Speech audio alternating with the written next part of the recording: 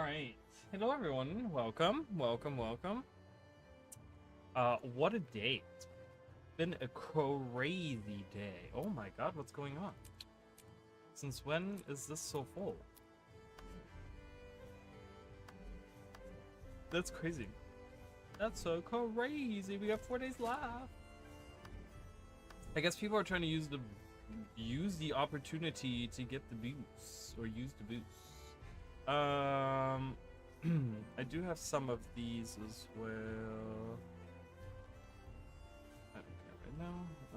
So I have that for silver 17 hours, so that's good. I have that over.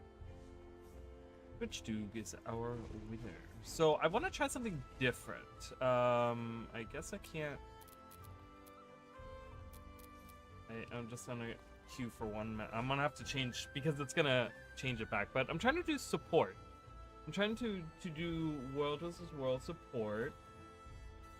The thing is that there's a couple of weird things that I think Arena, like, that's the thing with ArenaNet. Like, while a lot of people are like, which I agree with, right? Like, I feel like they don't do enough of like a significant change when it comes to like balance sometimes, right? They for a while they hyped up, oh, we're gonna do massive balance changes every 3 to 4 months or whatever, right? I think it was like every 3 months or something, right? They were gonna do 4 a year or something like that, or 3 a year or whatever it was, right? And then we're like, oh, we're like, everyone's hyped, right? Everyone's ready to go, and they're like, yeah, let's do it, you know? And in the beginning, I felt like they did some significant changes, and then it kind of like fizzled out, right? And ArenaNet has a lot of that, right? They like usually when they announce something, you know, something that's like ongoing they want to do, it's like they go really strong and then they slowly fizzle out. They do that a lot. Like when they announce like new release cadences, right? Then they're always like, yeah, okay, and then they're on top of it for like the first year, and then after that kind of fizzles out, right? It's always been like that. And I think that's another thing that ArenaNet has with, you know, like I said, with the balance changes, right? Now, the other thing about that, though, is that sometimes like they make changes or they have things where I'm like, okay, well, I'm not looking for a significant change here, but there's certain things that just don't make sense. So like I was looking through these traits earlier, and making a support warrior is already kind of tough because most of the trade lines, like even the ones that are like designated as like defense, right? Like we have a defense line and stuff. Like you can look at these and you can see that a lot of things still deal with dealing damage. A lot of trade lines with the warrior are like, while they do have their certain things, like there's a lot of defense things. Like Last Stand, for example, is like very tanky, right? There's stands with barrier, blah blah blah, whatever, right? So defensive things, right? Gain resistance when you dodge, like those things are defensive. But you also have the ones that are in there, like in the defense line, that are clearly like gain stability when you disable a foe, deal increased strike damage while you have stability. So this is like, okay, you can gain some stability, but like stability isn't the main part of this, right? It's like it's the damage part that you also get, right? Like it's kind of like a lot of things. Hammer and mace skills deal increased damage when striking a disabled or defined foe. Like nothing about that screams defense to me. You know what I mean? Like disabling a foe is an attack. That's not necessarily something that's like defensive. I mean, it could be defensive, right? Like a knockdown or a pushback or whatever, right? But in most cases, I feel like there isn't, like on the shield, for example, I don't think there's anything that like gives you like a, I guess is there a knockdown or something on there? But I just feel like in order to really get defensive out of this defensive, like out of some of these traits in the defensive line, like called weak, like this whole bottom line is all about damage on the defensive line, which is kind of weird because you have all of these other trades. Like there's so many other trades that deal with dealing damage or dealing increased damage to this person or increased damage. So it's very strange to me how then you have a line that's tactics, which clearly deals with like healing and stuff, right? There's like shouts are healing and shrug it off, which again, you know, you heal and then you cleanse conditions, right? There's like clearly like a support, right? You have the soldier's comfort, which makes your soldiers focus, heal, right? So there's a clear like overall in the middle line here. Like I said, some of them again are like damage and it's weird, whatever, right? But it's tactics, so it could be kind of like all over. It doesn't have a specific theme. But for the most part, right, there's like it's healing and support, right? But then you go into something like discipline. Was it discipline? No, it wasn't. Where was it? It was in a weird line. I don't remember where it was. Where was it? Discipline? Oh yeah, right here. So then you have discipline, which is not a single thing that really deals with like what is going on with my chat? My chat constantly does this. It's just like I need to figure out what's going on with this. Sorry if I'm missing you guys. Like my chat is disconnecting and connecting. I don't know if you guys are here. If you can say something. Someone is watching. I hope this is working. Like my chat keeps disconnecting and connecting, and it's just driving me kind of crazy right now. Wait a minute.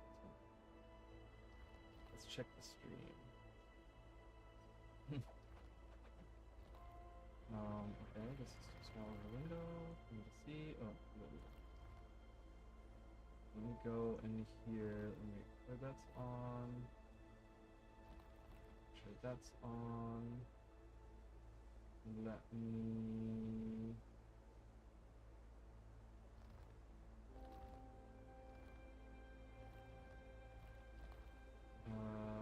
Pull it up as well. Good. Great, looks like it's working. Yeah, I don't know what's going on with my chat. I had that same issue last time, so I'm gonna leave this up in the background. I've been having like weird internet issues as well, so I'm gonna kind of keep an eye out on that today. Looks like I'm not losing any frames, but I'm gonna just do it really bad quality just so I have it in the background. Yeah, because I don't know what the heck is going on with all this. I think what I'm also gonna do, and I'm gonna get back to, I'm gonna just quit Discord. Discord is like, hogs my stuff.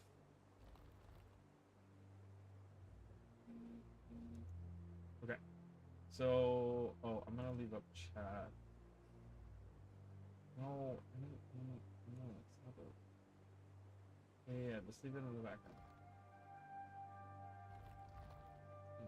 I'm gonna leave the chat up like this, so I have chat up. But then, so, okay, going back to this, sorry for the interruption. I don't know, it should be fine. I think it's okay. So, but then you go into like discipline, right? And discipline is very interesting because none of this really, there's a couple of things that maybe deal with healing, but it's clearly not, it has to do with like weapon swapping and adrenaline, which doesn't really, I don't know, I feel like there's not really like a healing theme. Okay, like you have banners which give resolution, okay, fine, but none of these really like deal with like healing or supportiness or really anything. Like none of this really feels supporty. I mean, you get like ferocity here, burst skills give you adrenaline, and then increased damage. Again, we talk about increased damage and stuff, and then you have quickness and recharge your burst skills when you strike a foe that's below the health. Like, okay, and I feel like, I think in World vs. World this is actually does like a different thing, right? Like it doesn't do quickness or something. So it's weird to me because it's like this entire trade line doesn't really deal with healing, and then you have this, which is increase your incoming healing effectiveness and healing to other allies. Like stalwart focus, just the name of it, with the first part of the effect that it does, which is increase your incoming healing effectiveness, I would already put this in the defensive line. Like this should already be not even in discipline. Like I feel like it has nothing to do with the discipline line. It should be either in defensive line or it should be just clearly in the tactics line, because it's healing. It's healing based, because it also does your outgoing healing to others. I have no reason to take this entire line. None of these really do much for me. Gain might on weapon swap, you know, burst skills. I mean, I guess if I want to keep using the burst skill over and over again, but I feel like that's a clunky way of playing a healer because I want to use the other things. I don't know. It seems kind of strange to me. It seems like this trait needs to be somewhere else. And that's kind of where I think that, like, you know, and then I have to take this line because these things help me a lot more overall, I guess. Like, yeah, some stability would be nice. I got a couple of movement skills here, so that'd be nice. So it's kind of strange. Like I like this right here. Burst skills giving me endurance. Um, so I don't know. It's weird, and you know, to me, like I said, again, we're I'm looking for those big changes where like ArenaNet has like these massive changes that are coming in, right? Where it's like, oh man, like, you know, they're really changing like a whole trade line or something, because they've done that before, right? They like what did they do recently? Like Renegade, for example, recently, right? They redid like the whole Renegade line, the skills, the traits, like a bunch of stuff they did on there, right? Like I don't know if they did like a bunch of traits, but I remember they did like the whole skill line on the Renegade, for example. But like sometimes they do that. They look at like certain things, like you know, a set of trade lines, or a set of you know, an elite spec, or a regular trade line, a core trade line, and they just like completely change it and do a thing.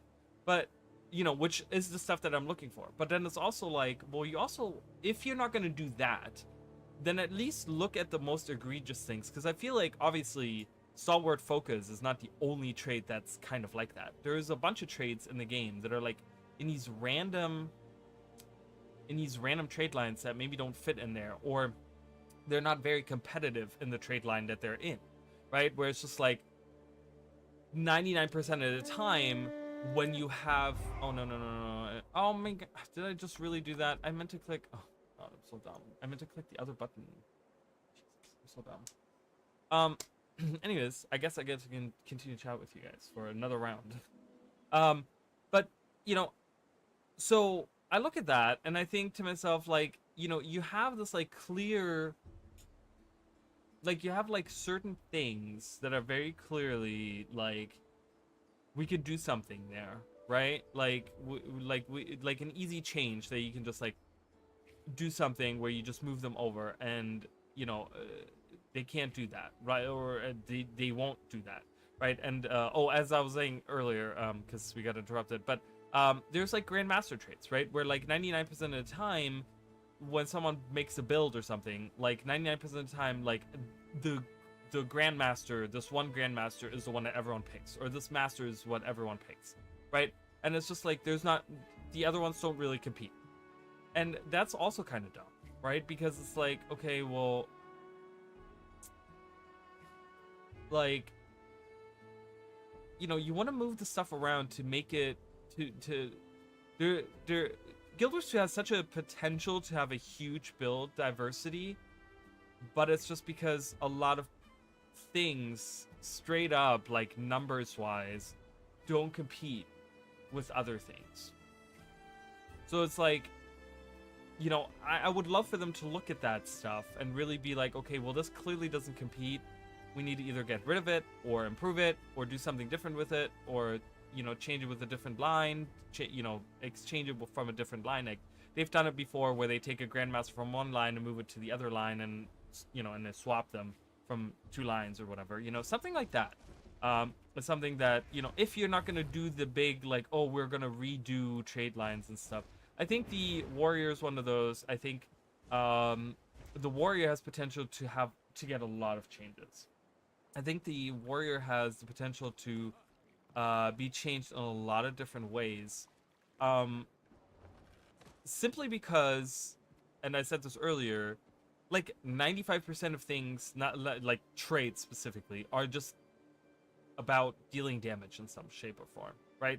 Like dealing increased damage to this, or when you do this to do increased damage for a little bit, or, you know, if you're using this skill, you get like might, which increases your damage, right? It's like, that's literally like the biggest, the big, like a big majority of the traits do that on Warrior.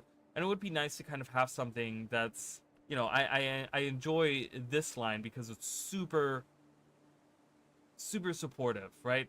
And if you're making a support, right, like you're gonna go mostly with vigorous shouts. Like if you're really looking for like a support warrior, right? Like because the value that you get out of vigorous shouts is huge, right? Gain healing power based on your power is huge. Like Phalanx strength doesn't really compare. I feel like, you know what I mean? Like I feel like that doesn't really compare if I'm looking to do a support warrior, or even if I'm trying to do like something else, right? Like I feel like, you know, I don't know. At some point that was very important. At some point, Phalanx strength was like one of the most used traits because back then, right? Like this game is 12 years old, remember? So like, you know, 12, 10, 12 years ago, that was like every warrior, like Phalanx strength, like that was those were like the warriors. All the warriors that were in any group content were always using that because back then, might application wasn't that common. It wasn't that every single like simple attack would just give you like 3 to 5 might, you know? Like now you just like you poop out so much might, it's crazy, right? Like there's so much might application in the game, so this is kind of false now after so many years. So it's like, you know, and this goes back to something that I used to talk about a lot, which was kind of like bringing certain traits and skills, you know, from 2012 up to like 2024, right? Like 2012 versus 2024, like you see that.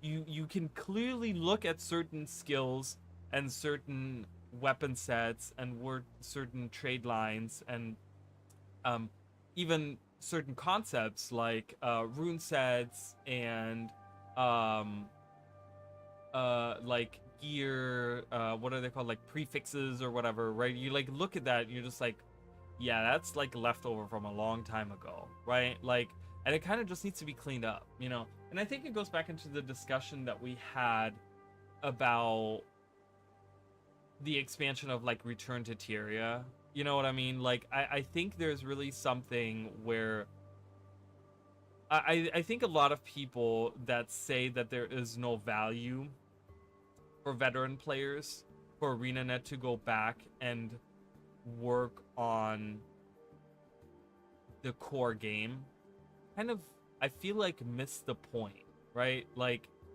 because there's so many different things that they can bundle into this. It doesn't just have to be like when people think of core like core Tyria, they think of like the Zaitan fight, they think of like the core maps that, you know, have like bugs and issues going on. They think of like old collections, they think of you know, dungeons, they think of like those things. But there's so many other things like rune sets and armor sets, right? Like you know, attributes on armors, right? Like there's so many little things that which can affect the game on like a larger level and can really like, you know, I feel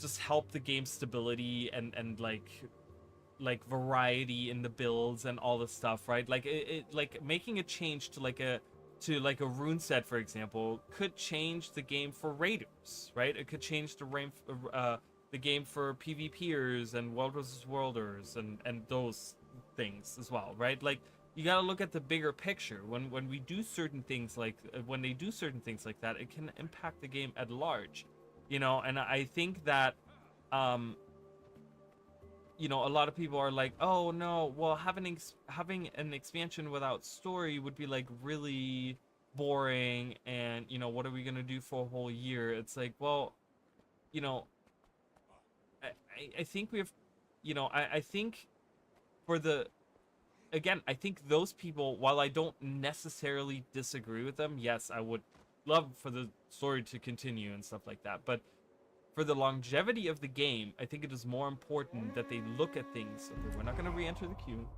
I think it's more important that they look at like issues like that. You know what I mean? Like that they look. We're going to do support here, and we're going to actually go back into which is this healing here. All right, we're gonna do support stuff. It's a new week. I'm blue team. Blue team. Throne of Balthazar is my team. We have Stonus Castle. Christina Perez is here. Having a good time. Who are we fighting? Tombs of Draskir and Duena's Temple.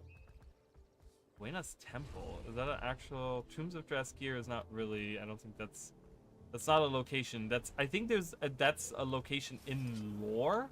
I think there is stories about the Tombs of Draskir somewhere. I think I remember reading something about that recently, actually. But I don't think it's an actual location.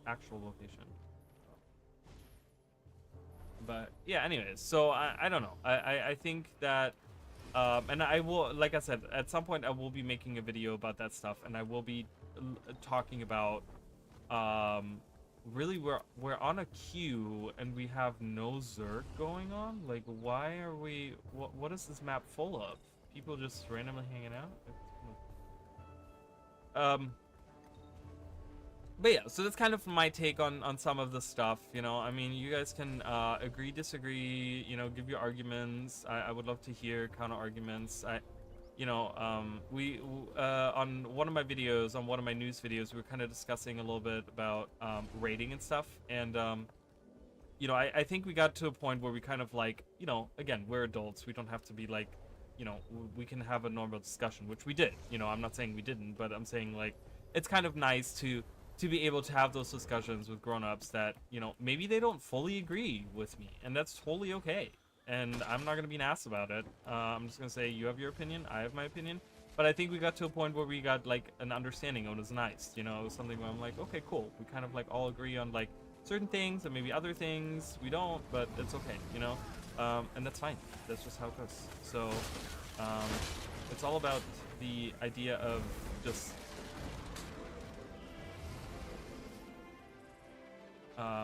you know, for all of us. Join and follow tag is open. I need to join and tag.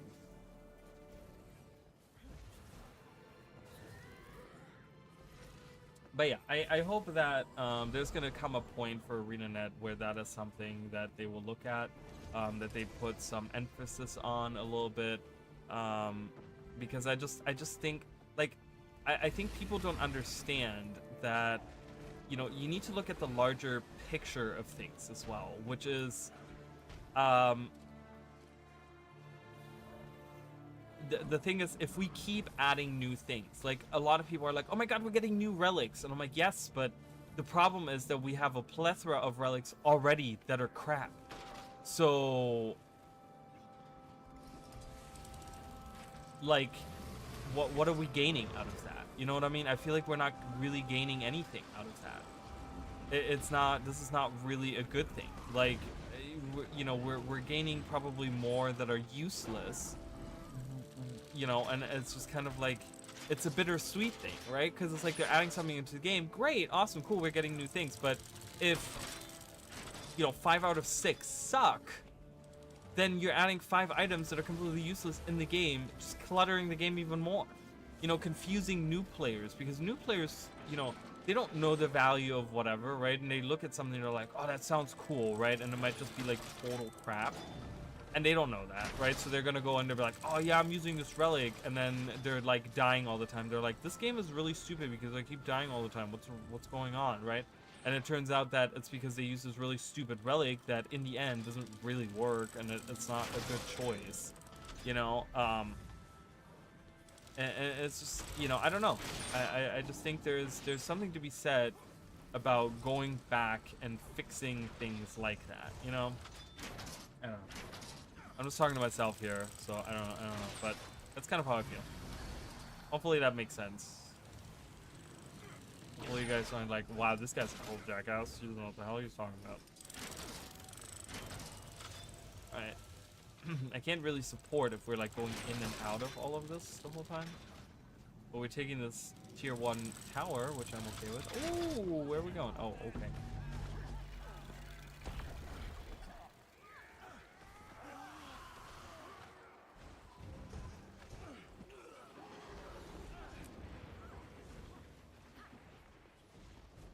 Yeah. I was thinking Fear Me, but Fear Me has such a long cooldown. So I'm thinking about just doing For Great Justice instead, and just swapping that over.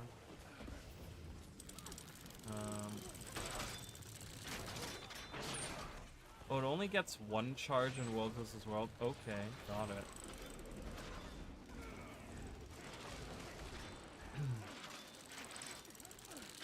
Are we almost in? We're almost in. Wow, this wall has the spider venom. Great.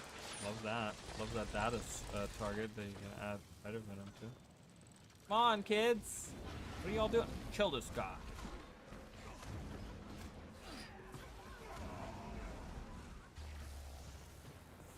Whee!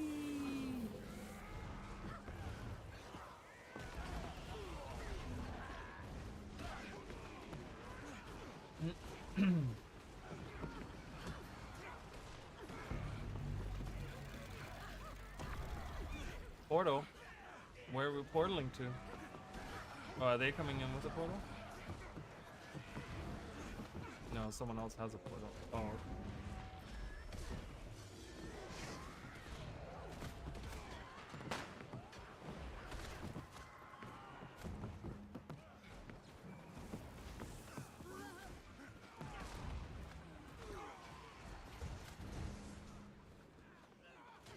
Yeah.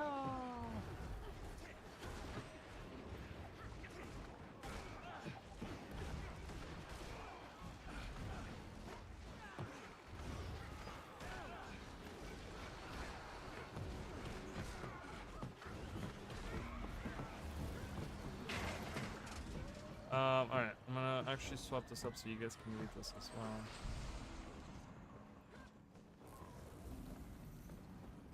Someone said, does Elementalist suck? Or does Elementalist pistol suck? And someone answered, Elementalist sucks in general.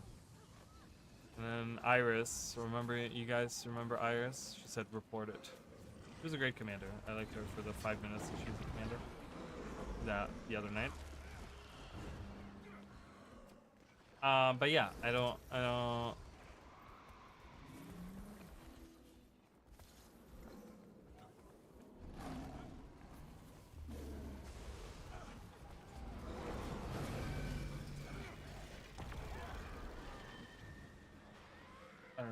I would love to love Elementalist, but I just don't.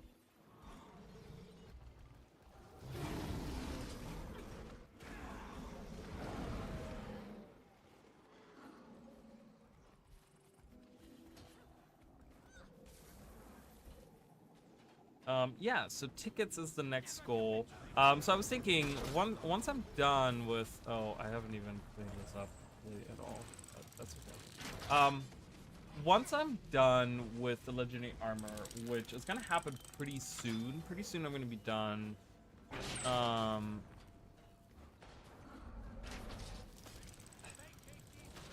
What's going on over here?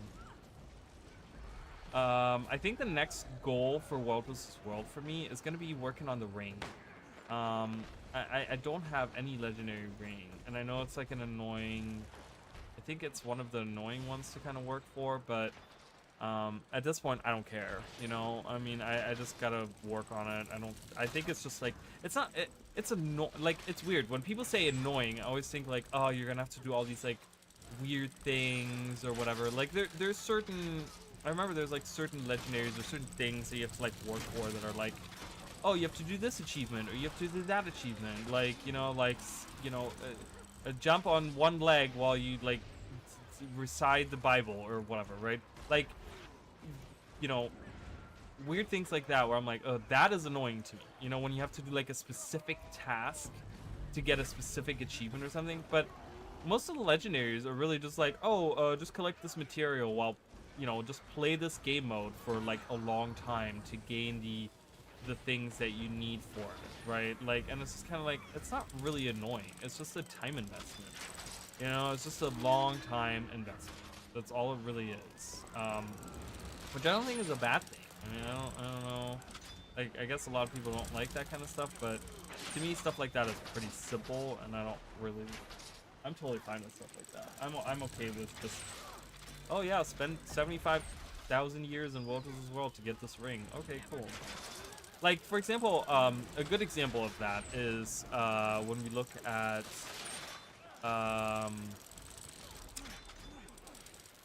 like the legendary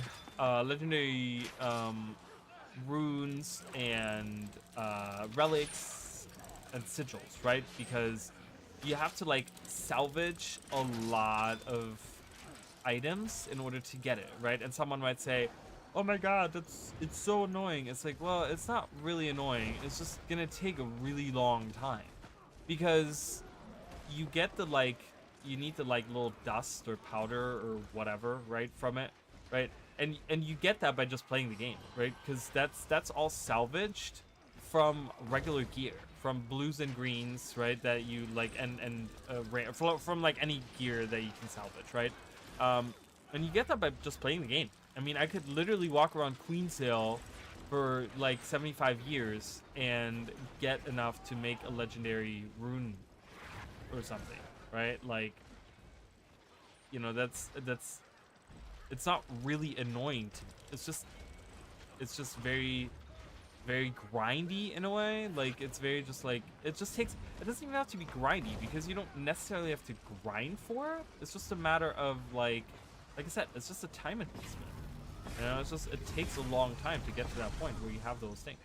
You know, like I'm working on a legendary relic, but it's probably gonna take me a long time to get enough dust, because the dust, like, is very, like, the amount of dust that I need, whatever that dust is called, the I forgot what it's called, but you need so much of it that it's either really expensive, so you either have to like do other game modes and save up gold and then buy the stuff, or you have to just, you know, hopefully salvage enough gear to get that dust, right? Like, which, you know, again, like I don't really see anything wrong with that. I think it's totally fine. I think it just speaks to the longevity of the game, you know?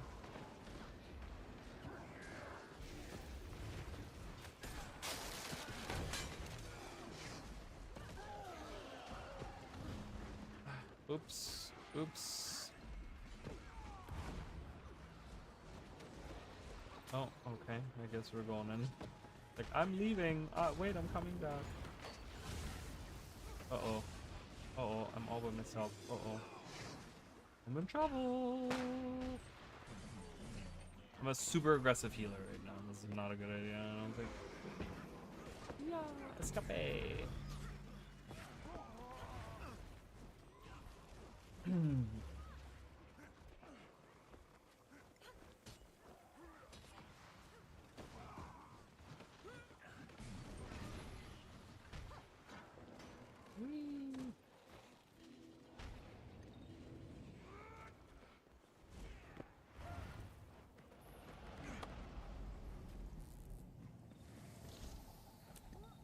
Fence failed.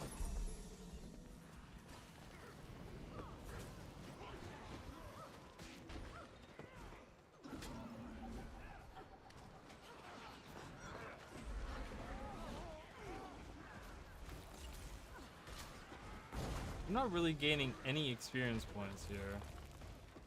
Am I gaining like enough to actually get? No, I'm. Oh my god! Please, just click on that. What is going on with me today? Can't click on a simple button today. Jeez. I just want to make sure that I'm getting like. But then even then, I don't know. I kind of want to go back to damage. I don't know if I like this. It's kind of boring to me right now. I think this would be more helpful if I was in a smaller, like if we didn't have a massive sword. So I think I'm gonna go back to doing damage. I'm gonna do the. Oh god, I didn't name them. I don't know which one of those. I need to name them. I need to name them. Okay, perfect. I'm out of combat. It's the one that looks like a sun spear. This is the one. Got it. Got it. Got it. I'm gonna do the roaming one. Is that the one I want? Is this the E-spear that I want? I don't know what I want. What am I looking for here? Oh! I don't know what I'm looking for. Roaming. I think I want this. No.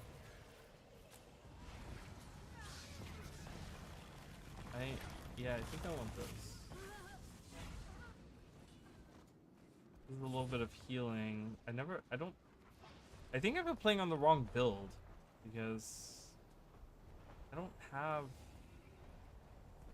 I'm gonna use an elite skill. Oh, that's super helpful.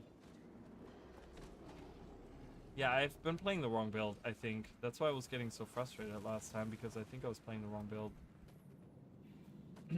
Well, learned my lesson. That's the correct build here now. Alright, wow, we're already done with the first level of... Oh god, I'm in combat. I'm getting attacked. I'm getting killed. Commander doesn't care, he's just running. He's just running. Running.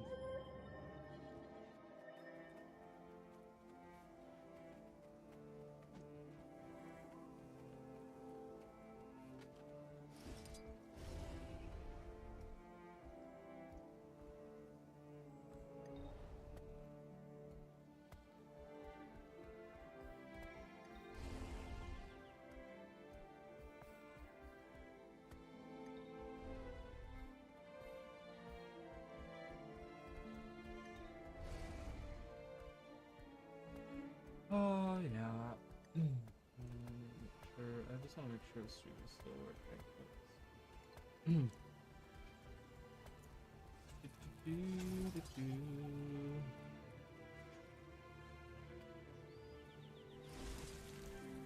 But yeah, I used up, I did a candy corn gobbler, and I used like a whole stack of stuff, which gave me like a ton of these. So that's awesome. You know, plus the boost that we already have, plus the, plus the celebration booster, a lot of stuff going on there. So, I was also playing Paladins earlier today, and I've had some weird matches. I played with I was in a match, and who's the character? Who's the champion? I don't remember what champion they were playing, but they were playing some kind of champion. Oh, it's Bomb King. And they got we lost. I think we lost, right? I think we lost.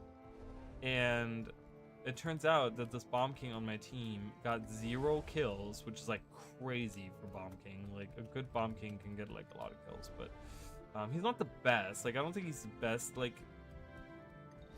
getting kills or whatever. But the damage number was also like, I mean, you guys have seen some of my streams and you guys have seen some of the damage numbers, and like his damage numbers were 6,000.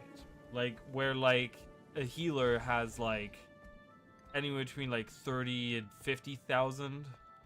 He had 6,000.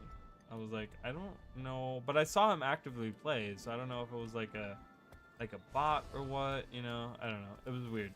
But then I had a couple of really good games. Like there was one game where like I carried the team and I didn't even realize I did.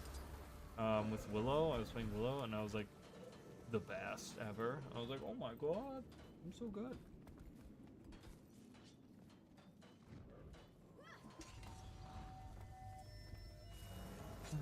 All right, so I still got to do, I think the end of the stream is going to be like the last hour or so is going to be a matter of doing dailies and weeklies, because I only have 5 hours left on my weeklies. So I think we're going to kind of get to that point where I need to just kind of finish these up. And that's probably going to be the end of the stream then, like later on tonight, and then because then the new ones are going to come out tomorrow. I'm gonna try to stream tomorrow. I don't know. I have some plans in the evening, but it's like before 9, like before 9ish. Like not quite a long time, but it was like at like around 5-6ish. And I don't know if I'm gonna be like there a long time. Like I don't know if I'm gonna be there past 9 o'clock. Like I don't think so. So I'm probably gonna be home by like 8 o'clock or 9 o'clock or something. So I might go live like right when I get home, depending on how I feel. If I feel like up for it or whatever. So I might be streaming tomorrow. I might do not Guild Wars tomorrow, not Guild Wars 2 tomorrow, so then that way we can kind of like take a break from it. And then on Wednesday, I should be streaming the release on Wednesday. So I gotta work on Tuesday, so I can't stream on Tuesday, but I think I'm gonna stream the new release on Wednesday. So that's kind of in the plans for right now. So if you guys are wanting to hang out with me or watch my stuff like that's happening on Wednesday. Oh, someone targeted me perfectly. Yeah, I knew that was gonna happen. I hate when they pull you right out of a crowd. Like, there was so many people in there, and the one person they pull completely out is me. I hate that so much. But yeah. So hopefully, that goes well. I know that everyone's going to be watching on Twitch, right? Like, everyone's going to be on Twitch, probably even on Wednesday. So I don't think a lot of people are going to be here watching it. Which is totally fine. I get it, you know. People want to get their outfits and people want to get their stuff. It's just a shame because a lot of people just, I see a lot of people on a lot of different social media sites, kind of talking about how they are just gonna put on the stream on Twitch in the background because they don't like watching it anyways. They just want the rewards, and it's just kind of like, man, it's just kind of a shame. You know, because it just kind of tells me that just, you know, clearly people aren't interested in watching streamers, but it's also like, I wonder why that is, because there's other games that are just like Guild Wars 2 that a ton of people watch, and I don't understand what the difference between the two things is. Like, people watch World vs. World streams like crazy, right? Like, I feel like World vs. World is probably like pretty decently streamed. A lot of people play it, blah blah blah, all this stuff, right? So why is it that Guild Wars 2 doesn't have that, right? Like, what's the idea here? You know, like what's the difference between those two things? You know, to me, it just kind of, I don't know. It says something, and I don't quite know what it says. You know what I mean? So it's just kind of a little concerning for me that I feel like people are so disinterested in supporting the game that they want to play, right? Because I think people are not realizing, like, if you watch a stream actively and you interact with the people doing it, like, you're helping this game too, you know? And it's like, it's so weird to me. Wow, he is so good. He killed both of us. I congratulate you, and I think you're awesome. I love you. Cat Girls Incorporated. Yeah, that was really great. He killed both of us, and that's, to me, really fantastic. I love that.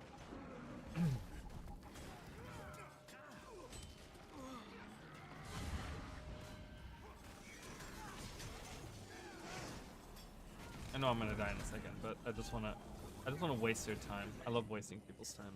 All right, anyways, going back. I guess we cannot partake in that over there. You know, and I don't know. Is there a problem with the specific streamers? Is there something where people are just like, no, I don't want to watch it because I don't want to talk to, like, what is the appeal of World vs. World, or World vs. World, World of Warcraft versus, like, or other MMOs versus this game, right? What is the difference between the two things, right? What is the drive to watching one streamer or one game over Guild Wars 2? You know, is it the casual nature? Hi Jacob, welcome. You know, is it the casual nature of Guild Wars 2? Is it the, I don't know. It seems really strange to me. It's one of those things that I don't really get, and I would like someone to explain that to me.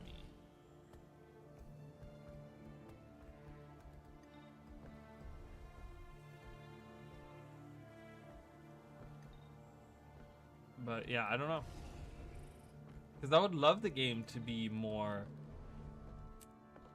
specifically on, like, you know, streaming on Twitch and all the different things. Like, I would love to see more of a population there. I would love to see.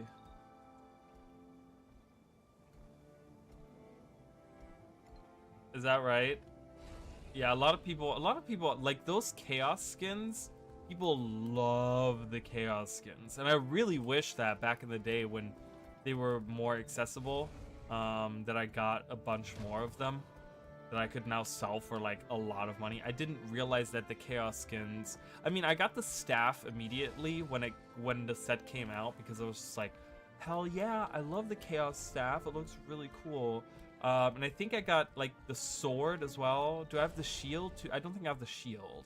But I know I got the sword. I don't know if I got any other ones, but definitely the chaos skins, man. I was just like, fuck, I wish I would have been smarter about that, you know? Oh my god, let me up. I guess, oh my gosh.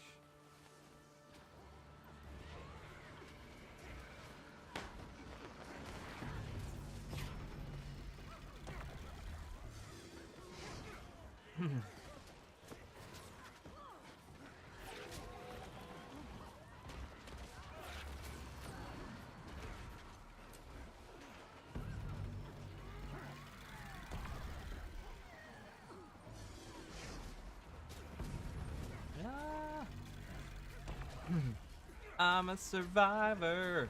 That's what I feel like when I'm in here. I was singing that song at work today, and I was like, why am I singing a song? I don't know why I've been having that song stuck in my head. I don't know if someone sang it to me the other day or something. I don't know. Alright, I died again. After that whole big journey all the way back.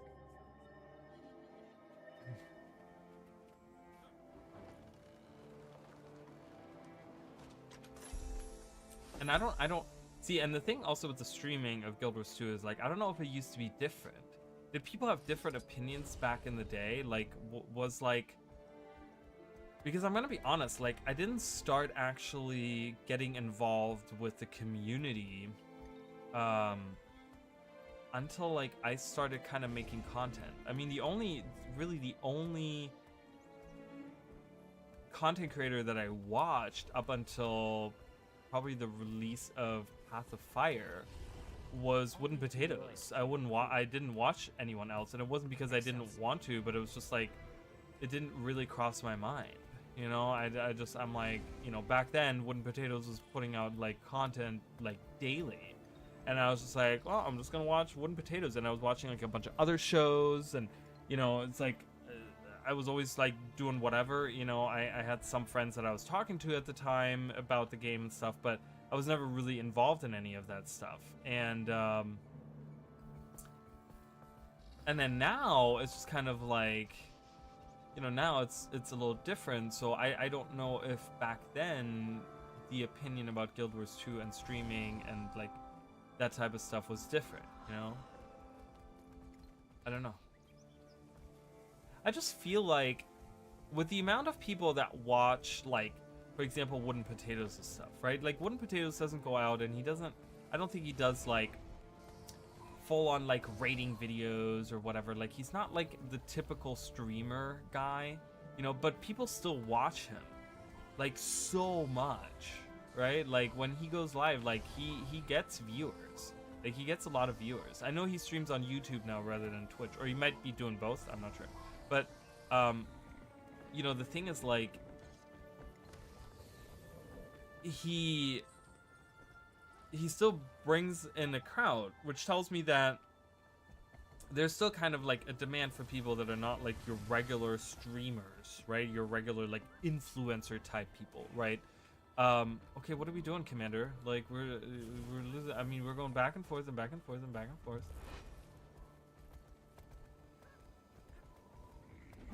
Oh, they just swapped, right? This is like a different, yeah, this is a different commander.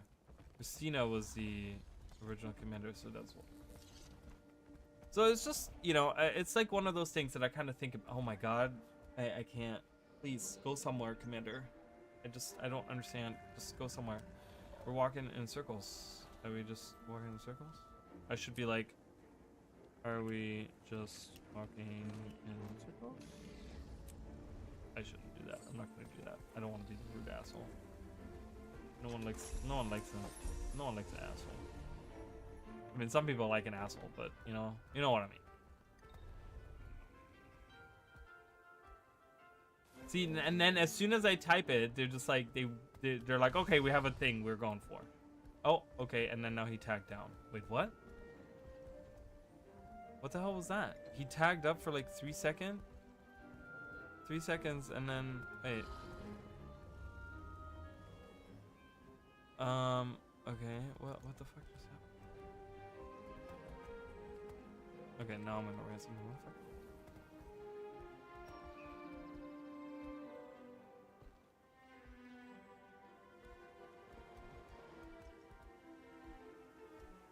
Yeah, but reused assets, you're so hung up on those rear and decimal. I don't know, you're so hung up on these reused assets. Like for years now. But that wasn't the reason of like, that wasn't the reason of the streaming, the content creation.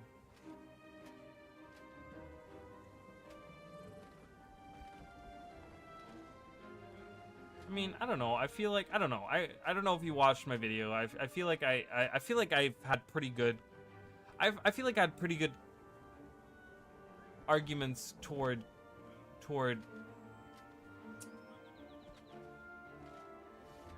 I don't know. I towards the other side, right? Like where I kind of made. Oh, okay. I guess we're just leaving the squad. Like nothing's going on. Towards the other side, where like I think I don't know, with new mechanics, with seeing extra bosses, they're gonna probably add some extra bosses in. You know, we know at least one more boss is gonna be put in, and having like different routes to take through the mountain, and you know, whatever other stuff. You know, I don't know. I feel like there's going to be a lot of variety, and I don't think that that's necessarily like new mechanics and stuff is gonna.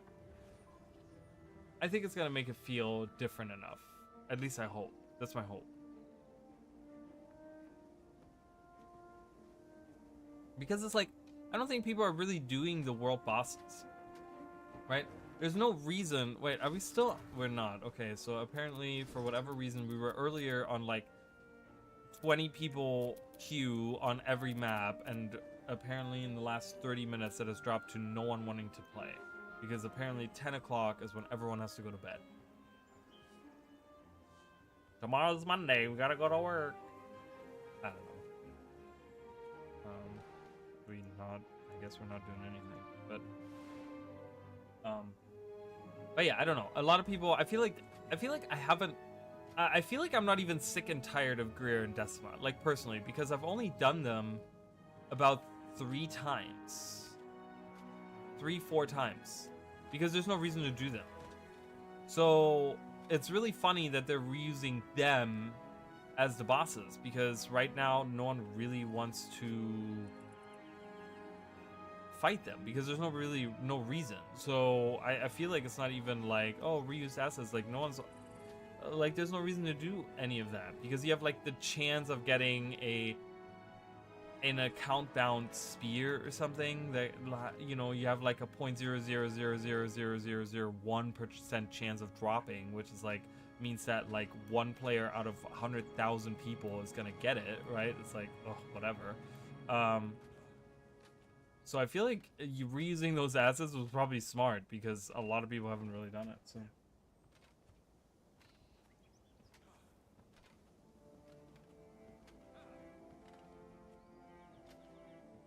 if ArenaNet given their minis, I can forgive a lot. I don't know what that means.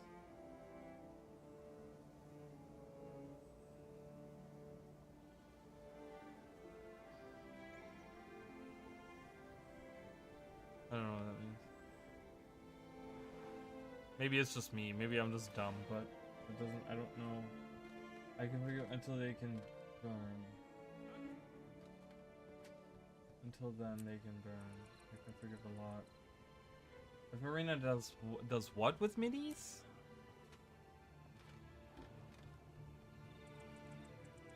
I guess no one wants to be commander. I don't want to be commander. I commanded the other day and I was just like not really. No, it was really not. It was stressing me out. It was stressing me out.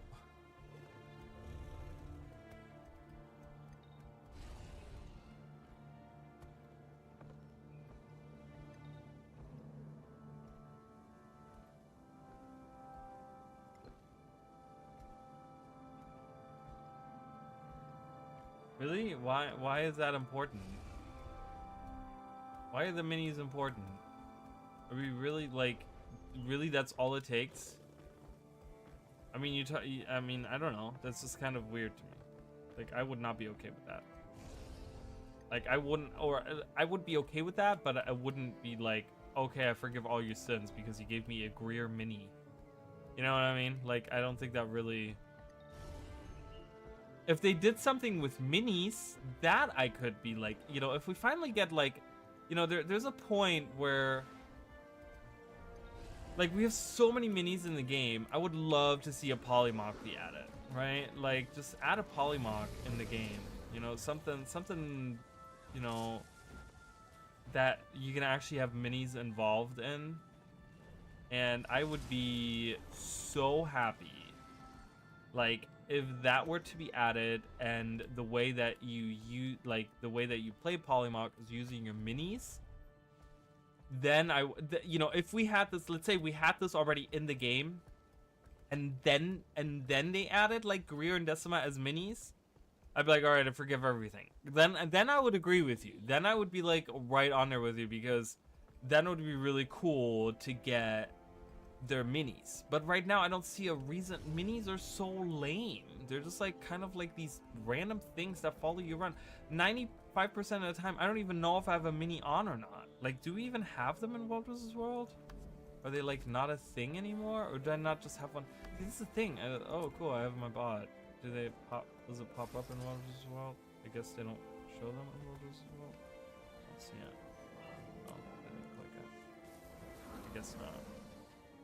It keeps getting deactivated. So. Yeah, it keeps getting deactivated. But it's like, I mean, I don't know. What's so special about them? I find minis such a waste of resources. Such a waste. It's like this tiny little pet that runs around with you. It's like, oh, there's no purpose to them. It's like collecting like action figures, but you can't hold them in your hand.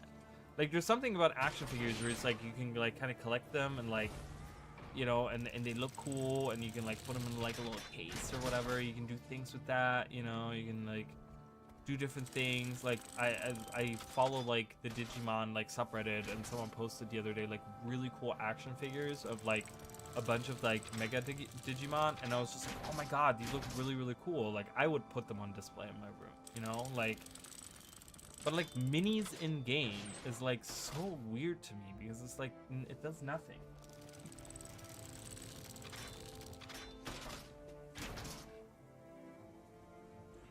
My chat keeps disconnecting, and I don't know why. I don't know why it does that. I can't see the chat on my stream. I don't know why that. Can you please read? Okay, let me know.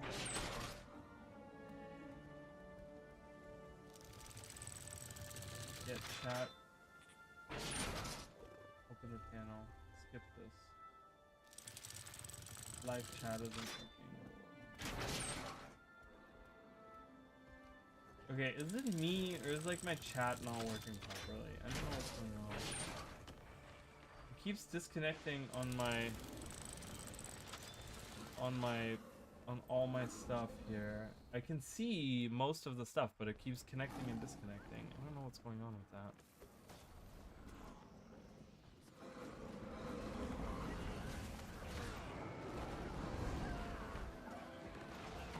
I don't know. Minis are like, minis are one of the things that is like the least interesting, the least like for me it's one of the highest wasted resources because I feel like you get nothing out of it. Like there's times where I've been wanting to Lion's Arch can make or break. sit there and like I want to like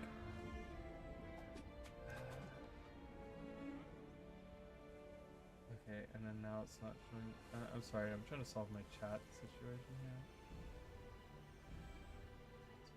So it showed chat for like 2 minutes, and then now it's not showing it again. I don't know what the heck is going on. I'm gonna have to figure it. I'm gonna figure it out by tomorrow, you guys. So I don't know what's going on with chat. So it keeps disconnecting, connecting and disconnecting. I don't know what's going on. But I'm gonna respond to the things that I can see. So if I'm not responding to you, it's probably because I can't see it. I don't know why. It just doesn't want to work today. But yeah, I mean, I don't know. I just think that like, out of all the things, like minis is just kind of like, There's, you know, there was a point in time where I really tried to get into minis, where I was like, man, I want to get like all the minis, I want to collect them. But then it got to the point where I was like, I started getting to the point where I had a lot of them. And I think this was during like Path of Fire. Like I remember because they added like a bunch of these mini people, which is so weird to me that they're like mini people. They're not like mini creatures, but they're mini people. So it's just kind of weird. But there's a point in time where I was like, man, I want to get all the minis, right? And then I got to the point where, as you guys can see, I mean, I have some. I obviously don't have a lot. Like there's way more that I don't have, but I'm at like the halfway mark almost, right? Like right here would be like halfway, you know. So I have a lot of them. And I get to the point where I was just like, none of this means anything.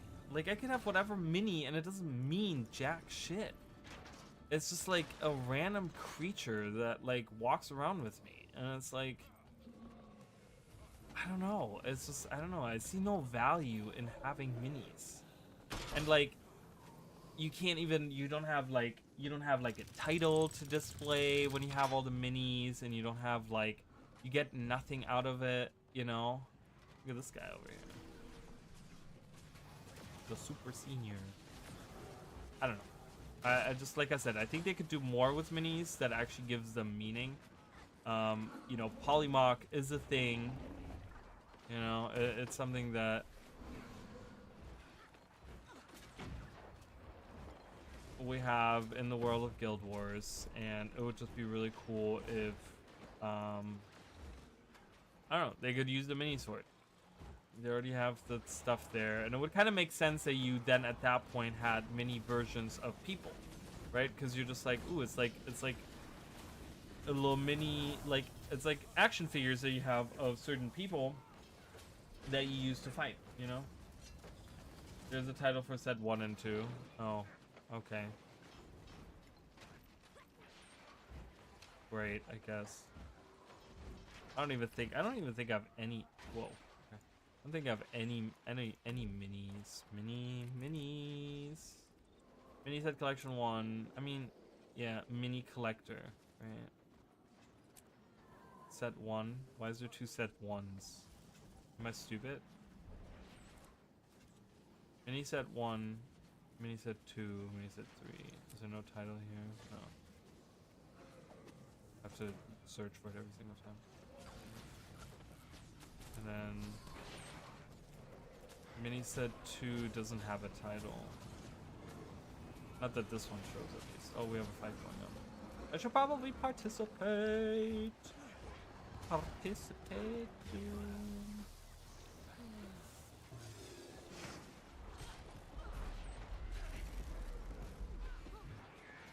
Oh no. Oh no.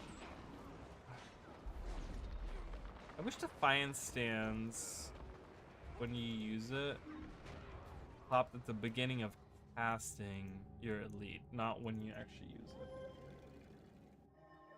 I would like that very much.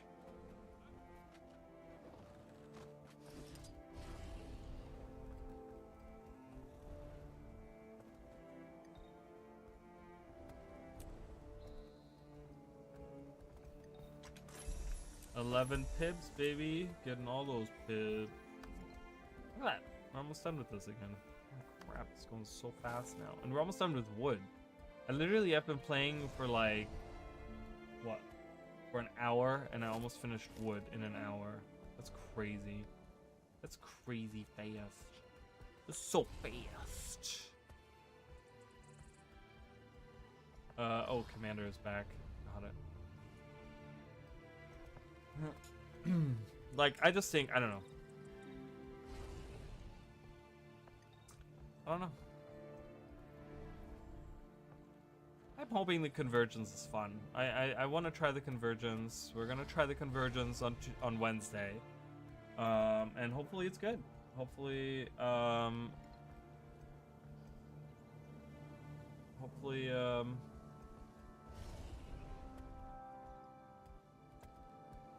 we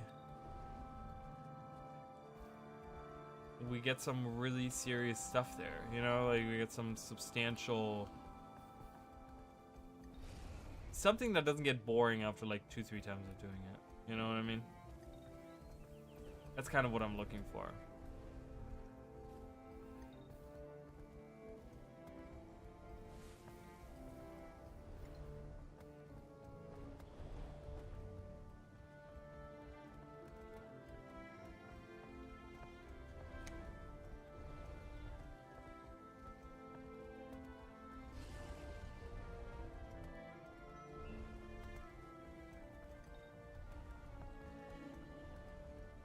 But yeah, who knows?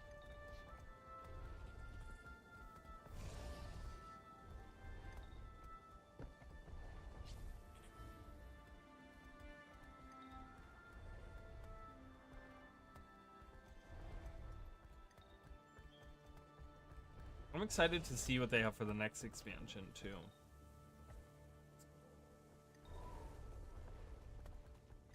Because it's like, once this expansion is done, I really want to see what the new lessons are, right? Because it's always like, it's always about like learning a new lesson and learning new things, right? And it's kind of like, okay, what are we learning this time around? You know what I mean? Like, I think that's always something very important. Like every release, we have to learn something new. That's how it is, right?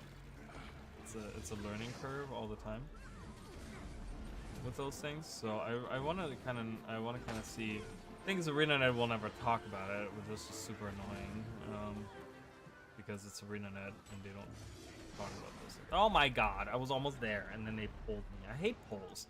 Pulls are the worst. I kind of want to I want to make a set that's just about stability. Just about stability. Well, we can defend the castle. So the commander said, not sure if we have the numbers to fight them, which is, I mean, I guess that's legit, but we gotta at least defend the castle.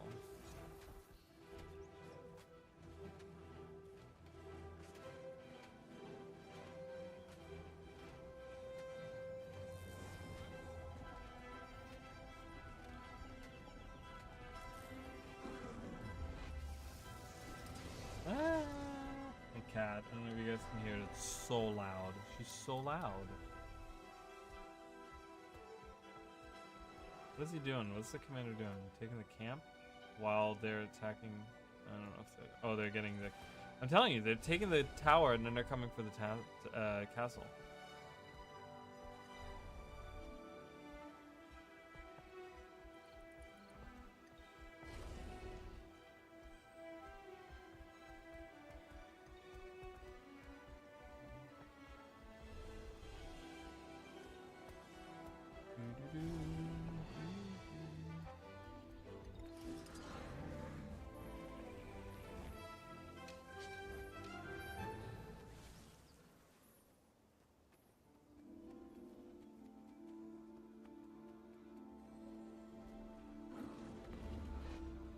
I wish they would add, like, at least something that they could add to World vs. World is add the new music that they have. Like, just add, like, it doesn't matter. Just add, like, some, you know, I would love to listen to some, like, Lowland Shore music or something while I'm in here. You know, but I'm listening to like 12-year-old music that I've listened to for so many years now on end. Oh, and it just cut short. It just repeated. Okay.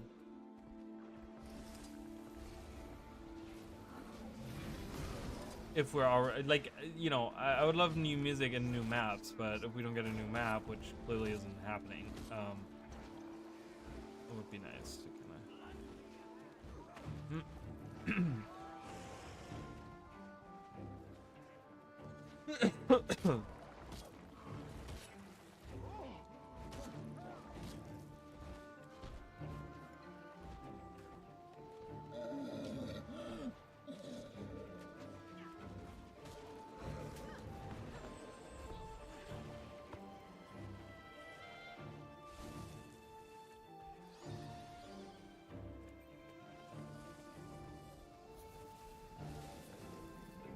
I'm gonna look at something.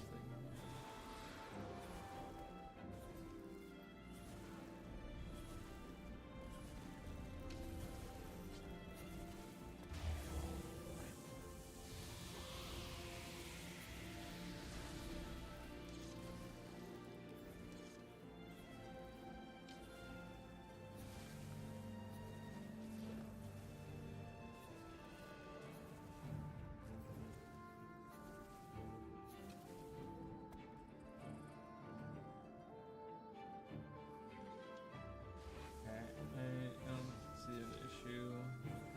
Alright, it's fine. Yeah, I think I need to.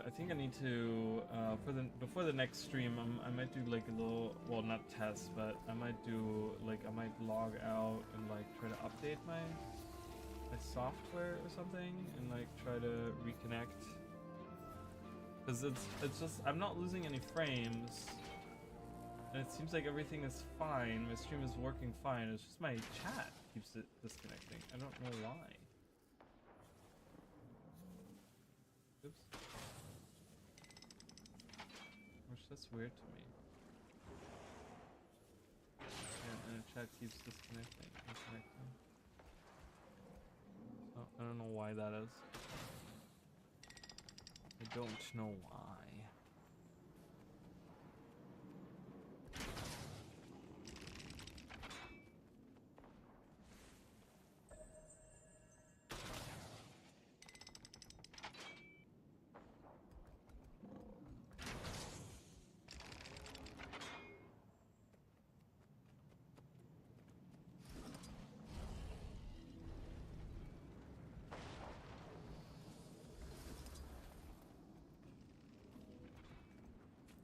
We're still going for red? Why are we going for red and not for green?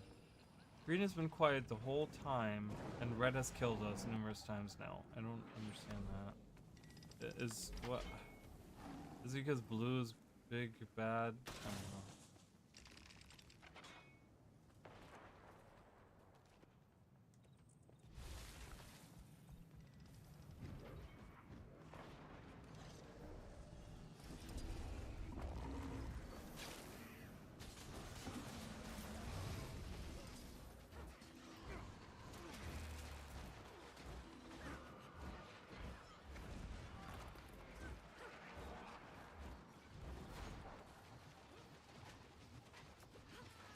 Uh-oh, here's red.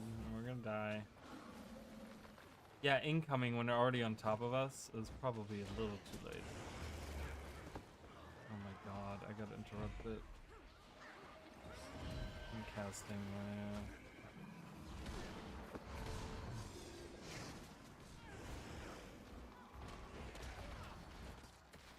my elite skill, and it doesn't do jack shit.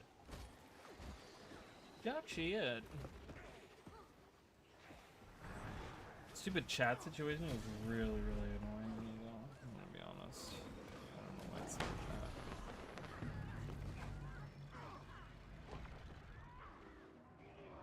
Dead.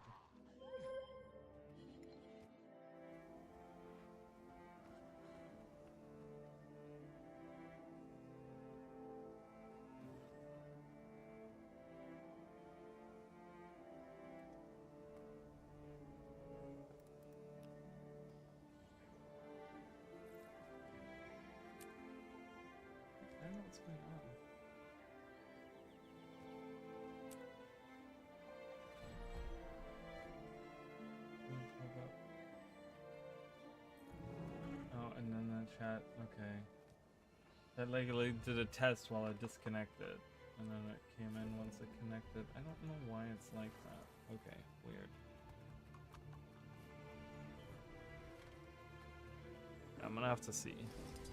I'm gonna have to see. Hopefully by tomorrow we can get this fixed and figure out what's going on with it. I've been having some issues with my internet as well, I want to say. Let's see if my internet is fine. Not issues with it, but it, like today, for example, there was a point where all of a sudden my upload speed was like just gone. So I don't know if it was like, if that's what the issue is. But I'm not losing any frames, so I don't understand that.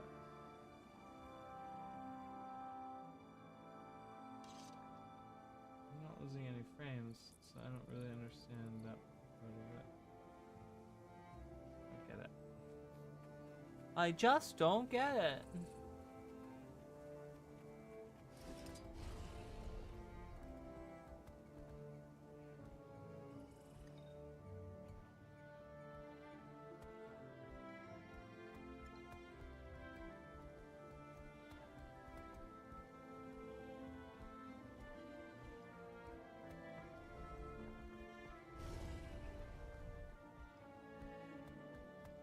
Oh well, we'll just have to deal with it for tonight, and then hopefully I'm gonna do some cleanup on my computer a little bit, maybe see if it's something related to that. What now?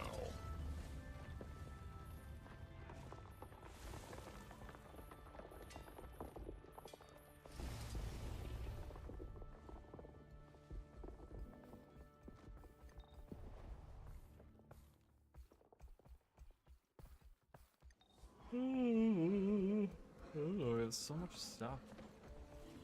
So much stuff.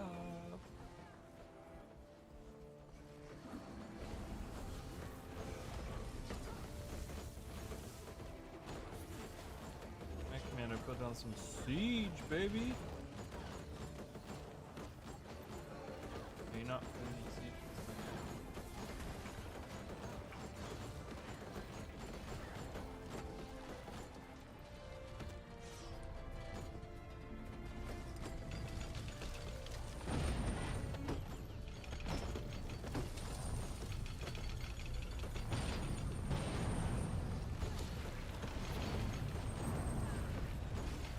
Go, go, go.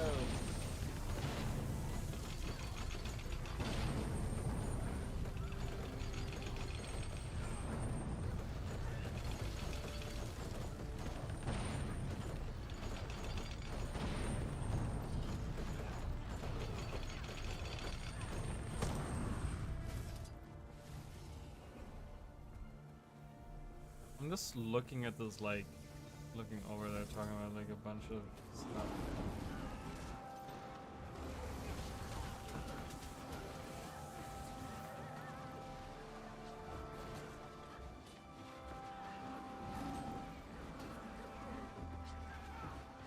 Like, they're having weird discussions about different companies and stuff.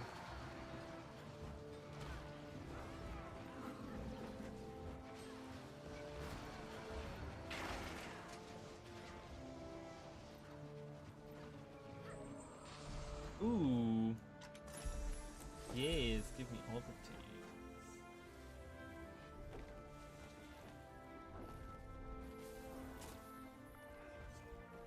Alright, done.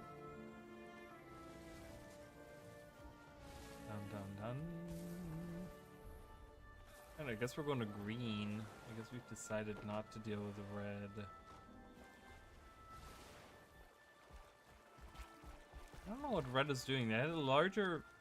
Are they going for SMC? Yeah, I think they are.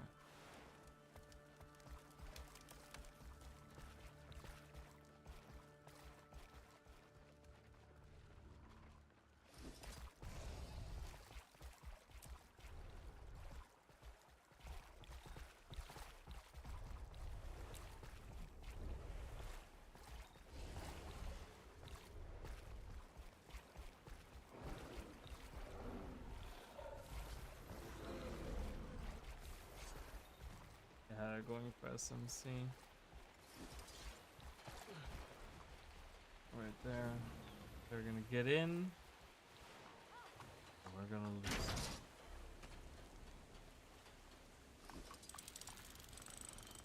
I need to move this.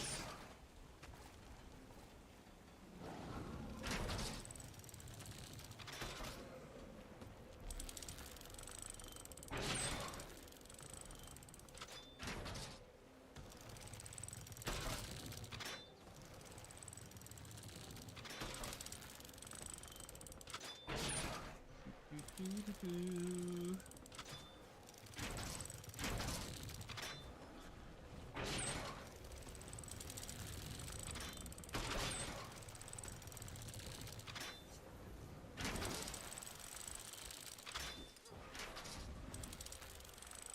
Go, go, go.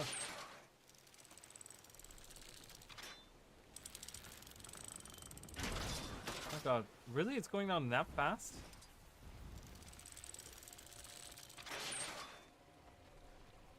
And bubble time!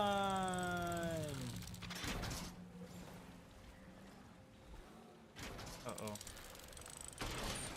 Uh-oh. You did the bubble too early! No! Ah.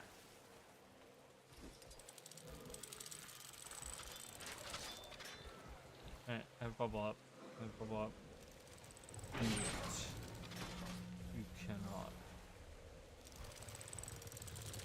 Red Zerg coming to Lord. Oh, okay. Well, we have green Zerg coming over here. Hello. Ah. I got hit. Alright, walls are open.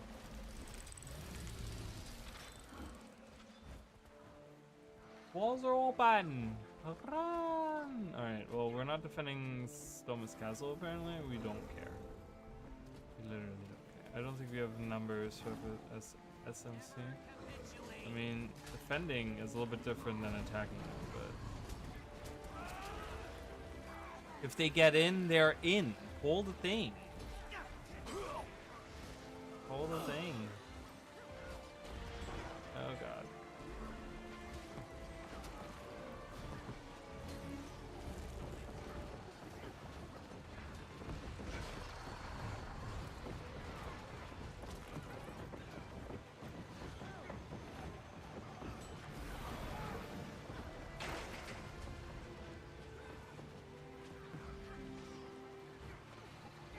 That guy. Oh my god, I hate elementalists for this reason. They can just stall it out. Get out! No, stop it! Get out!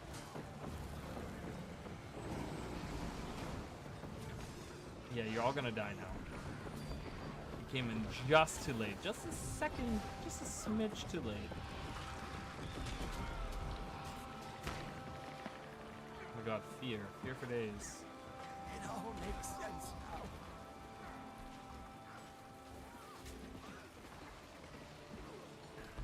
Oh. Oh, come on, you guys. That's not even a big Zerg. We should be able to do this. Uh-oh. I'm gonna die.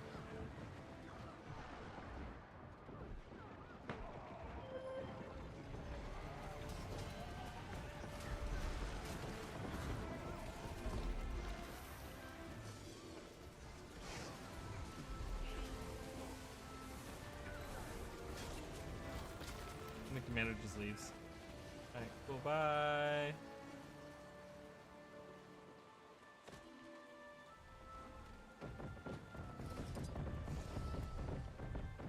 Now you want to move to Soma's Castle after saying that we can't defend it? 50%? Oh my god, we're never gonna make this.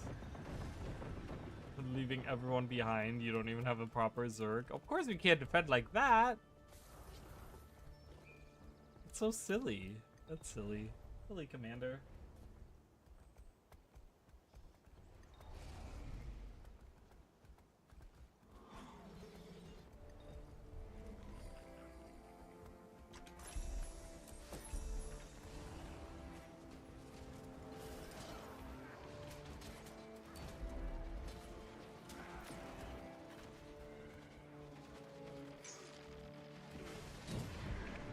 My god.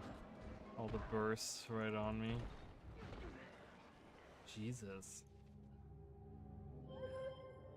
We're just fodder for them at this point. SMC is tier 5? What? Tier 5 doesn't even exist. It's a tier 1. What are you talking about?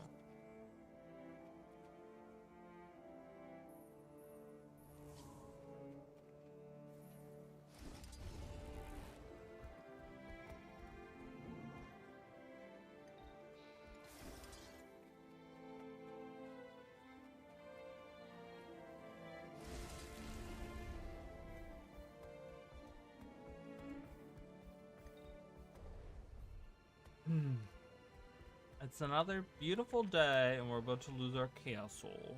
Once again, we lose our castle.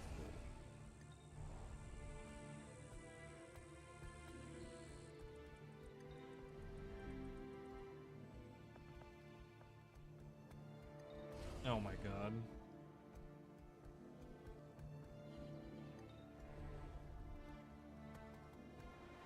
Really, with the commander there, they took. Oh, I guess.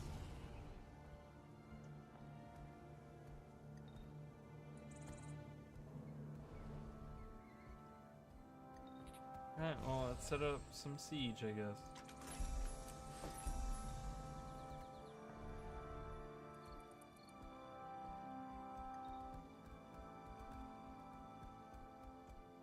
I'm getting chased out. I don't have any supplies, so I can't even. Need to go get supply. I need to get some supply. Alright, let's go.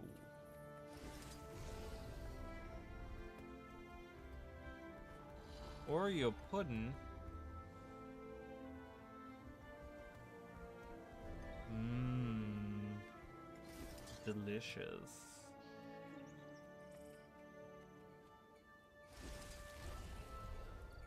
Speaking of Oreo, I heard someone say the other day, like, dunking Oreos in, like, orange juice is better than milk. Which, that was kind of crazy. Never done that. Never tried it before, but seems interesting. Okay, are we not using it? Okay. I don't know.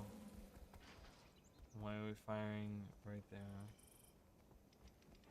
I don't really get that, but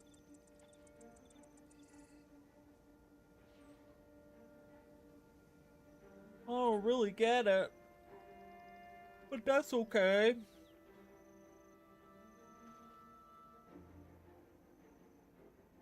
QL green? Mm-hmm. Right down there.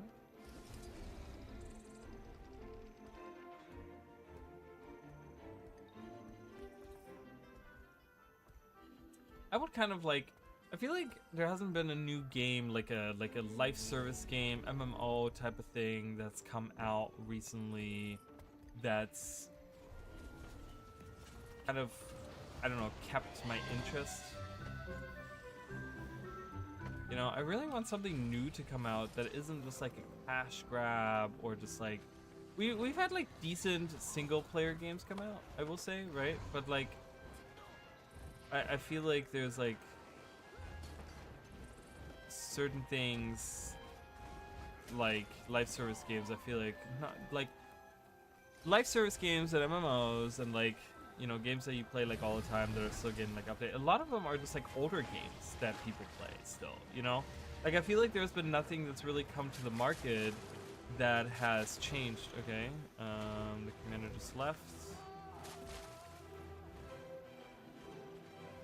Veilguard, but that's not. Is that a life service game, or is that's just like a regular RPG though, right? Like that's just like a regular like a game you play through and you're done with, right? Or is it like a like I'm talking about something that's like an MMO-ish style or something that's constantly being updated, like Overwatch or something, you know?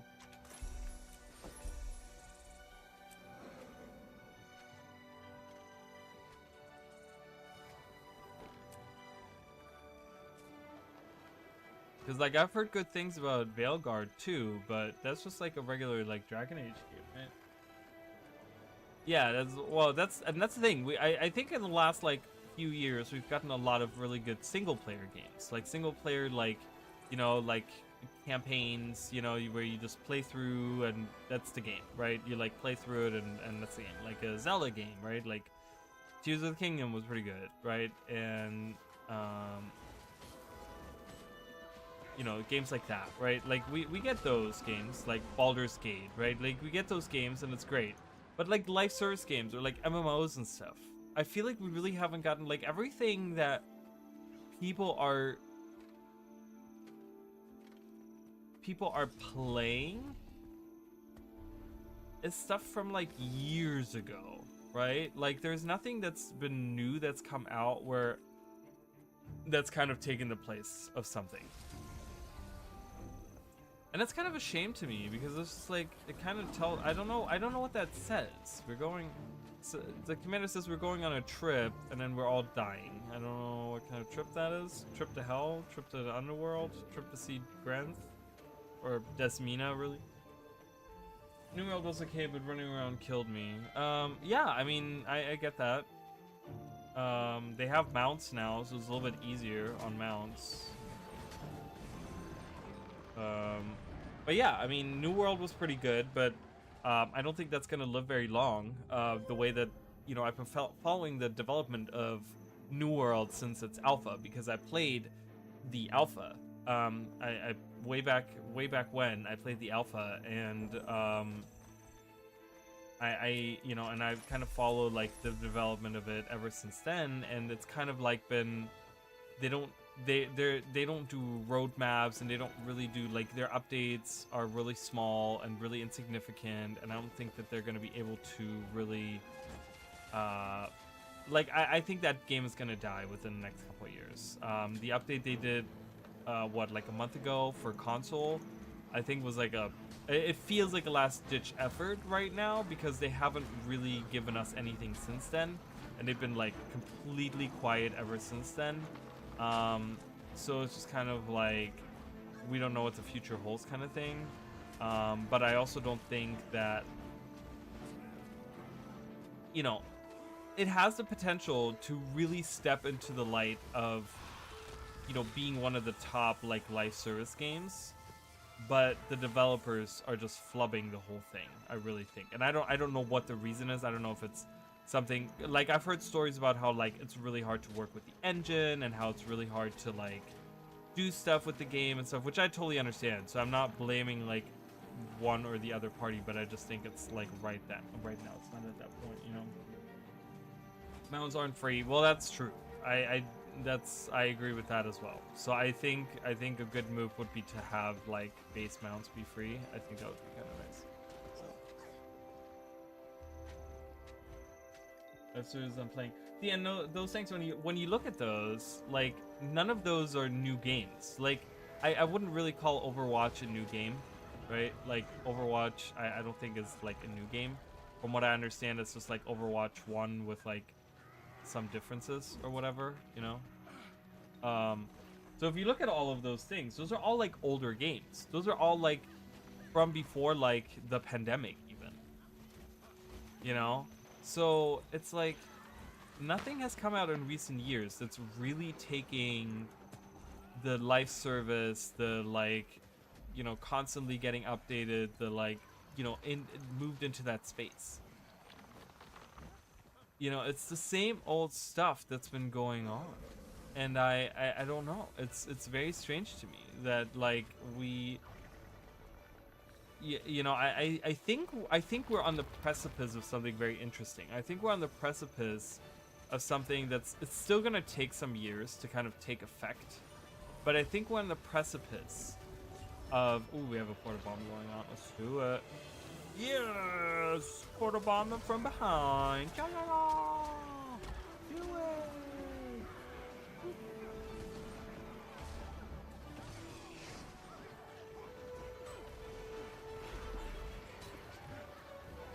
But I think we're on the precipice of something. I think we're on the precipice of big studios. I think over the last decade or so, it's really gotten to the point where development for larger games has really been taken over by what the shareholders and like that type of stuff, right? It's really gotten to the point where it's like corporate greed, you know. It's like a lot of games have become like cash grabs and stuff, and we see this effect in single player games right now, right? We see a lot of those games come out and flub, and then the developers like blaming, what was it? There was like a game recently that came out, and the developers are like blaming the gamers, the actual like the people playing the game. It's like, oh, because they don't, blah, blah, blah, blah, blah, right? And it's like really stupid and dumb and like not even whatever, right? It's so disconnected. It's so cringe that it's like it's so disconnected from the reality of things. You know, it's because developers are only listening to their publishers, and publishers are only listening to what the shareholders want, and they don't care about the gamers anymore, right? So I think we see like a huge, like when you look at like EA, right, and like BioWare and like things like that, I think we've seen like a big shift in that, but I don't think it's settled enough into the live service game section of that, right? And I think it's slowly taking over the gaming space where people, you know, this is the rise of the indie games as well. That's why indie games over the last decade have become so huge, right? Because indie games are like passion, and they're about what the gamers want, and they're not about what the shareholders want, what the, you know, the money aspect of it, right? It's like a lot of these indie projects and games and stuff are all about what the developers want for the people, right? They're like, you know, these developers are gamers themselves, and they create this, right? And I think we're gonna see a shift within the next few years, even more, and that's gonna slowly build into the live service games, where a lot of live service games nowadays that are coming out are failing immediately because they're cash grabs, or they're not what players want, or they're like kind of disconnected from the player base because these developers and these publishers are just listening to what the shareholders, what the big bosses, what those people want, right? And I think we're gonna see like a shift there.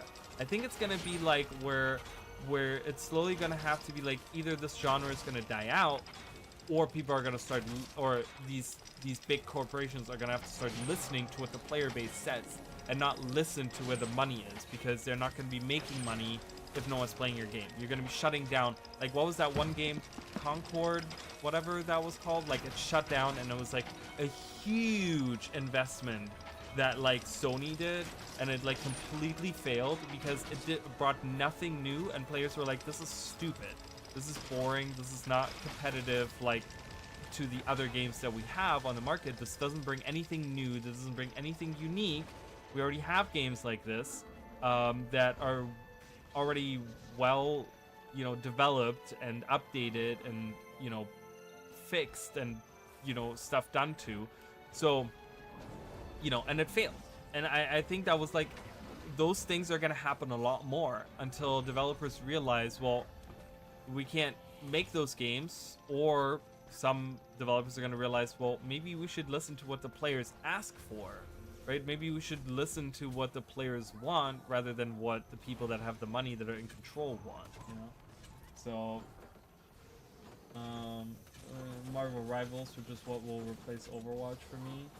It's all old stuff because creativity died within the last 10 years, except BG3. No, I don't agree with that. I don't agree that the creativity isn't there. I think the creativity is there, but I think it gets outshined by, or outshone, whatever. But I think it's outshined by, you know, the developers, the publishers. Like, you hear so many stories of developers talking about, well, we wanted to add this, or we wanted to do this, but then it was changed. Like, look at Anthem, for example, right? Anthem was such a weird disaster clusterfuck of everything, right? Because there was like no focus, and then they did all this stuff, blah, blah, blah. Had potential to be really, really good. Same with like New World, right? But it's because of like, you know, all these weird like mismanaged things, and all these, like, I don't know, there's like so many weird problems that are plaguing the gaming industry that are just affecting live service games on this like deeper level. Oh, okay, there's Red's here to defend. Run, escape. Let's go. Oh, no.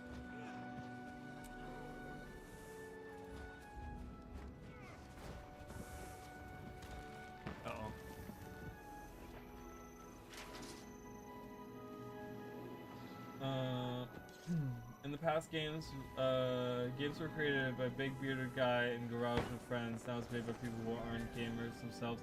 Well, and that's the thing, right? It just becomes like I said, it's just this whole corporate thing, and it's greed, and they just see the gaming industry, these big corporations, these big gaming places, right?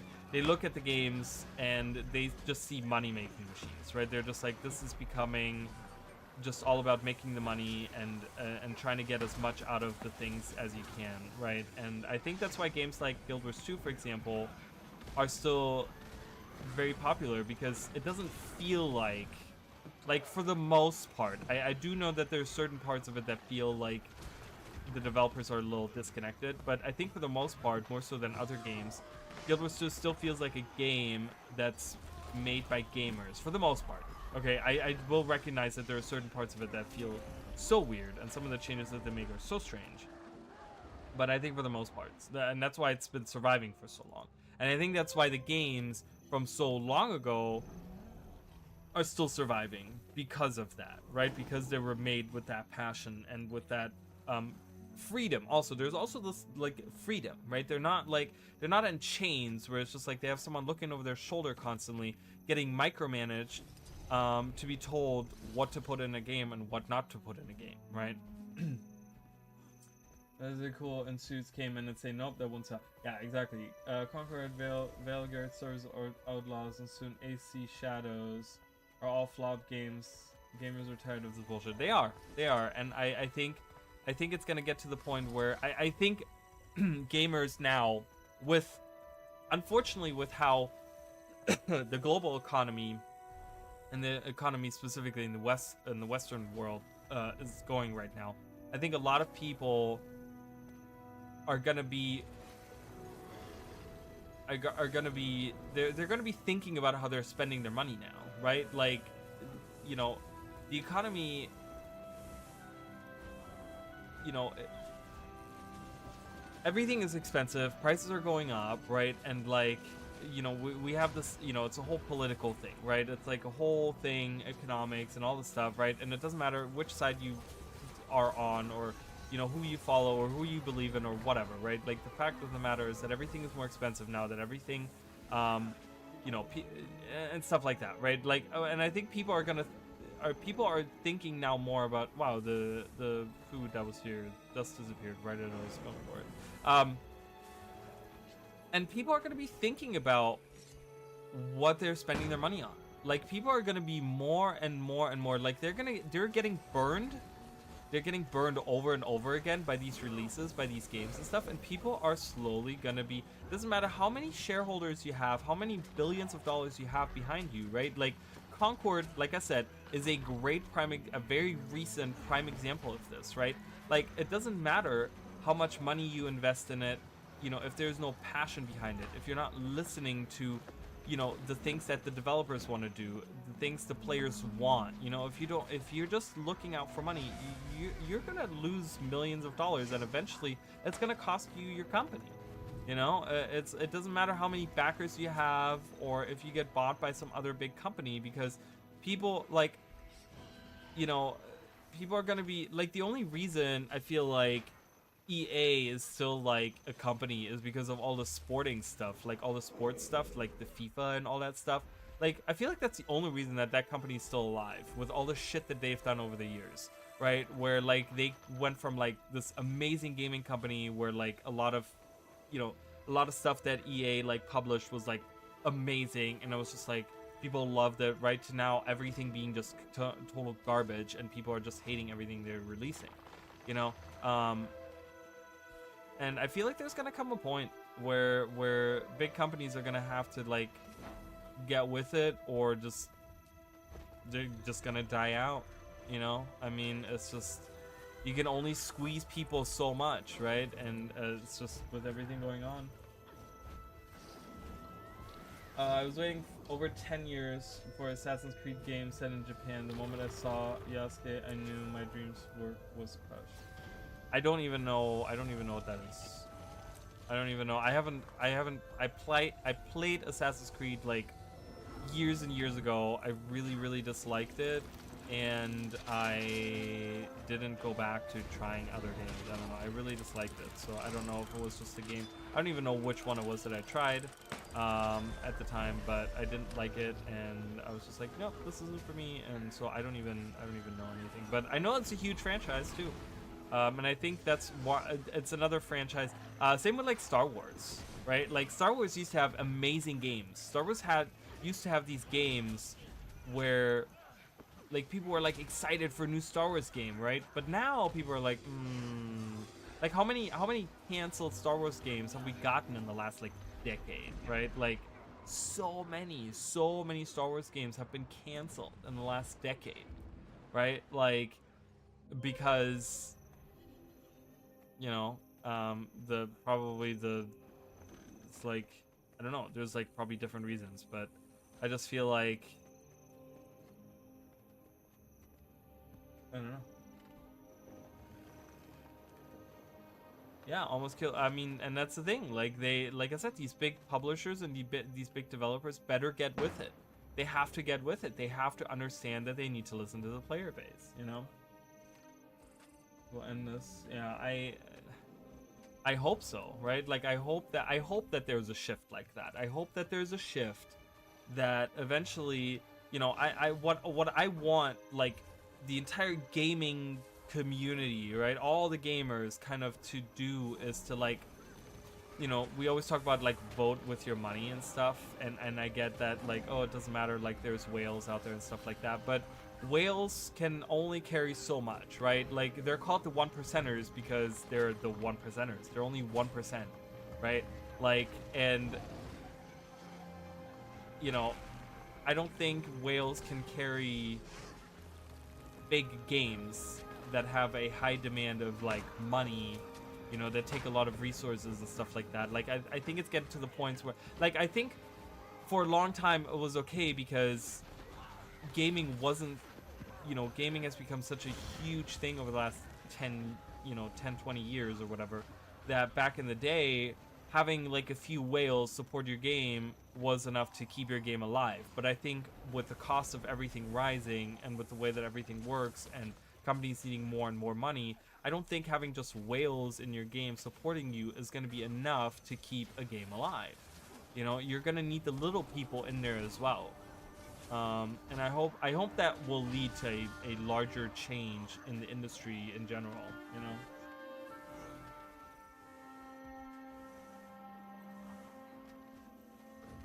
Yes, and I agree with you. I agree with you. I think that time is gone. I think people have a lot of gamers. I think a majority of gamers, and I completely agree with you on that. I think a lot of gamers have realized like a lot of people have realized that slowly. Like I remember one of the big things where okay, build fast. What are we building? Sorry, put it down or don't.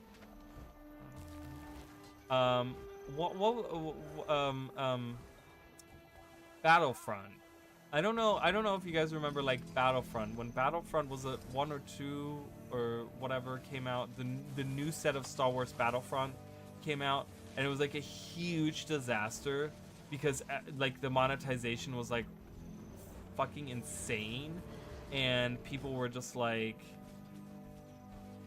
sick and tired of it, right? Like, and now I think that was like one of the first big ones where it was just like kind of leading into this, right?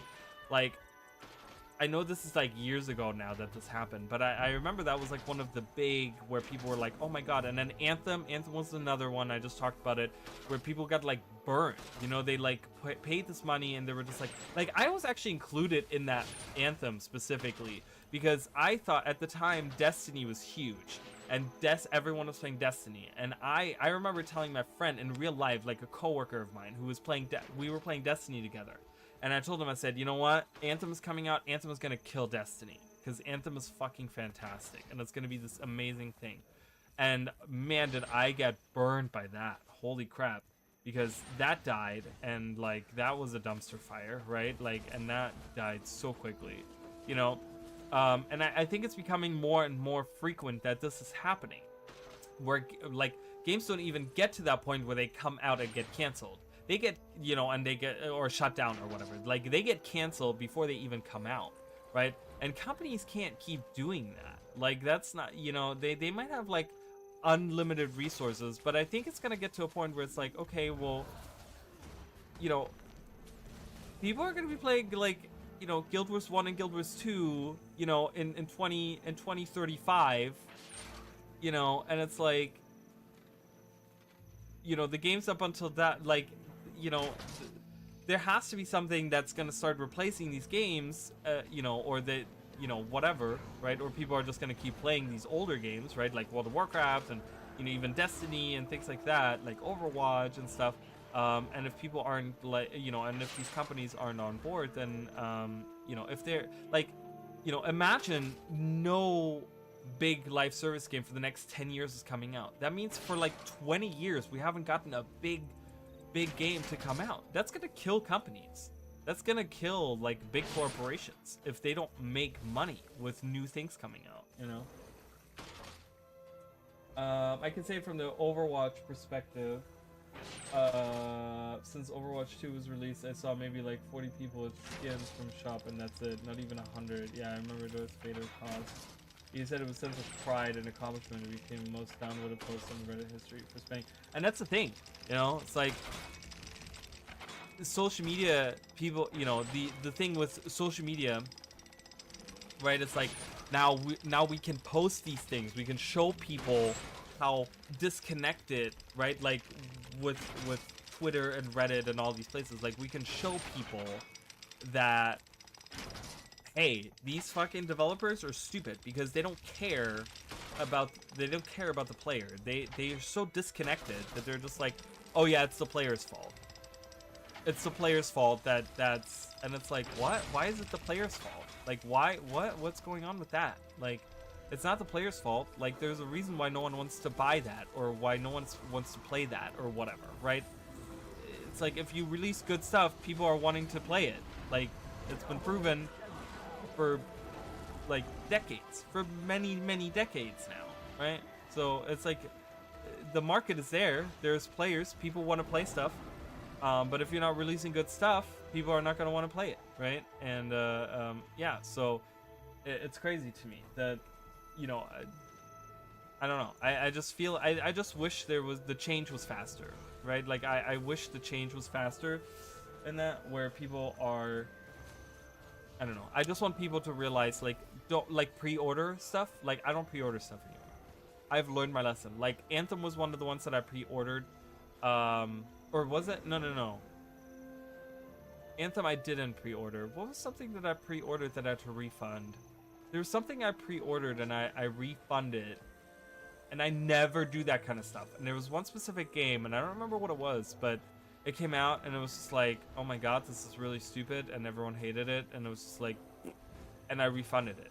I don't know what it was. I don't remember. It was some kind of game that flopped like that, which happened a lot in the last, like, you know, decade, like I keep saying, you know, but,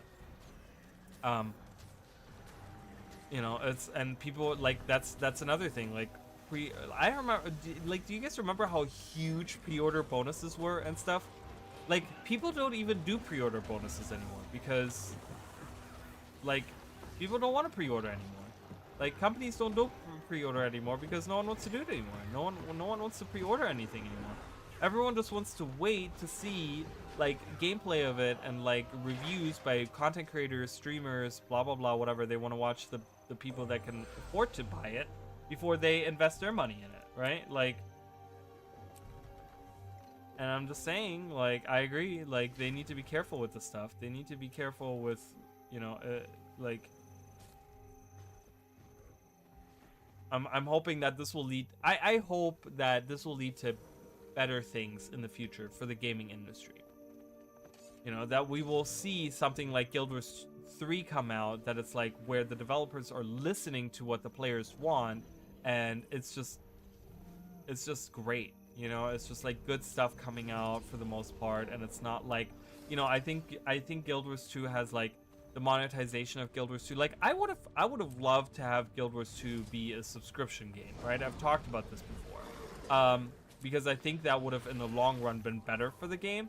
But I do like that it's like the gem store that we do have is really just like mostly skins, and it's not like, it's not, you know, it's not like cash grabs and pay to win stuff. You know, I love that about the game. You know, it's one of the things that I think has made it survive for so long.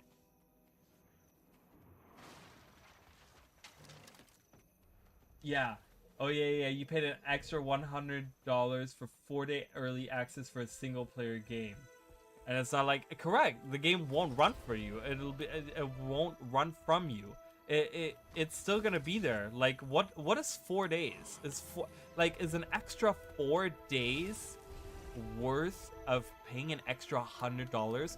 For some people it was, but then they probably, you know, it was probably one of those things that they regret. Like, people probably bought, you know, that. Like, there was probably a bunch of people that did that, and you know what? They probably went back and they probably regretted it, right? Like, I think a majority of people went back and eventually they regretted that. They were just like, you know what?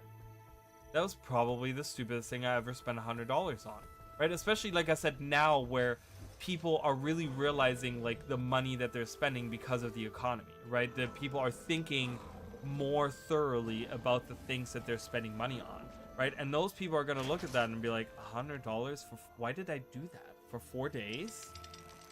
Like, I couldn't wait 4 days to play this game and I spent an extra $100. And like I said, yeah, there's probably going to be whales that did that. But again, that's not a majority of the people. That's like a 1% of the player base, right? Probably. So they're, you know, they're not making a lot of money out of that. So companies are going to, you know, and with that, when I read stuff like that, it makes me not even want to buy the game in general. It's already like, it doesn't matter how good the game is. Like, one of the things that I did, Diablo 4, right? Like, I'm not a fan of Activision Blizzard, right? I think besides being like all about money now, they've also had a lot of controversy about, you know, the company itself and like things that are going on in the background and stuff like that. And one of the things I did is I swore to myself that I will not pay full price for Diablo 4. I will not. And its expansion, I will not. So what I did is I waited until it was on a 50% off. And I said, okay, 50% from $70, mind you, that the price tag of Diablo 4 was. I said, you know, $35? Yeah, I'll spend $35 on it. You know what I mean? Like, I'm more conscious now about the things where, like, conscientious about the things that I buy with my money, right? And it's like, I can wait. I can wait on this game. I can wait until they put it on a discount. You know, and I probably could have waited until it was like 75% off, right? But I don't know when that's going to happen. And it was really at a moment where I'm like, I really wanted to play something like Diablo and it was on discount. And I was like, you know what? 50%, that's all you're getting from me. But I refuse to pay full price. And then the expansion comes out. I refuse to pay full price for that.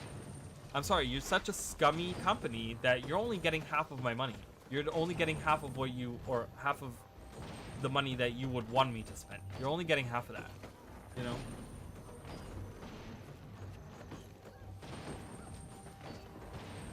The story doesn't matter, world is big but empty as fuck. It is. And, you know, well, like, honestly, if I had paid $70, I would have been so upset about it. But I only played $35. So, you know what? I was like, nah, it's okay. $35, you know, I'm not that upset for $35. Like, I'm like, I got some use out of it.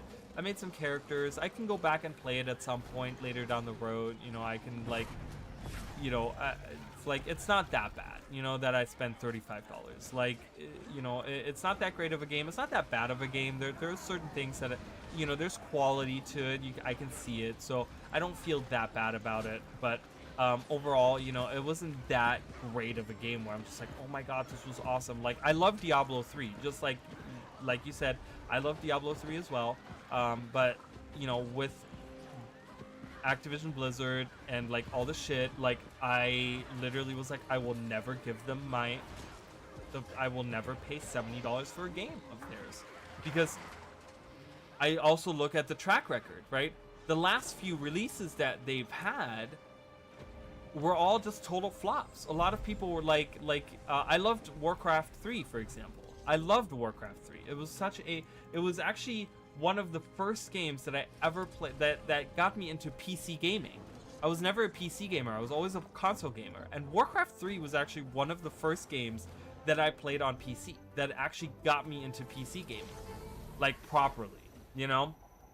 And when the remake came out, I was like, it was already where I was at the point where I was like, I don't trust Activision Blizzard anymore. I don't trust them, so I'm gonna wait. And a lot of people were super disappointed by it. They were just like, this is stupid. So I was like, okay, you're not getting my money. Sorry. I'm like, I'm gonna pirate it from another site or whatever, right? I haven't played Warcraft 3 in a long time, but you know, I'm like, I'd rather go pirate it from a website somewhere and play the old original Warcraft 3 and not give you any more of my money. You know what I mean? So, enemies variety is a joke. It's all bandits recolored. It is. Oh my god. It's literally bandits and Khazra. That's all you find. And like demons. Like those are like the 3 enemy types that you find. It's really boring. It's really like their abilities are just kind. It gets really stale really quickly, I will say. Diablo kind of first time in my life cured me of FOMO. Because I started thinking why I need all the mount skins and armors and such. Why I don't play see the game. Yeah, see, and it's like I think we have a mass realization going on as the gaming community, where we're moving into the space of, do I really need this? Do I appreciate this game and this company enough to say, hell yeah, I want to spend that kind of money, right? Like, hell yeah, I'm gonna spend that money to support this company. Right? Like, you know what I mean? And it's great, and I love it. I love this mass realization. I love that. I love it.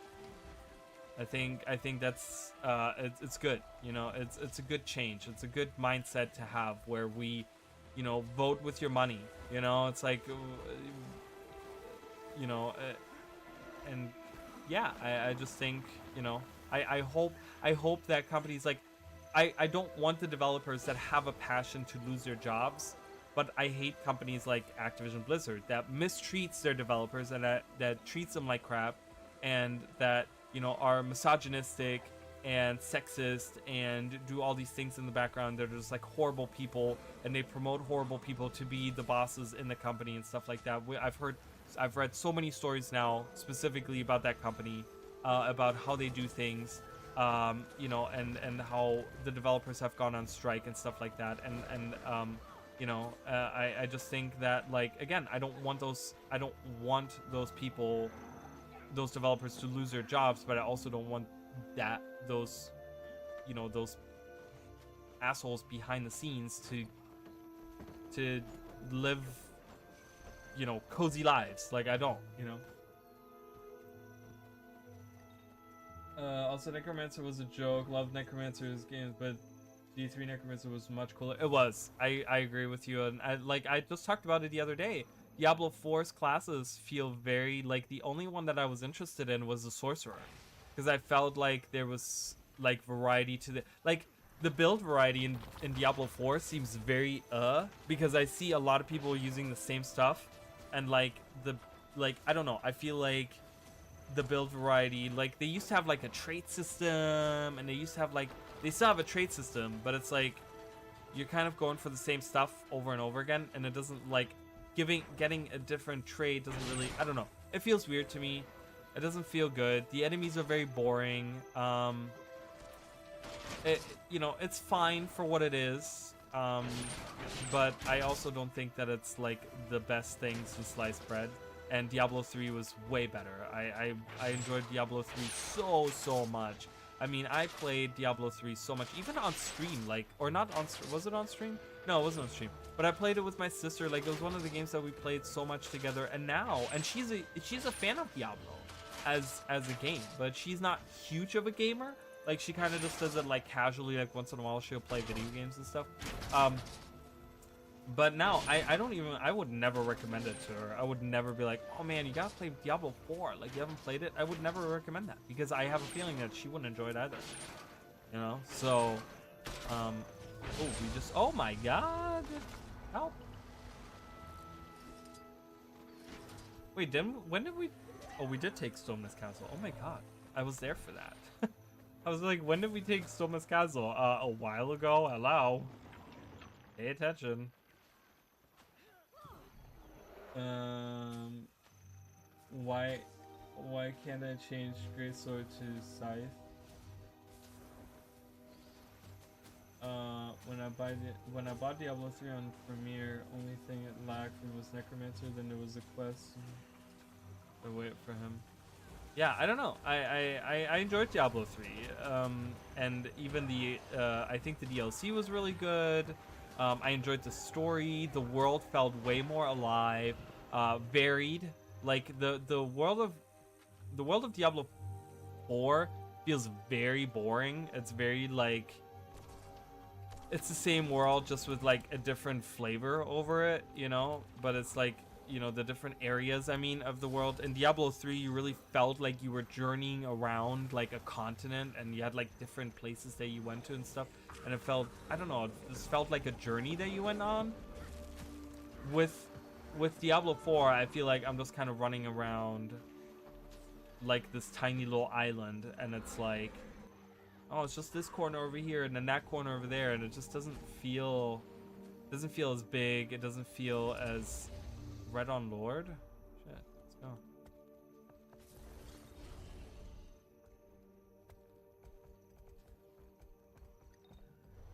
So with every class in Diablo 3, I didn't do a second story. I didn't do it either. Every character. Oh, okay. They haven't taken it. KSC is still here. That's who's running this. I think, right? That's like the big guild in there. KSC, you can kind of see the tag once in a while. There.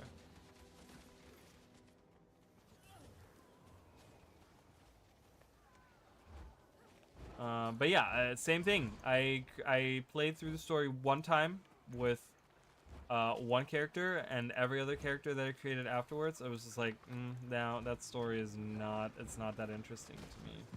It's not, it was missing a lot of something. It was like, it felt like it wasn't done.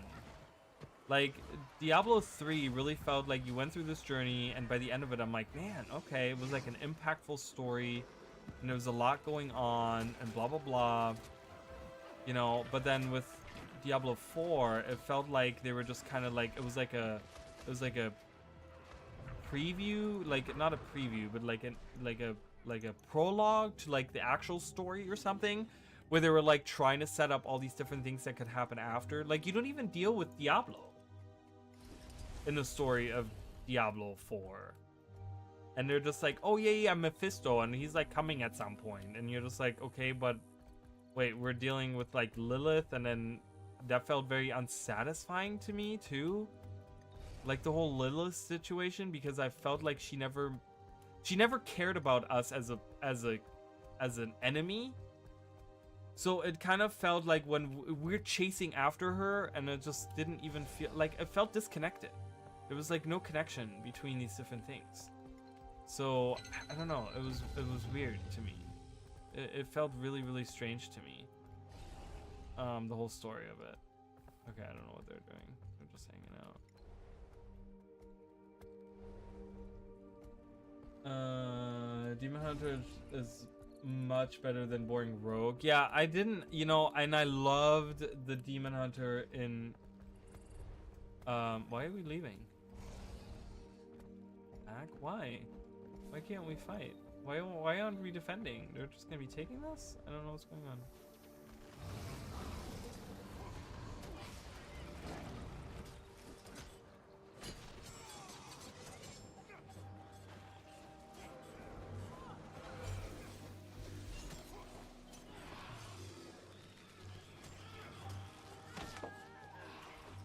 That was weird. That was strange. Okay, I guess we're just leaving SMC. Just tag down if you don't want to play the game.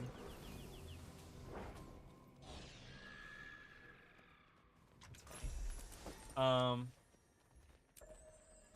Oh, yay. Awesome. Yeah, but Demon Hunter was... I really, really enjoyed Demon Hunter. in Diablo 3. And then yes, Rogue in 4 feels really dumb. It feels really dumb. I literally played for like 2 minutes on it and I'm like, this feels stupid. I'm done. I'm leaving. Like, this is the end. Done. I was done. I was like, I don't want this anymore. Like, I don't want to play this. So I agree with you on that as well.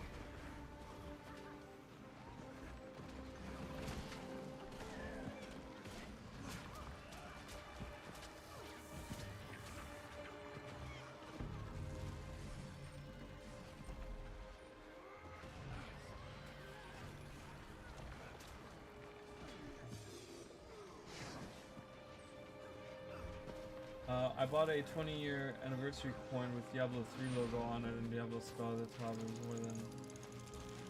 yes, you're right. It's supposed to be a game without Diablo. And yeah, and Tristram, right? Yeah. It's weird. Like you're not really dealing... Like, Lilith isn't even one of the, like, prime evils. Like, you don't even deal with, like Mephisto's in there, which he's a prime evil. But, like, you don't even deal with, like, Diablo or anything like that. It like doesn't even have anything to do with that. So it's just like, what the hell?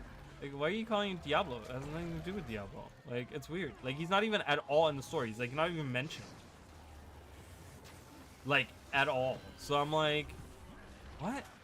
Like, I like the whole time I was playing this, I was just like waiting for like, because it was like, the story led to like Lilith going to hell and like fighting the prime evils, right? Like that was the kind of like the thing, right? Like at the very end, she was like, oh, she's trying to open the way to hell so that she can kill the prime evils and like devour them or whatever and become one of them or whatever, right? It was like something weird like that. And I was just like, oh, okay, cool.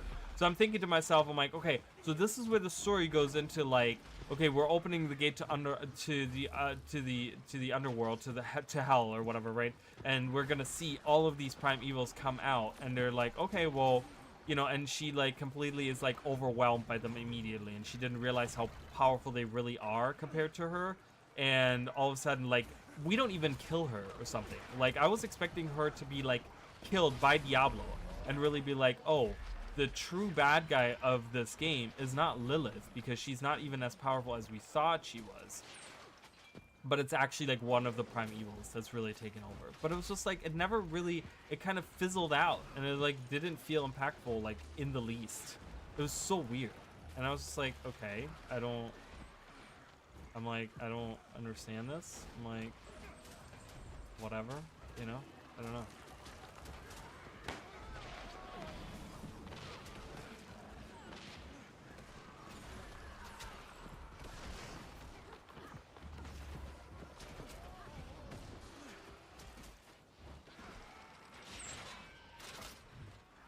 Fear not, be careful. Red will come from behind you, green.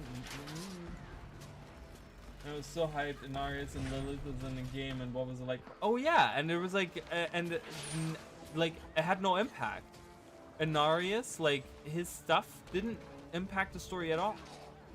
He like just died, and it did nothing. He was like, it was so weird. Like none of the stuff. It felt very, you know what it felt like? You know what it reminded me of? There was a lot of like the core story of Guild Wars 2. Where they had like all these plot threads that didn't lead anywhere. Like they would like, remember how like I always think of this when I think of how Guild Wars 2's core like personal story had all these threads, right? Like I think back of like the blue orb. Right? Remember how like initially they had, oh god, we lost SMC, everyone get the fuck out.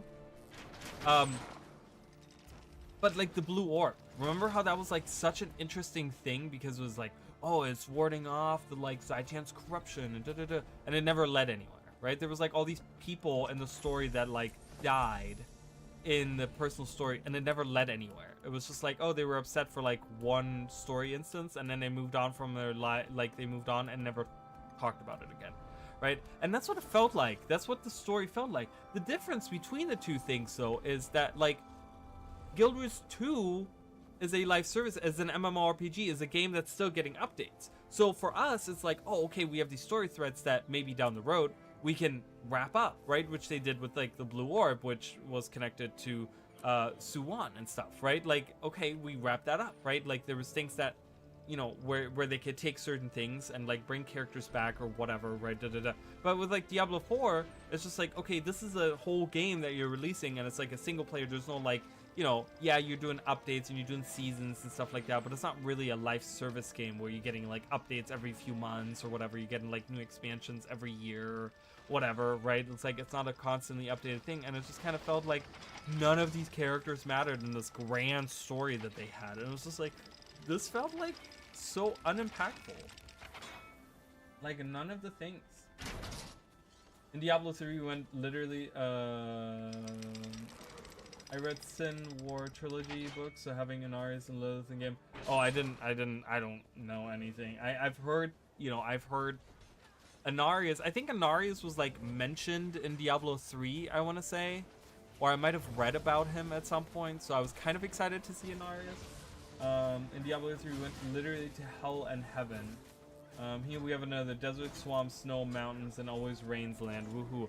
Yeah, exactly, right? Like it felt very like placeholder-ish, a lot of stuff, right? This felt like, okay, well, we're just kind of like, and a lot of things, again, like nothing felt impactful in the story of Diablo 4. Like there was a lot of things that you did just for the sake of doing it. Like they were like, oh, this is gonna be interesting to put it in, but it's just like, okay. And in the grand scheme of it, we could have just done something completely different and it didn't matter. Like I remember one point where I kind of got excited in the story was when we went to the swampland and they wanted to speak to this large serpent and stuff like that, and that completely fizzled out. Like I felt like there was nothing. I don't even remember what it was about that we looked at this like large serpent or whatever, like what we talked to this large serpent about. Like we didn't even get to see it or something. Like we didn't really get to talk to it, and then it's like we ended up just going to this tree anyways, and then it was just like something completely different. And it felt like, I'm like, why did I do all of this? Why did I go through and did this whole ritual thing and like, you know, got in contact with all these people and tried to do all these different things and went through the swamp? It didn't matter. Like none of it mattered by the end of it. You know, we were just chasing after Lilith, and in the end, all we really did is just like we followed her and then we killed her in hell, and then we left. And it was just like nothing really built up to like this grand finale of like, oh, this is how all the things come together.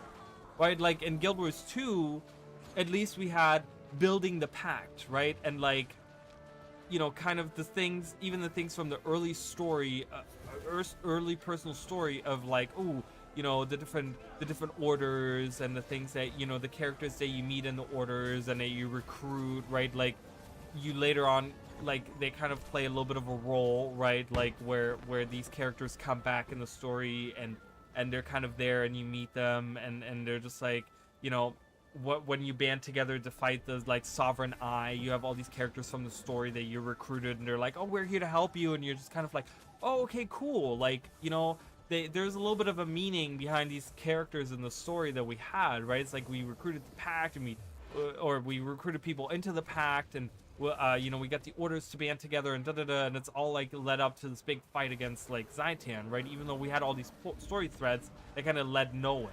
But like with Diablo 3, it was just like a chain of random events that had like nothing to do with the end result of like what was happening. And it was just like, okay, like that's it, you know? It's like, okay, why did I do half of the stuff that I did? It had nothing to do with anything. Like, it was so weird.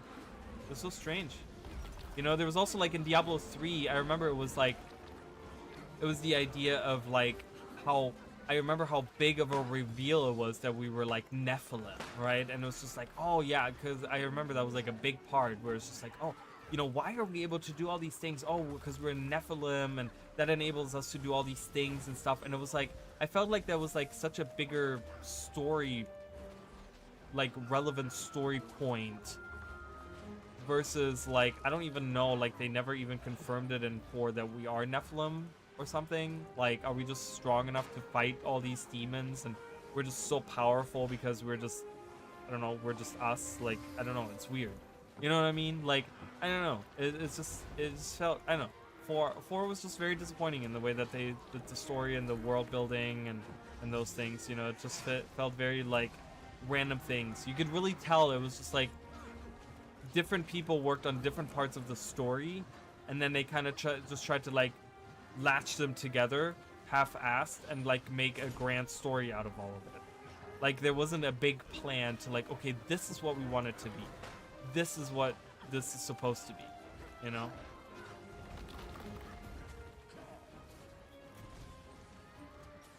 And they have 5 minutes screen time. I mean, Lilith had a little bit more. Like their relationship only had like a 5-minute thing. But even so, then it still felt like, their relationship and how they're the creators of Sanctuary and all that or whatever, right? Like, there's no impact. None of it felt impactful. None of it felt important. Like I said, it was just all very random. And it was just like, and by the end of it, it was also like, because you guys know I have like a memory problem. So for me, when I play something like that, I think about like, okay, what's important for me to retain, right? Like what's something where I really have to pay attention to and put to memory, right? But by the end of it, I couldn't really tell because it was just like, okay, is this stuff from like early on relevant or is it not? Like, is there like a relevance to all of this, or is this just gonna in the end like really not mean much in the grand scheme of things? I didn't know, right? I didn't know what to put to memory, and it didn't feel, none of it really, like, you know, I wanted to put it all to memory. Like I tried to pay attention to the story, like, but then halfway through I really felt like, I'm like, okay, we're just walking around this world and we're just, oh yeah, okay, we're going over here now. Okay, why? Oh, because we have to get this one thing. It's like, oh, okay, so this one thing is important and we didn't mention this before, and then we get this thing and then the thing is like not important anymore, like past that point, and it was just like, wait, okay, so we went over here and then it's like we did this and then it's like, I don't know, it was very strange. It was very, very strange. So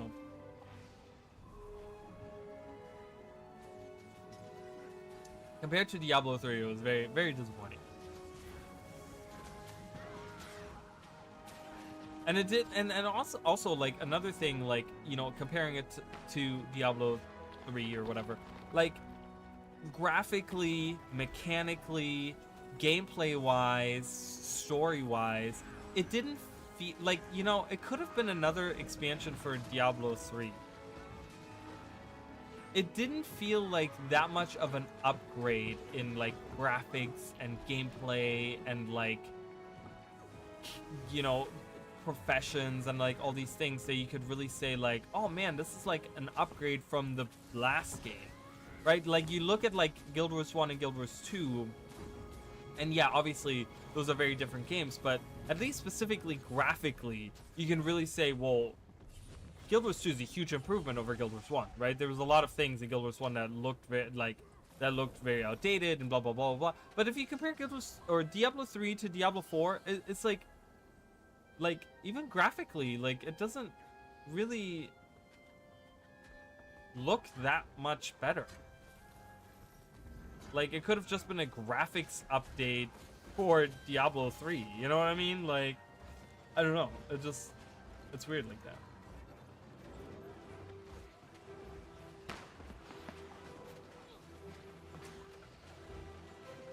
This it is some temple with big worm dead all around its wall. It's fucking huge. And the word on it, lore. Nope.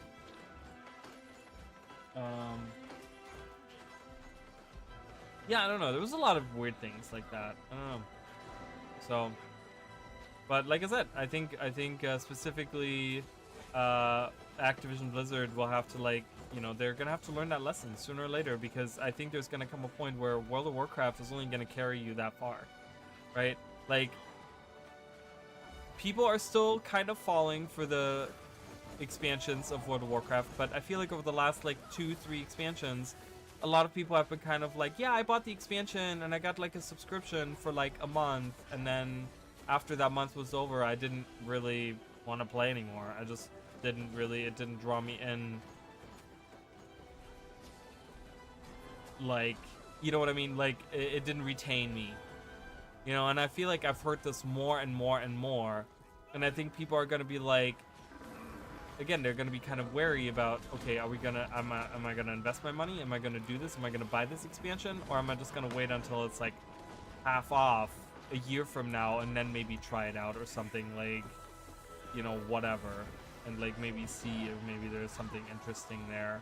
You know, get into it like right before the next expansion maybe comes out and see what's up with this and if it was worth it and whatever. You know, I think I've seen this a lot more with specifically World of Warcraft, you know, and I think yeah, I don't know.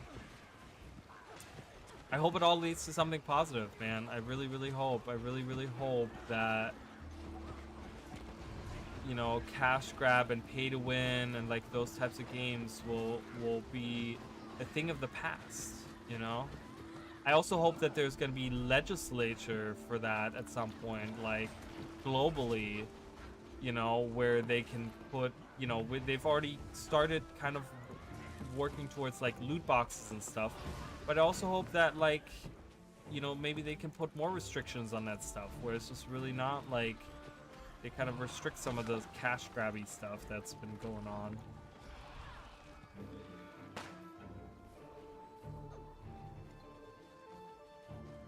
Not dark. Yeah, I remember a lot of people comparing like Diablo 3 to, you know, because at the time is when Path of Fire came out, right? Or like Path of Fire kind of started, I don't know if it came out, but when it started kind of taking off, you know, and a lot of people compared it because Path of Fire is very dark, right? And it's very like gruesome and dark and very like gloomy and whatever, right? And a lot of people were like, well, this, I remember specifically reading so many comments online saying, this is what Diablo 3 is supposed to look like. But yeah, I kind of agree with you. I'm like, I didn't really have a problem. I didn't think it was very bright and happy. You know, it had its darkness, it had its dark gloominess, it had its like points in hell where it was very like, you know, ooh, you know, wow, whatever. Like, but I also don't, I also think that Diablo 4 didn't really go the step to like where it feels like Path of Fire. Like, I don't think that Diablo 4 feels any darker than Diablo 3 does, right? Like, so it's like the developers didn't even learn from that one criticism that was very rampant back in the day, you know? And like I said, it doesn't feel like an improvement overall graphically. You know? And what is Path of Exile doing? Well, they're releasing Path of Exile 2. But you know what they're doing? They're saying like, well, it's just gonna be like an upgrade to Path of Fire 1. Like, it's not, they're straight up telling everyone it's not gonna be like a brand new game. Like, yes, we're calling it like Path of Fire 2, but it's not really like a new game. Like, it's really just kind of like an upgrade to the first game. Right? And they're already like, I think that is perfect. I love that because it's like you already go in with the right mindset where you're just like, well, I was like, what is going on there? You know, we're going in with the right mindset of like, oh, this is not supposed to, like, this is not a brand new game. This is just an expansion of the existing game, right? Like, I don't know. I feel like that is a lot better. Like, I already have more faith in that company in the way that they do that than what Blizzard has shown us, you know? It makes me want to play their game already more than Diablo.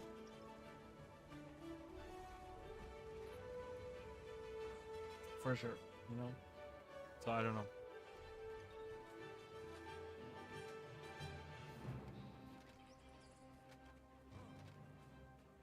With Fallout become less and less with Fallout dialogues? What do you mean by that? What are we doing here? Hang on. What's going on over here? What are we doing? What are we doing? And for you have yes, he says an angry voice, yes, but sarcastic.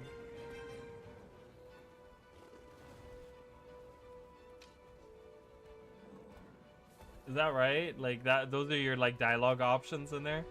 That's really funny. That's really sad, but it's really funny. Yay! Dailies are done. All right, so we already have those done. That's good.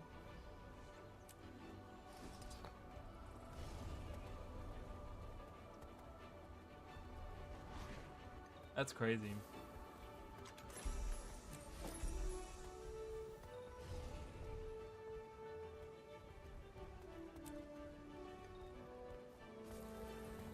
really think that like, but you know, I don't know. I really think that there's a lot of developers that still have this drive, this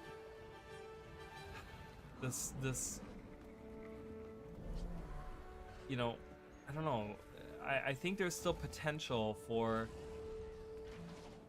really, really good games to come out, you know, to be created, to be made. Like, I really, really think so. And I hope that we can get to that point where we can see some of those. Specifically, like, there's been good games that come out, right? Like, Baldur's Gate 3 was, like, apparently a huge success. I didn't play it. I never bought it. I never got into it. And it's something that maybe at some point I will do. But I don't know. I've never. I don't know. I haven't really felt a drive to do that. But it seemed to have been a huge success, right? Like the other last one that I really enjoyed was like Elden Ring, right? Like Elden Ring, I think was like a huge success, right? Because it was From Software's like first step into like creating an open world game. And I thought it was a huge success. I mean, it's still a game that I really enjoy, and like specifically From Software games, right? Like they take their time, right? Like they take their time and they get creative, and they create these games that feel really like all of their games feel really good. And it really shows that like if you let creative people like that like really like do their thing and like not, you know, and not have like, oh, you gotta release it, right? Like, and crunch the, like, give them time limits and blah blah blah blah blah, right? It's just kind of like, nope, create your game and do it how you want it, right? Like those things. I think there's still like, you know, you can see that good games can come out, you know, and they can create like I said, I love Elden Ring. I wish they would make it an Elden Ring too. It's probably not gonna happen, you know, but that's okay. Like that's fine. I think but From Software, like right now, they're one of those companies where I'm like, if I see anything announced by them or any game where it's just like boom, I'm gonna be listening, I'm gonna be looking, I'm gonna be like, oh, From Software is doing something, they're doing something, like something, and I like the stuff that they do, you know. And I will say that the only game that I ever finished, only From Software game that I ever finished was Elden Ring. I've never finished any other ones, but I still love them. I still love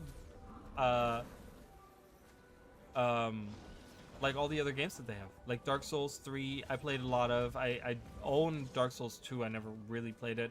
Dark Souls 1, like I love their stuff. I wish I was better at it. I love their worlds, you know, I love their worlds, and I love the way that they create the games. I wish they weren't so damn hard so I could maybe finish them. But I still appreciate them for what they are, you know, because I know that those are great games because they're not cash grabby, right? There's actually like content, and the worlds feel so rich and so, you know, and immersive and just deep, and like, I don't know, I just enjoy that stuff. I think it's really good. It as a slave. Yeah, I think there's something like I think there's the idea of like, I think politics are a part of that as well. I think because gaming has become such a big industry that I think, you know, it's at the point now where to not have like a political and like public outcry by people, developers and publishers have to be very careful with the games that they release. That they make and release, which is kind of a shame, you know. So, but you know, you can sell a soul to a demon for sex or power. Yeah, I guess those games. Yeah, I guess that is a little bit like, you know, those darker themes and those like things that maybe, I don't know. Yeah, maybe. I mean, I don't know if I would call them softer, but I just feel like they probably have been toned down a lot over the years. So, which I don't know. I think you can make compelling games even without those things. You don't need those extreme things. You don't need those things necessarily. If they become completely sterile, right? That is that is the thing. But I don't think we're there yet. Like I don't think that that'll ever happen, because I think again it's gonna get to the point where if the games become too sterile, there's gonna be an outcry by the actual like adult gamers that are gonna be like, okay, well if you want to make games for children, just make a game for Nintendo, you know, like make a Nintendo game, make some kind of weird party game for Nintendo if you don't want any of that stuff, right? Like that's why we have something like age restrictions on things and stuff, so that we can still keep some of those things out there, you know? All these things that people would love it as freedom of choice. If you want to kill someone, you do it. Yeah, I think, yeah, those choices are nice. I do like those choices. Like, if I want to be a bad guy in a game, you know, you can do that in some of those games. And I do like to have that choice, you know, as like a second playthrough, you know, replayability.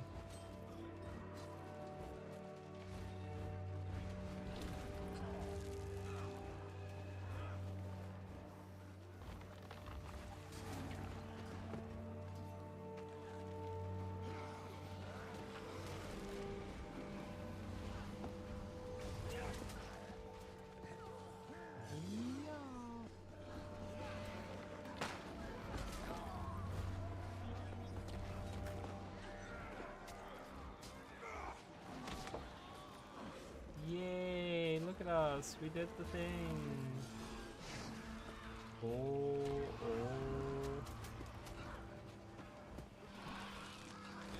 We killed them off. Oh, green is here. Green is here.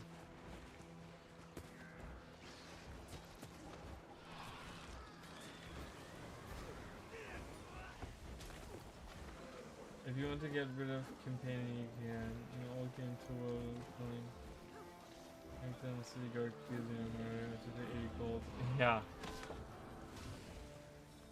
Oh, Skyrim still does stuff like that too. You can go around, you know, Elder Scrolls games, you can go around killing people.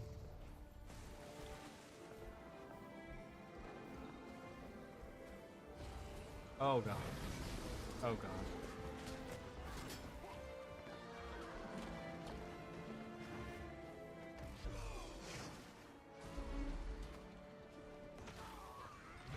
Oh god, they're coming up.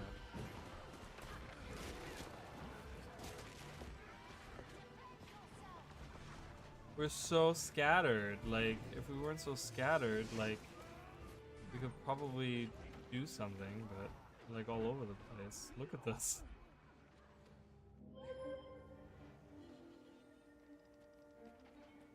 Yeah, I mean, Elder Scrolls, I don't know. I feel like Skyrim has been overhyped too. Skyrim is not that great of a game. I don't think Skyrim is that great of a game that it warrants the many re-releases and acclaims that it got and stuff. Like, I don't know. And that might just be me, but I just feel like they're not that great. Like, they're like average RPGs, the Elder Scrolls games. I mean, I remember like I was huge on Morrowind. Morrowind was like was my first Elder Scrolls game that I played, and that was really, really cool, and I really loved that. And I think for its time, it was also something. It was like a leading game, but like Skyrim, I'm like, okay, it's just more of that, right? With like better graphics. I don't know. Like to the point where like people are relying on mods for those games to be fixed. Like fixed and improved to the point where they actually feel like good games. So, I don't know.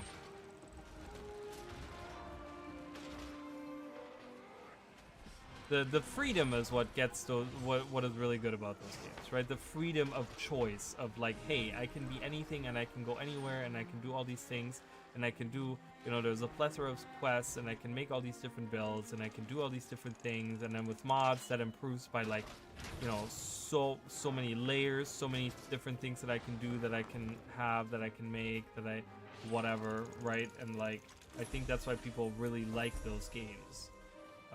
And they're easy to pick up, and simply like, oh yeah, right off, like after the tutorial I can go off and do whatever the hell I want to do. And I think a lot of people like that, you know, they don't want to be held by their hand and like told what to do for 50% of the game, and then you finally get some freedom and get to do whatever the hell you want.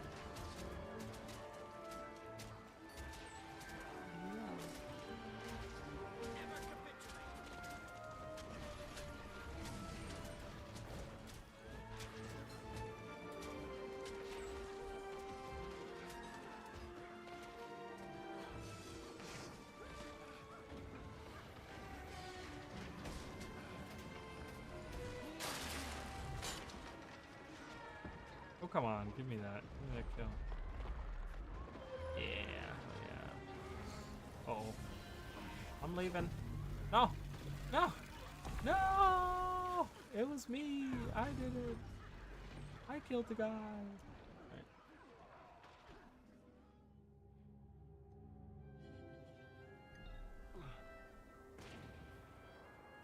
And I think Elder Scrolls 6 needs to be really, really good, or it's gonna kind of flop to be, you know, it's gonna flop like many other games now. Because, like, again, you know, back in the day, I think with how the economy was and how like people's incomes were, and you know, it's like before the pandemic, things were different. You know, people had money to kind of just like throw around a little bit. Nowadays, everyone is not, you know, with everything that's been going on, with everything that's been happening, a lot of people are very like counting every penny and stuff. So, you know, with all the mishaps that have been happening in the gaming world, in the gaming space, like a lot of people are just gonna be like very like, you know, what, Starfield or whatever that game was that they had, that was like a lot of people were very disappointed in. You know, it was a big flop for them as well.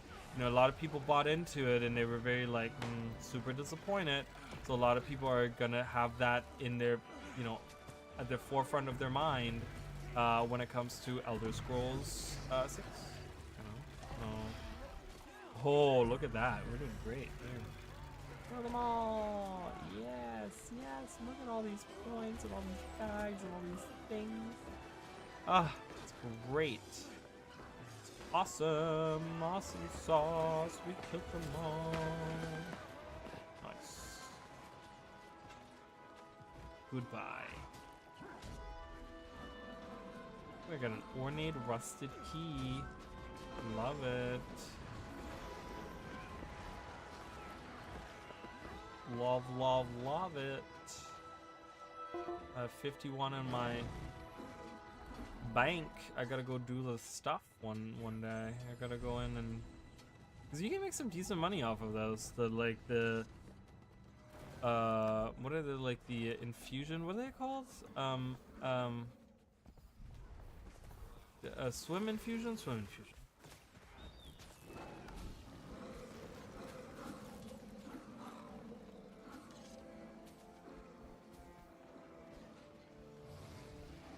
Yeah, you can make some decent gold off of that.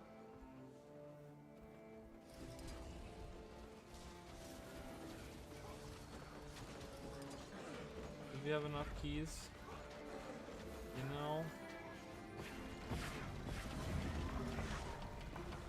I don't think we have enough holes in our grouping, to be honest with you. To be honest with you, Commander.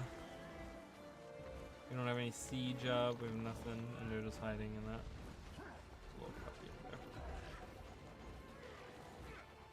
They're just hiding up there. We're kind of on a roll right now, so I don't want to leave. But I know, like I said, I do want to do my weeklies still. I want to go in and do my weeklies, finish that up with you guys. It's already midnight, so.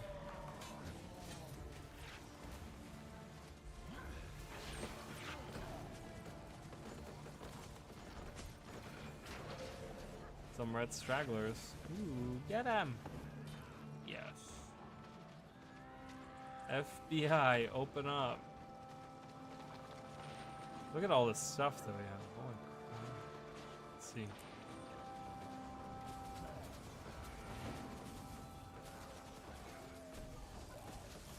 Ooh, so many boxes, so many containers.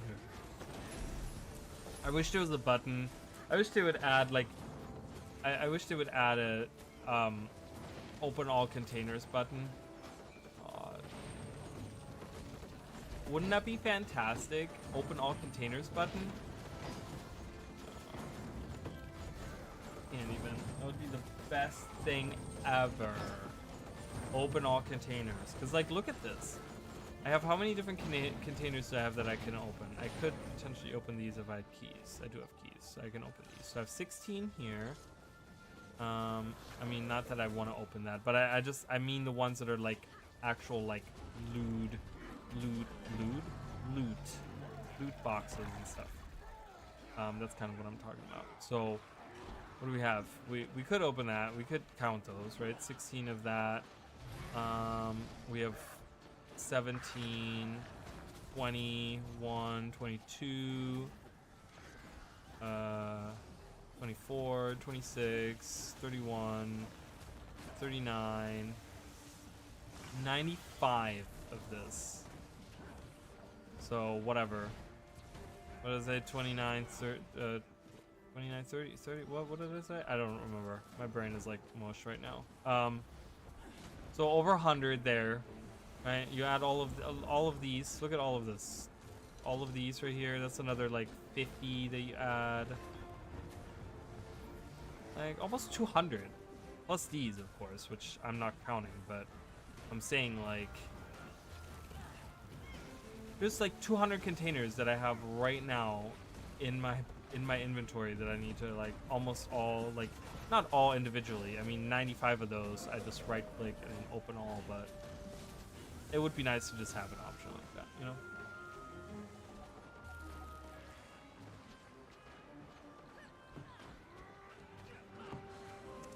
I'm gonna see what the commander does after this tower, and then we're gonna slowly like leave what was this world and go for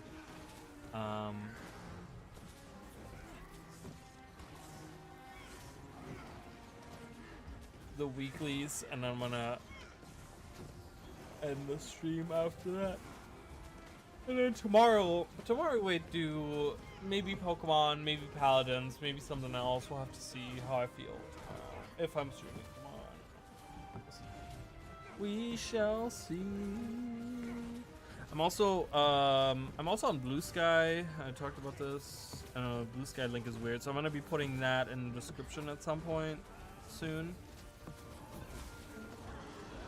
So I am on Blue Sky, which hopefully eventually I'm just gonna stop using X completely. Like I don't really care for X that much, and I can just be on Blue Sky. So. Yay!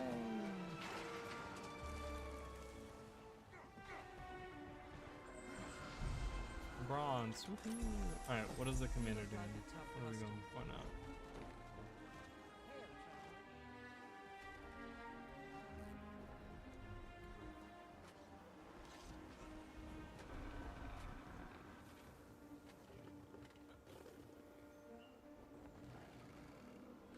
Oh boy. Green's here.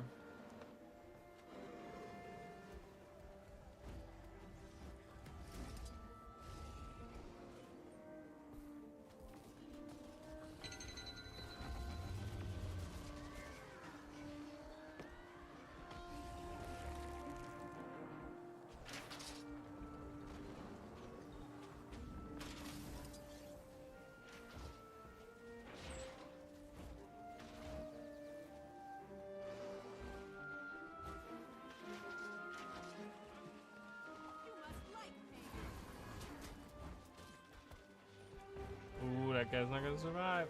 Get him. Yes.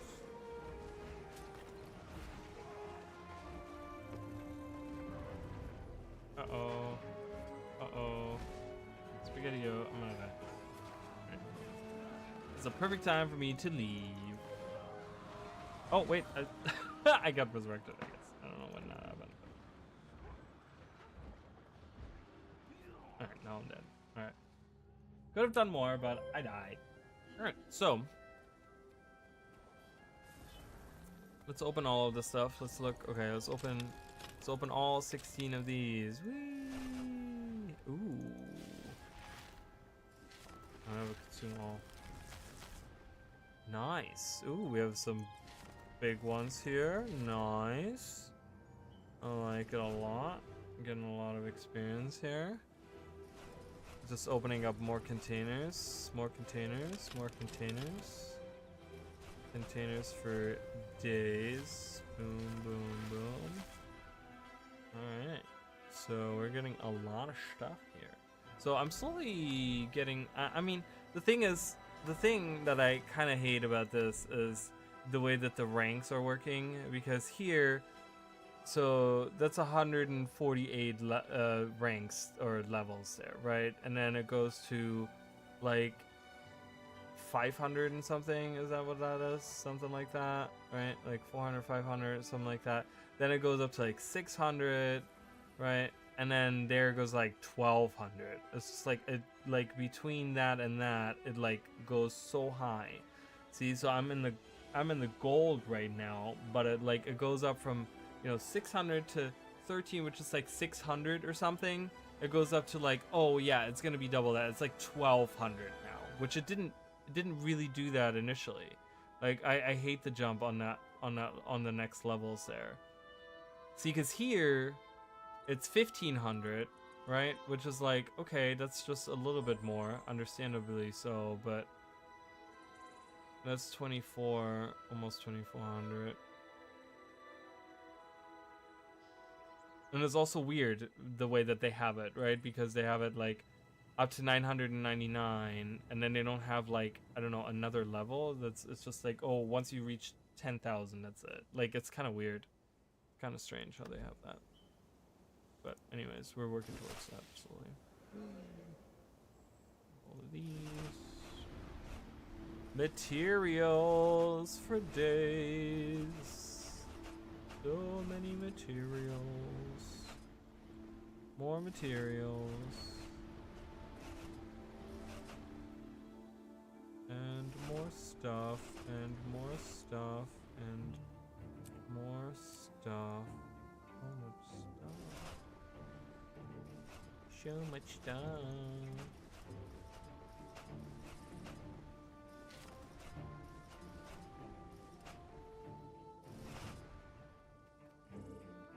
I should probably leave the squad.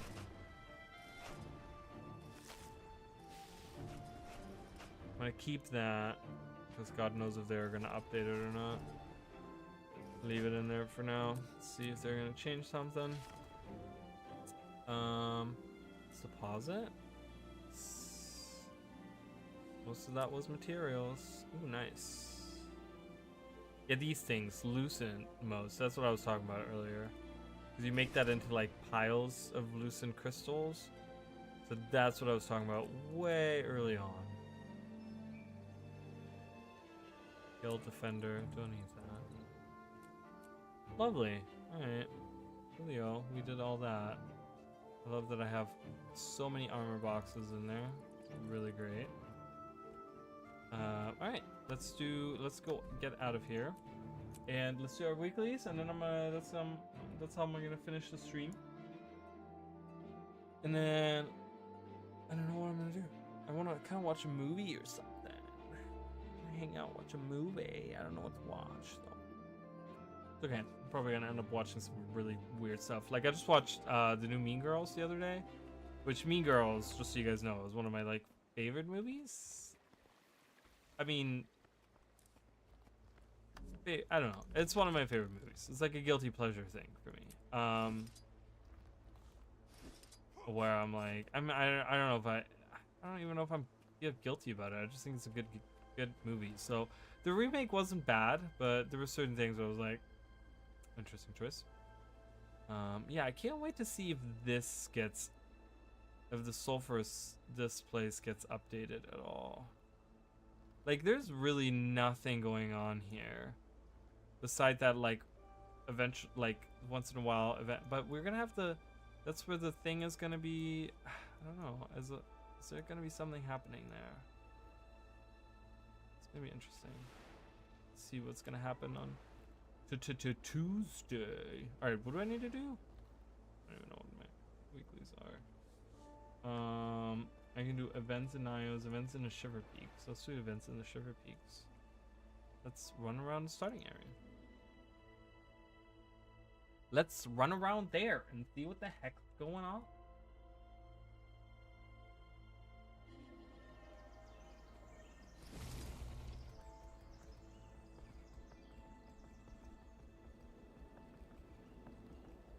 See all these new people. Hello, new people.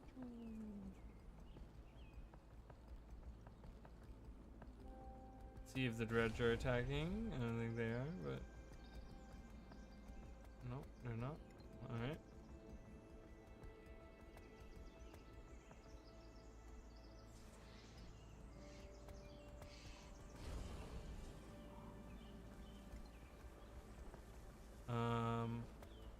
One that a lot of people miss is the one over here. There's a Spirit of Wolf up there. This is the one over here, the one that Gamley has.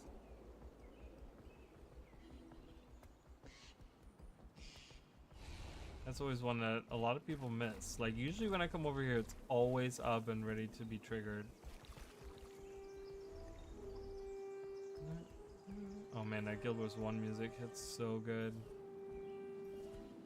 I remember the days when I played like Guild Wars 1 Eye of the North for the first time. Oh man, what good days those were. Like, how exciting it was to go in there and like do that, you know? I don't know. There was a lot of fun playing Eye of the North. I remember that. I had a lot of fun playing Eye of the North.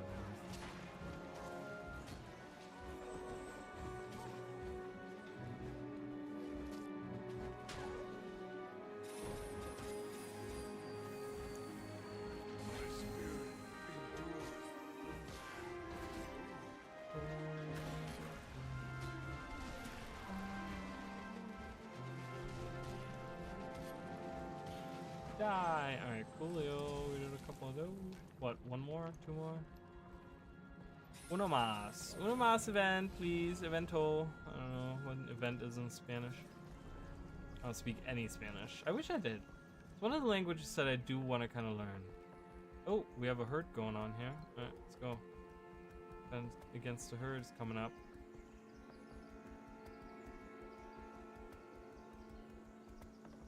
Better want to sell your wares now. Mister. Not so fast. You want to hear this. Not so fast. You want to hear this. You want to hear this.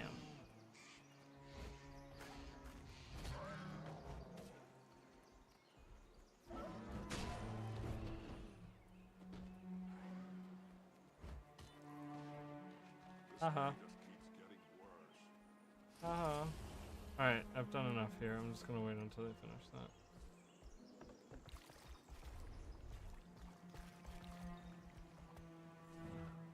While we wait, I'm gonna go get that up there. And then we gotta do Nightmare Court or Mordrim. Nightmare Court obviously is easier to do, but...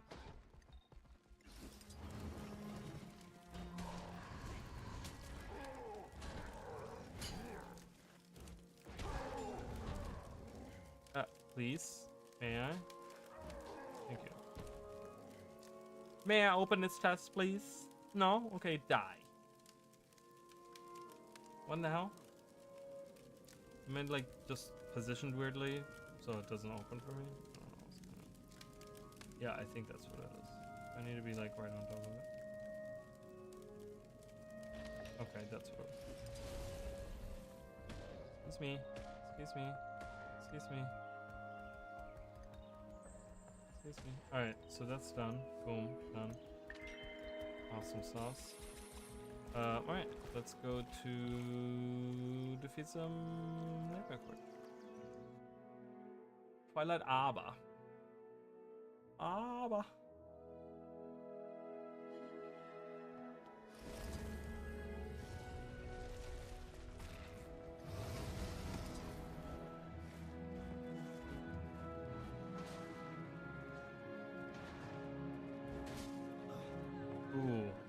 You're playing Bladesworn?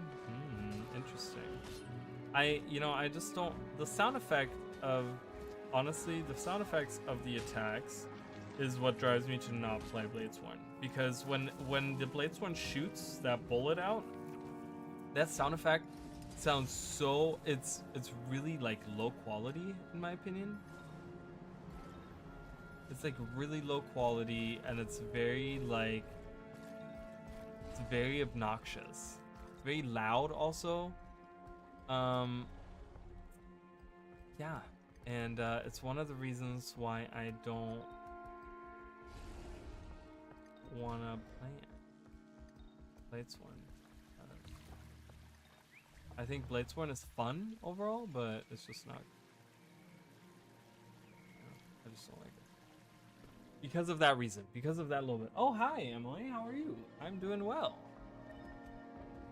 I'm feeling kind of weird today, but I don't know what the problem is. Couldn't give you a specific reason. So let's hope it's not a bigger issue at hand. I don't hope not, but oh, there you go. I don't feel bad, but I just feel strange today. I think I don't know. I don't know if it's,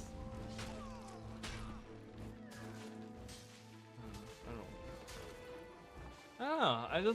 It's like kind of, I can't really describe it. Like, I feel like I'm nauseous, not nauseated, I guess. Not nauseous, but nauseated. But I don't know why. Like, but I'm not really, and I have like this weird like pressure. Like, it feels my whole body's like under, like has some kind of weird pressure going on. I don't know.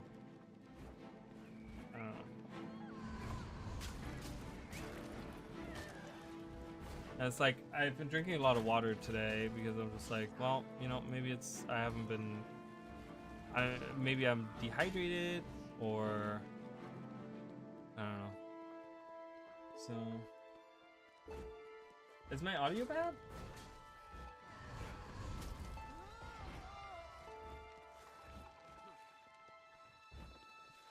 (1080p damage, 360p audio? I don't know what that means. Is there something wrong with that? I don't know. My stream has been really weird today and lately, so I don't know if that has anything to do with it. Make me feel better. Yeah, I don't know. I have a feeling it has something to do. I don't know. I tried to eat earlier today. Like, I haven't really eaten today either, but I really haven't been feeling like hungry. So, oh, the Bladesworn. Oh, I see what you're talking about. Yes, the audio is awful. Yeah, the damage is pretty good. The damage, and I like the style. I like the whole like charging up to. I thought you were talking about stream. I was like, what's going on with my stream?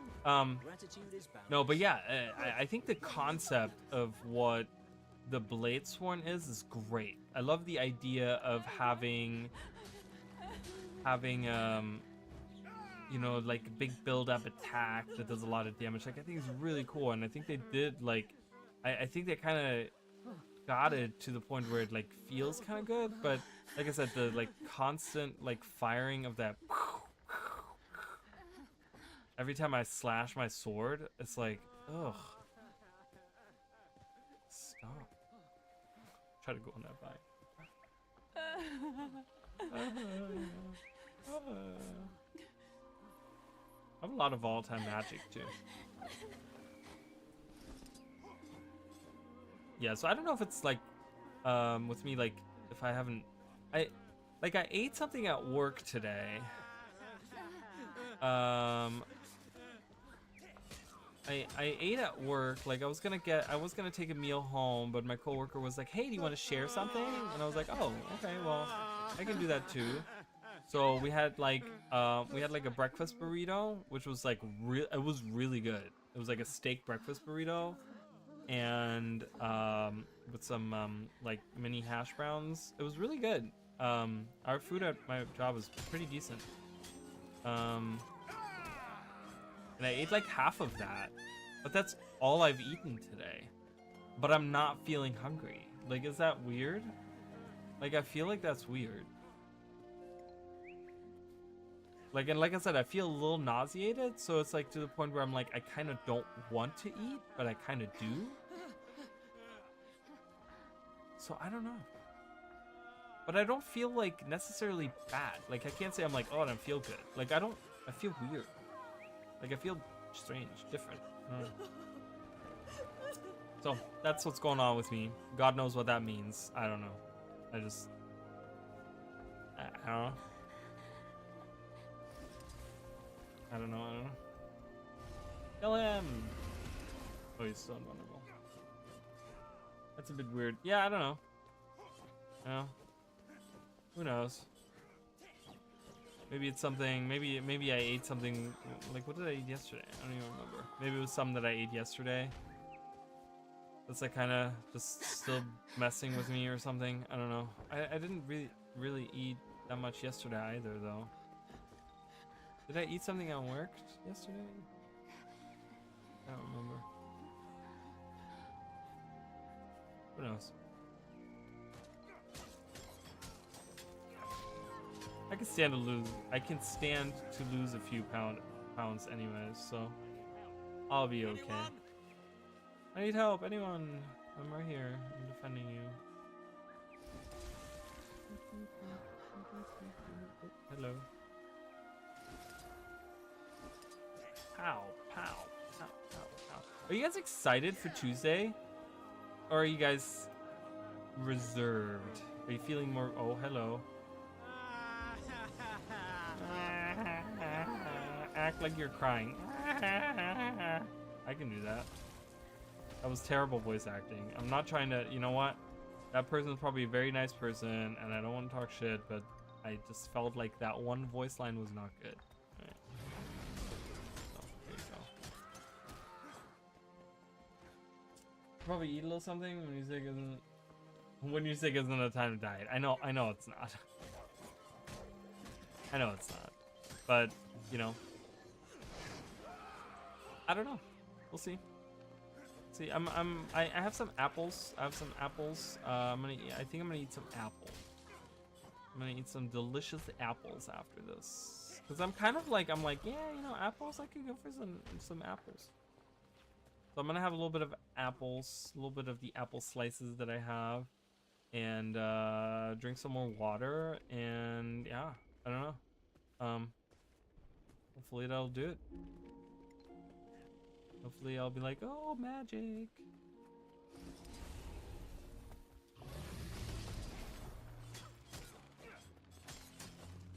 For those of you that don't know, I applied for the ArenaNet Partner Program. I haven't heard back from them. I've been checking my email every day. Haven't heard anything from them. So cross your fingers, everyone. Maybe I'll get it, maybe I won't, and that's okay. We're gonna keep trying, and maybe one day I'll get it. Your pack didn't even protect you. So sad. So sad. Do these count as Nightmare Court? The Hounds? I didn't even pay attention to that. Let's see. We're going up to 61. They do count. Okay, the Hounds do count.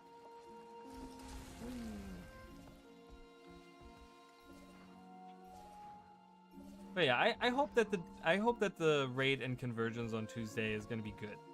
I hope that people are gonna be happy and excited for it, and that it turns out to be pretty decent. I mean, I don't think it's gonna be like world changing, like, oh my god, this is the best thing ever to have happened for Guild Wars 2 ever. But I just hope that it's something where people can say, okay, this is pretty good. You know? Like, that's what I'm hoping for, at least. I want to grow a huge cage and put a flock of hives. Are you guys excited for the legendary spear? Did you guys see the preview? I didn't make a video on it because it was like, whatever. I don't know. I'm not gonna make a video on this. But I'm excited for the spear. It's something that I might work towards. Some of the spear, because you can change the spearheads. You know, you can pick specific spearheads or whatever. It's something where I'm like, okay, well, you know what? I maybe wanna work on that. Some of them look really cool. The one that I like specifically are the one that looked like a trident. The trident head, like that one was the one where I was like, oh, cool, I like that one. Like, so I don't know. The names were all like weird. I'm like, I can't pronounce any of this. I think you'll get it. Well, you know what? I love your positivity, and I will take it. We'll manifest it. Manifesting right now. Woo, we're gonna get it. We're gonna get it. You know what? I'm gonna check my email. I don't think anyone's working right now in the office. So, because I applied on Friday, so I'm like, I don't doubt anyone's working right now. So I don't think I'm gonna get a reply. But I'm gonna check my email right now. I'm gonna let you guys know right now if anything has happened. Apparently, I'm live on my channel right now. Just kidding, because I apparently get an email when I do that. I never check my email, so. No reply yet. Nada. Didn't get anything yet. I got a lot of spam and garbage and whatever. People wasting my time. It's like, does anyone else? Okay, I just. My friend makes me out to be like this total freak. Does anyone else never check their mail? Like, the only things I ever get sent in the mail are bills that I automatically pay anyways because I know what's due and I know when to pay it. Okay?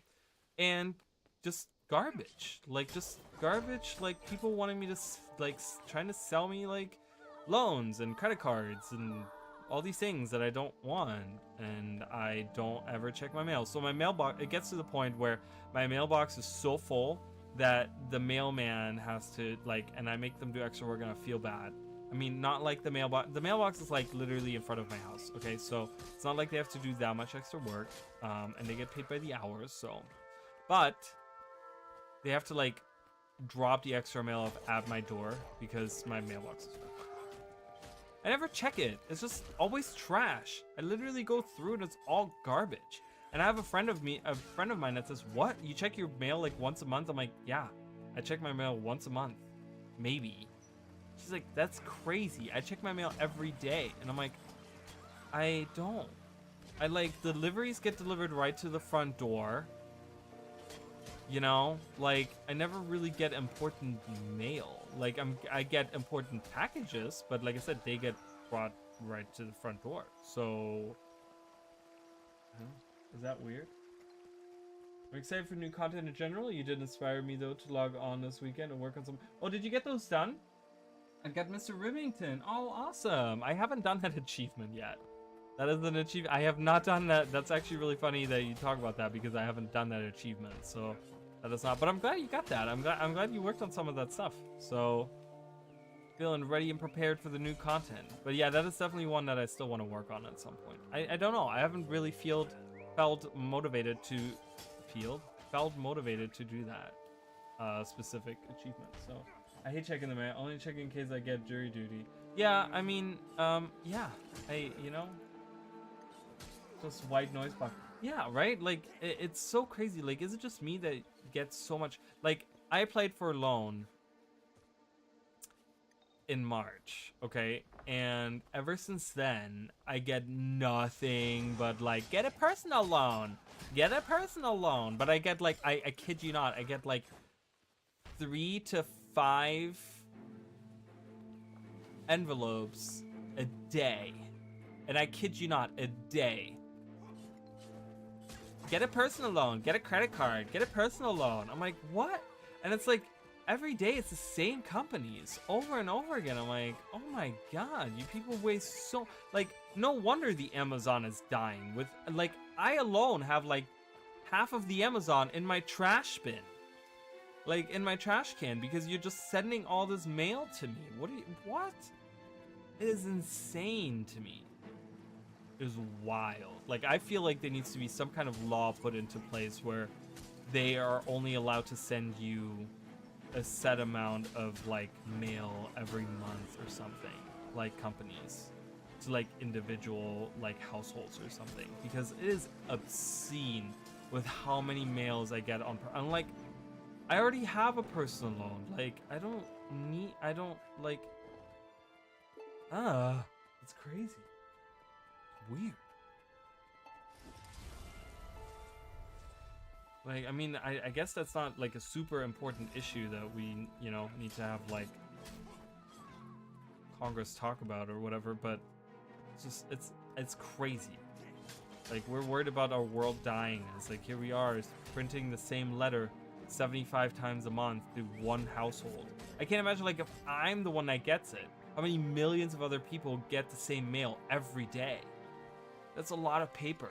Like, if I get an email, I'm like, okay, whatever, right? Like, if I get the same email, I'm like, yeah, it's spam email, whatever, you know? But with mail, I'm like, there's so much work for no reason. Like, all the mail people have to bring it to my door. Like, if I didn't get, honestly, like, if I didn't get all the spam, the mail people would probably they probably would show up at my mailbox 5 times a month, which would be all the bills that I get. Like, I get like 5 different bills in the mail. Probably, like, roundabout, you know what I mean? Like a month. Like, I get like my mortgage statement, I get like my insurance, I get my water, I get my electric.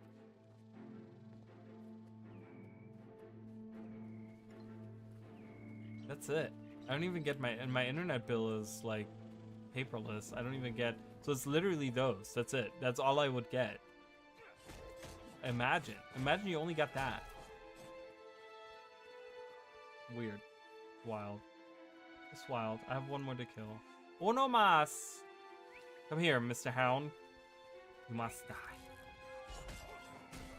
Stab you. Done.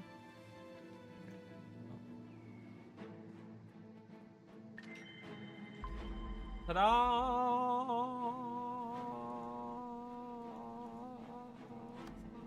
Alright, I'm gonna have to use some of it because I gotta do my weeklies tomorrow or today-ish. Today-ish, tomorrow-ish, whenever. Like, whatever. I don't know. I think I'll just wait on my weeklies. So I'm not gonna buy anything. I'm gonna save this until, oh, maybe dailies? It's stuff to do with like my dailies or something? I don't know, maybe I'll miss out on my dailies just to keep all that stuff in there. I think I've used all my laurels. I've been using my laurels. Does anyone save, like, I've seen people online save their laurels. Like, and they have thousands of them. Butter still sell. Look at butter. Look at butter, guys. You could literally make a market off of just selling butter in this game. Like, you could be rich just farming butter all day. I really want to apply for a credit card. Maybe I'll fill out this random one in the mail. It says no one. I love getting political mail up to 2 weeks after an election. Also no one. I mean, crazy, right? And like, who goes, like, nowadays, who goes to apply for a credit card through mail? Like, unless it's my, like, you know, 95-year-old grandma, right? But why would she be applying for a credit card? She's 95. She's like half dead. She's lucky that she wakes up every morning. Like, I don't think she wants a credit card, right? Like, like, if I go and get a credit card, I go on like Credit Karma and I'm like, okay, let me look at this. And I apply for, like, it takes me like 2 seconds to apply for a credit card. And I get, you know, what, sent to me in the mail, right? Because I need to get the actual physical card. But that's it, right? Like, I don't go and send in mail to apply for that, right? Like, it's such a weird concept. Or like a personal loan. Like, I'm not gonna go and like read this letter on like this personal loan, right? It's like, I'm gonna look online and like maybe call a company, right, that I know, like, where I'm like, oh, I know this company and they do good stuff or whatever, right? Like I got a loan with them in 1985 and I love them, so I'm gonna get another loan, whatever, right? Like, but I'm not gonna, like, I don't know. It's weird. Does it work? Like, I guess it must be working because they must spend a ton of money sending out these letters. You know what I mean? Like, so something must stick, I guess. I don't know. We're still second rate. And they do. And they really do. I mean, there's like, sometimes I get them and it's, you know, I didn't know, like, personal loan rates. Like, I never knew really But then, like I said, I got a personal loan in March, and I had like I shopped around or I looked around, you know, and I like looked at different like quotes or whatever. So now when I get the mail, I'm like, oh my god, I'm like, God, I don't want that. I'm like, that sounds horrible. It sounds like I'm gonna be homeless by the end of the year because I can't afford to pay, you know? Like it's kind of weird like that. So I don't know. It just seems really strange. Alright, what are we doing now, guys? Are we doing anything now? Does anyone wanna... Did I go back into World vs. World? I don't know if I really want to.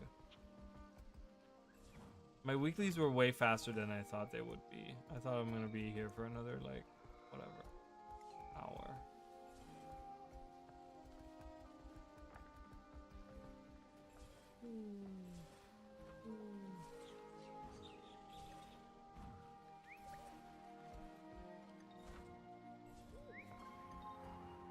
I've also started writing down, just so you guys know, I also started writing down more Did You Know fact.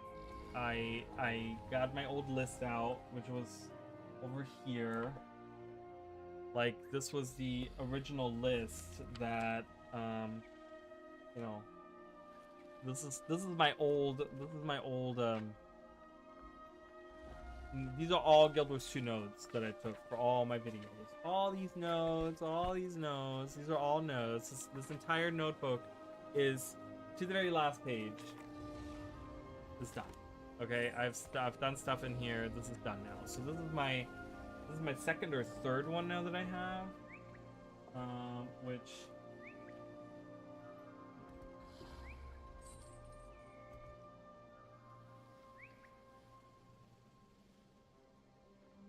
I'm gonna see how many I have, because I think it's my second or third one. These are the ones that I used before, right? Yeah. So I have my very first one right here. My god, this one was like this one was the craziest one. This was my second one, and I wrote so much in this one. Like, look at this stuff. Like, look at all the stuff that I wrote on.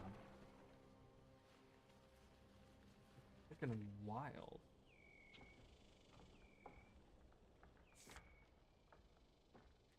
Oh yeah, I remember that video. Oh yeah, I remember this video. That was a great video.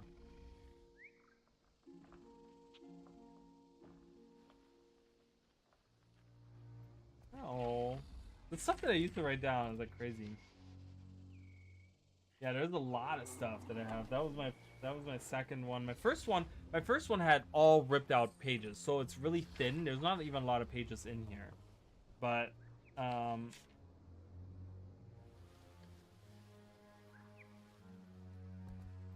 oh yeah, I remember making that video too. Oh my god, it's been so many years now since I've done a lot of these.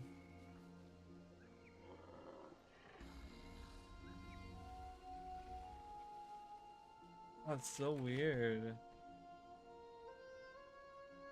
Oh my god, this was my Digimon World 3 playthrough, where I didn't even finish that list, but I was just keeping track of all the episodes that I was recording and uploading. But yeah, so this is my third one that I'm done now with. So I'm on my fourth one right now that I'm writing. And then I have one that's kind of like, this is like for my personal notes, but I've also apparently been writing some Guild Wars stuff in there. I've been writing like different things on there.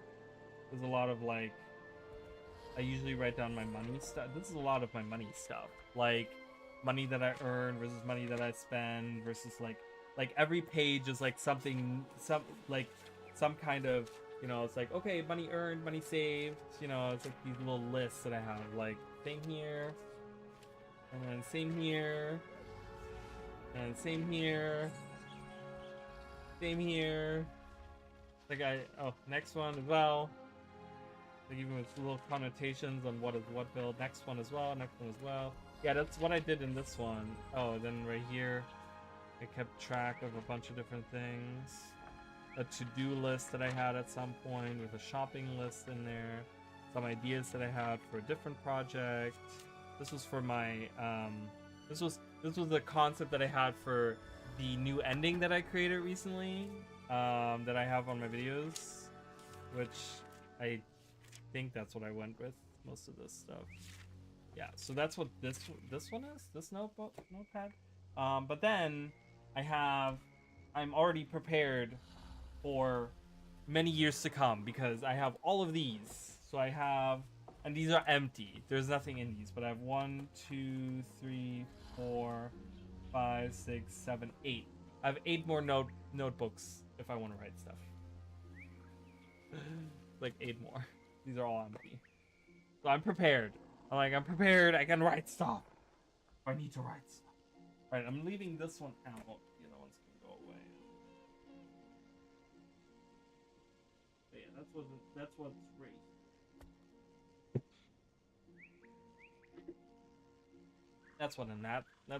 That's what's in that container. Oh yeah. So and then I started. I haven't written too much in this one yet. This one is like kind of new. So it started with Janthia Wilds. So this is like just brand new.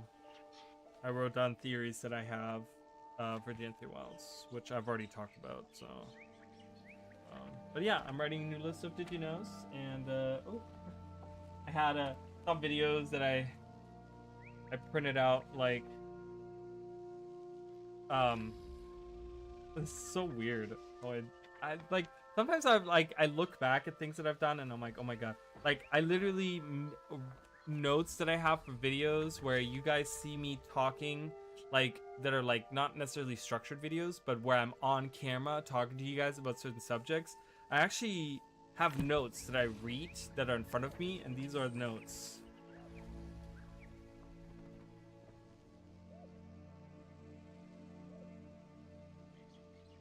Oh, do you guys want to know cool? I didn't realize I wrote this on this piece of paper. So you guys, I'd love to see all of those full someday. That would be awesome if I could fill out all of those notebooks with notes and things about like, I kind of, there's something about like, I've never been a diary person. I've tried it many times, but I've never stuck with it. You know, it's never been something where like I would do like a week of diary entries and then I would just get really sick and tired of it and then like not do a diary entry for like a month and then I would like write something else and I'm like, what's the point if I'm only gonna write like once a month? And I kind of felt like, I don't know, I've never wanted to do something like that, but something like video notes and stuff like that I make, because I make so many different videos and stuff, like I want to, you know, in like 20 years from now, I want to look back and be like, oh my god, that was the first video. Like I have notes in that first notepad about the very first video that I ever made, which, you know, just so you guys know, was my first video that I ever made for YouTube. And so cringe now when I go back how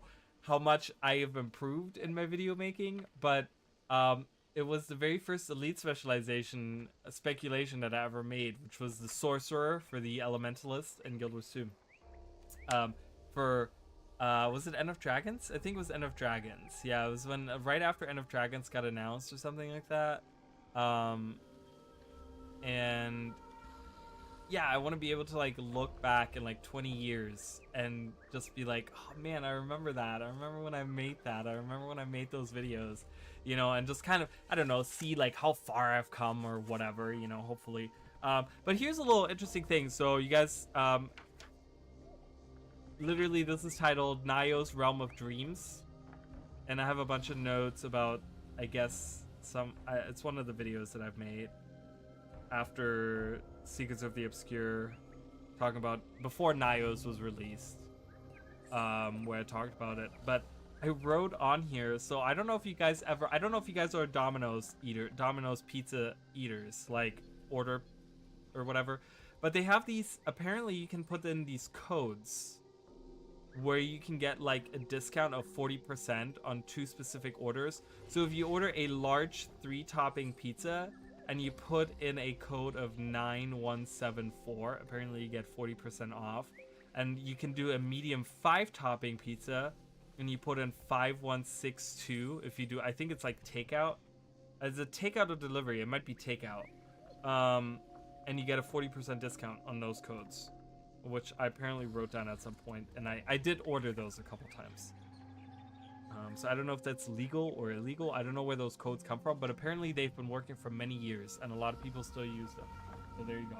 If you guys order Domino's, for the 3 topping large 9174, for the medium 5 topping it's 5162. And you put those in when you order. I think it's takeout when you order like takeout with them, and you get like a 40% discount. It's really cool that you keep those notes. It's a super good deal. Oh yeah, you can get, and it's like, I mean, it's on a 5 topping medium pizza or 3 topping large pizza, and their large pizzas are pretty decently large. Not that I like Domino's, but you know, if you get a 40% discount, hell, why not? Why not? But yeah, it's cool that I keep all the notes. Yeah, I mean, I don't see a point in throwing them away. Like I said, I feel like there's some kind of piece of something there, right? Like, I feel like I have like, there's been things that I've written down, just different ideas and different thoughts that I've had over the years, and I actually have a box in my closet in my bedroom. Which, it's funny, it was a box that a friend gave me like years ago. She gave me a Christmas present in, and it's actually wrapped in Star Wars Christmas paper, like Christmas wrapping or whatever. But I keep a bunch of stuff in that box, of stuff that I've written, just like random things that I've written over the years. I just kind of leave it in there, and I will go through it once in a while and be like, you know, like, I'll take stuff out and be like, this is really stupid, I don't know why I keep it. But there's a lot of things where I'm like, you know what, I really want to keep that, you know. It's like a little shoebox of stuff that I keep. And there's still like other things that like, and those are completely like unrelated to like video making or games or whatever. They're just like random things that I've thought about over the years, you know. So I don't know, that's just kind of weird stuff that I do. But I don't know, I guess we all have our like weird quirks and things that we do, you know. But yeah, I like to keep the notes. I like to, you know, the thing is that I can show you guys like the notes that I take for like my videos. Like, I write the scripts, right? So like the script writing, I mean, you know, when you guys see it, like when you guys see the actual scripts of my videos, like, you will realize how much writing it actually is, even for like a shorter video. Like, I don't know if I can pull something up, but I hate keeping it digitally, because I feel like if I ever lose my data or anything like that, which has happened recently, I lost a whole video's worth of like a script of a video that I had written down, and I don't think I'll ever go back to do it, because I was so pissed off that I lost it. But if I show you guys, like, let me see if I can pull it up for you guys. What is a good one that I could do? This one. So this is for a new video that you guys haven't seen yet. So let me see if I can. So you guys are gonna get a preview of a thing.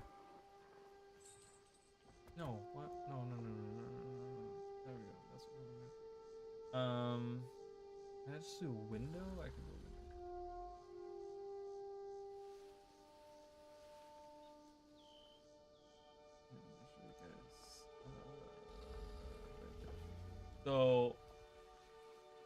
So this right here is a script for one of the videos that's upcoming. Okay, for the regional lore. This is specifically Kryta, so you guys can kind of see. But as you guys can see, this video, once it's done, I mean, it has 161 lines, right? Like, of stuff, and you guys can see how I like write it all out. Usually it's a little bit more organized than this when I write it out, but I just read off of this, right? Like, I have it in front of me as I like record the audio, whatever. But it's like, it takes me a long time to write this. Like, this video is probably, it's 162 lines, and it takes me probably about like 15 minutes for that. Like, I don't even know if I have anything that's like, I don't know if I have anything that's larger than that. Hold on, let me see.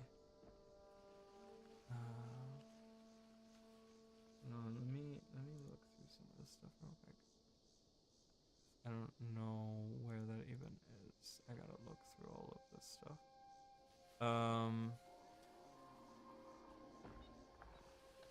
Oh, do I have? Oh, you know what would be really good if I could show you guys my. If I could show you guys. Oh my god, the dual classing videos. The dual classing videos specifically are incredibly long. Those are really, and that's why, like, when I tell you guys, like, my dual classing stuff takes a long time. It's because it takes a long time to even write that. Yeah, right here. I have the warrior.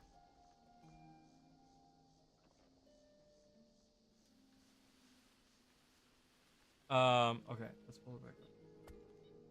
So this is the dual classing video, the first one that I had the warrior, okay?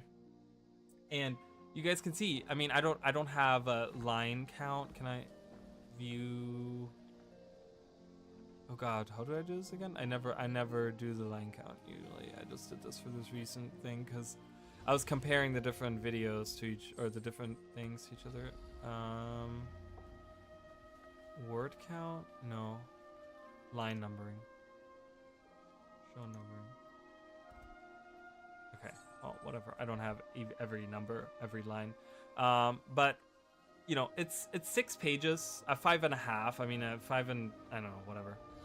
You know, 2/3 or whatever you want to call it, with like, you know, 275 lines of stuff, right? But you gotta imagine, like, when I create those videos, it takes me a long time to even, like, I have to come up with like the way that I write it all out, you know, and I can't just be like, I'm sure for people that have watched my videos, you can tell the difference between when I just sit here and I talk to you guys and I'm like, you know, like the news videos I've done recently where I'm just like talking on the top of my head. But when I make these videos, I want to make them sound like, I don't want to repeat myself over and over again. I don't want to like talk around a point. I don't, you know, I want to get to the point. I want to like find supporting things. So when I write these things, it takes me like a long time because like I remember writing this, right?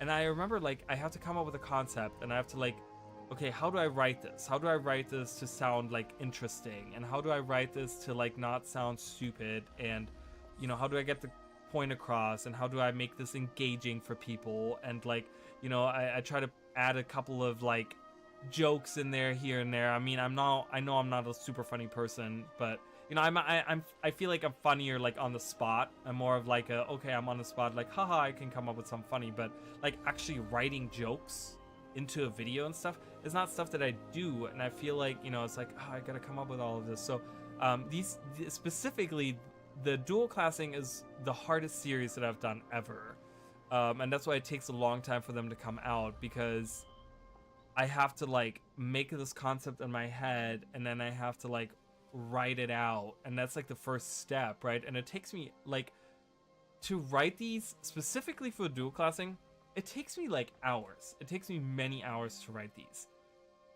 It probably took me like, and I kid you not, it probably took me about 10 hours to write these 6 pages,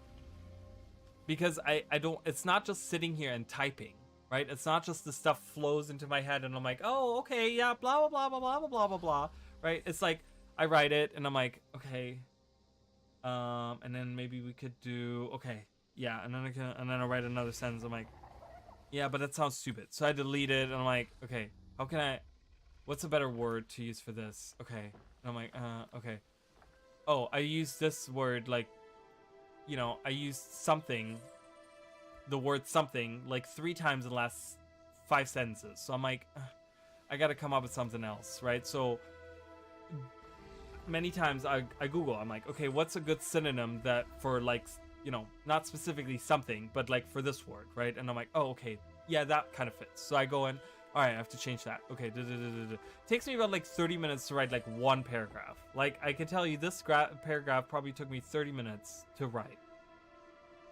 which if you just type it out, it takes you less than a minute to write, you know? So it's a lot, it's a big process, you know, but I don't like keeping all of my notes digitally. I don't like to take notes digitally, like, if that makes any sense, because I just feel like, I don't know, I'm one of those people, like, you guys know me. Like, I'll be sitting here, I'll be like, oh man, oh yeah, I gotta write this down. And I'll be like, okay, I'm gonna write this down. And I get my notepad out, you know. I have like my little, like, you know, thing. And I'm like, okay, I'm gonna write it down. So it is a lot of work. And it's very satisfying because once it all comes together and I like record the audio and I make the video and I make all this stuff, I'm like, oh man, I created this, right? And it feels very satisfying because I'm like, oh man, I made this thing.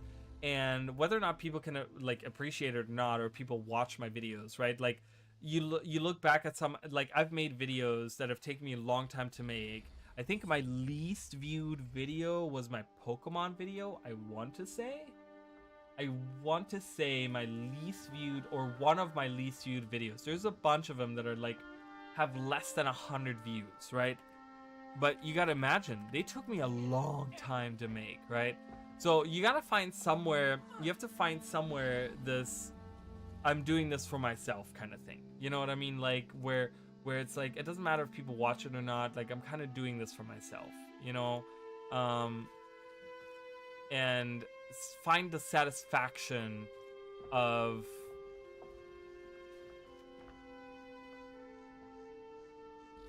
like, I mean, I have many videos that have like only one view. Well, I have a lot of playthrough videos, like my Digimon World videos have, there's many of them that have only 1, 2, 3, 4 views. Xenoblade Chronicles, like my playthrough series are some of my lowest viewed videos ever because people don't watch my channel for playthroughs. So even though that Digimon series had like 50 episodes or something. Xenoblade, I see a lot of Grandia. Feisty Feline stream, I guess, has like low views. What's a structured video though? It's a structured video that I have that has like really low views. Like a video where I have to like take notes and actually like create something.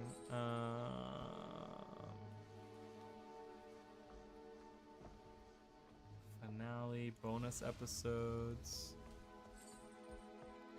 Oh god, really? My channel update, my review of 2021 and preview of 2022, which is 30 minutes long, has 12 views. And that video, oh my god, I remember that took me a long time to make. It was a lot of effort. I looked at every game that I played that year and I looked forward into all the games that I wanted to do the next year. I remember that. That was a lot of work too, and I have 12 views on it. I laugh about it now. I remember back then I was really sad that no one watched it, but it is what it is. It made me laugh. My god, do I not have a different structured video that has low views? Yeah, my Pokemon video that I made, which that was very, very, like, because I was actually spot on with my theory video on this. It's 12 minutes long, and I put a lot of effort into that. I remember I put a lot of effort into that, and it has 26 views. I was like, really? Pokemon video with 26 views. It's one of my lowest structured videos ever.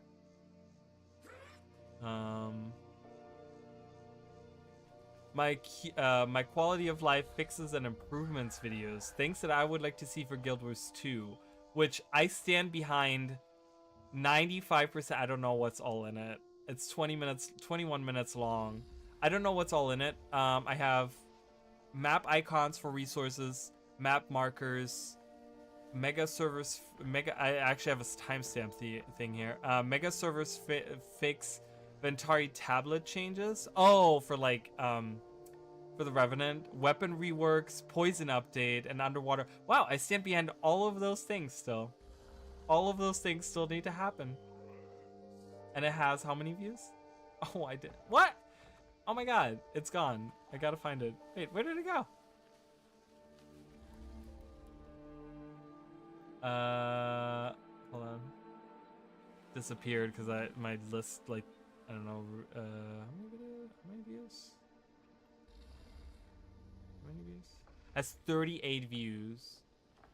My revenue, do you guys want to know what my revenue on that specific video is? It is 0.002 cents. So I've made about 20% of 1 penny with that video. That's really funny. That's really, really funny. Probably a good thing that it's so hard to find.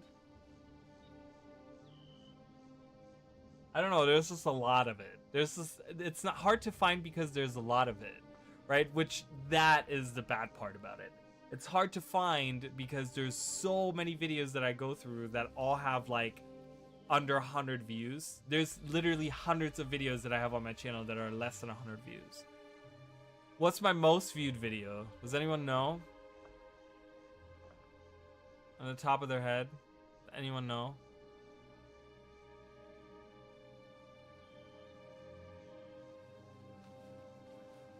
It's something that actually recently surpassed my most viewed video.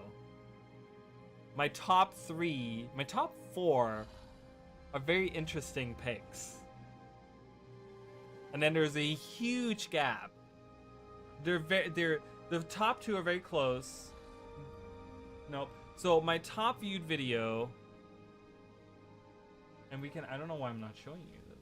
I'll show you guys this. Let's see. I think I have a thing that I can pull up here. Yeah. So it's gonna be kind of obstructed. Hold on, I'm gonna hide the chat box for a little bit.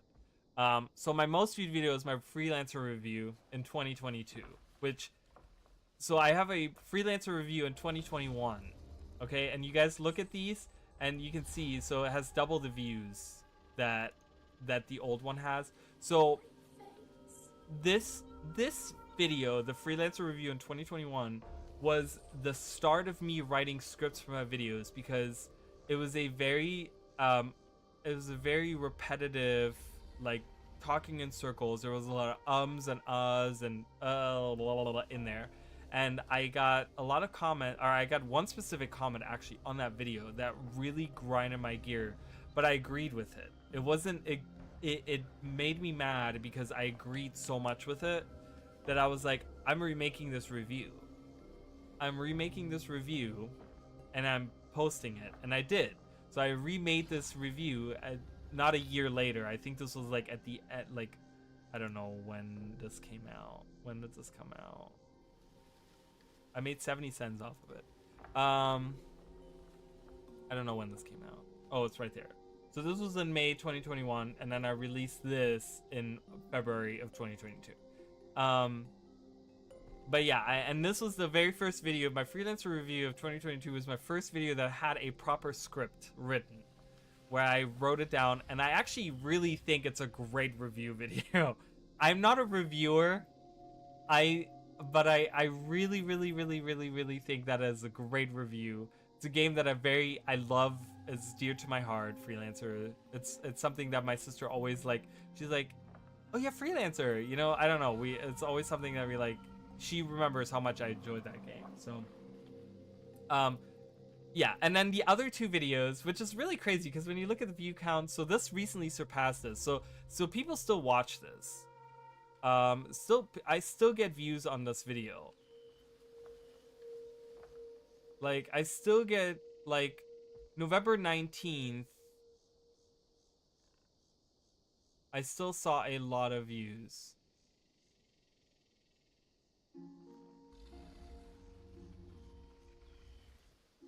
Like, I guess, I don't know, it does not tell me specifically. I don't know. I've gotten a lot of subscribers from it,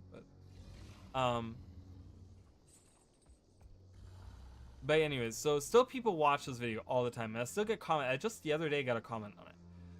And then the other 2 are my lead specialization speculations, which you can see my dislike bar on these is way higher than all my other ones. Here I have 11 dislikes. Does that pop up for you guys? It does pop up, I think, right? Yeah, it does. So I have 11 dislikes, 655 likes. On this one, I have 277 likes and 75 dislikes. But this is before I made remember, these are all before. This was the moment in time where I started writing scripts. All of these other videos are before I wrote scripts. The action camera video, that I'm still happy that, but you see how this drops off. So 26, 25, and then we jump down 9,000 views. And then we jump down 3,000 views. And then we jump down 8,000, 7,000 views. We jump down. Like the ladder, it drops really fast. It drops really. It goes under 1,000 really quickly, which is kind of sad. I'm glad this video did okay. You know, my dual classing video, I thought it was pretty good. Who is Aura? I'm glad that did really well as well. That is one of my more recent. That's a very recent video. I'm glad it did well, but and I'm glad that this tips and tricks videos did pretty well. It doesn't see a lot of views now, but action camera is still like, I'm like, you need to watch this video for new people. But I just want to give you guys a little insight on this. So, yeah. So there you go. I know that was like probably really boring to a lot of people, but just wanted to show you guys that.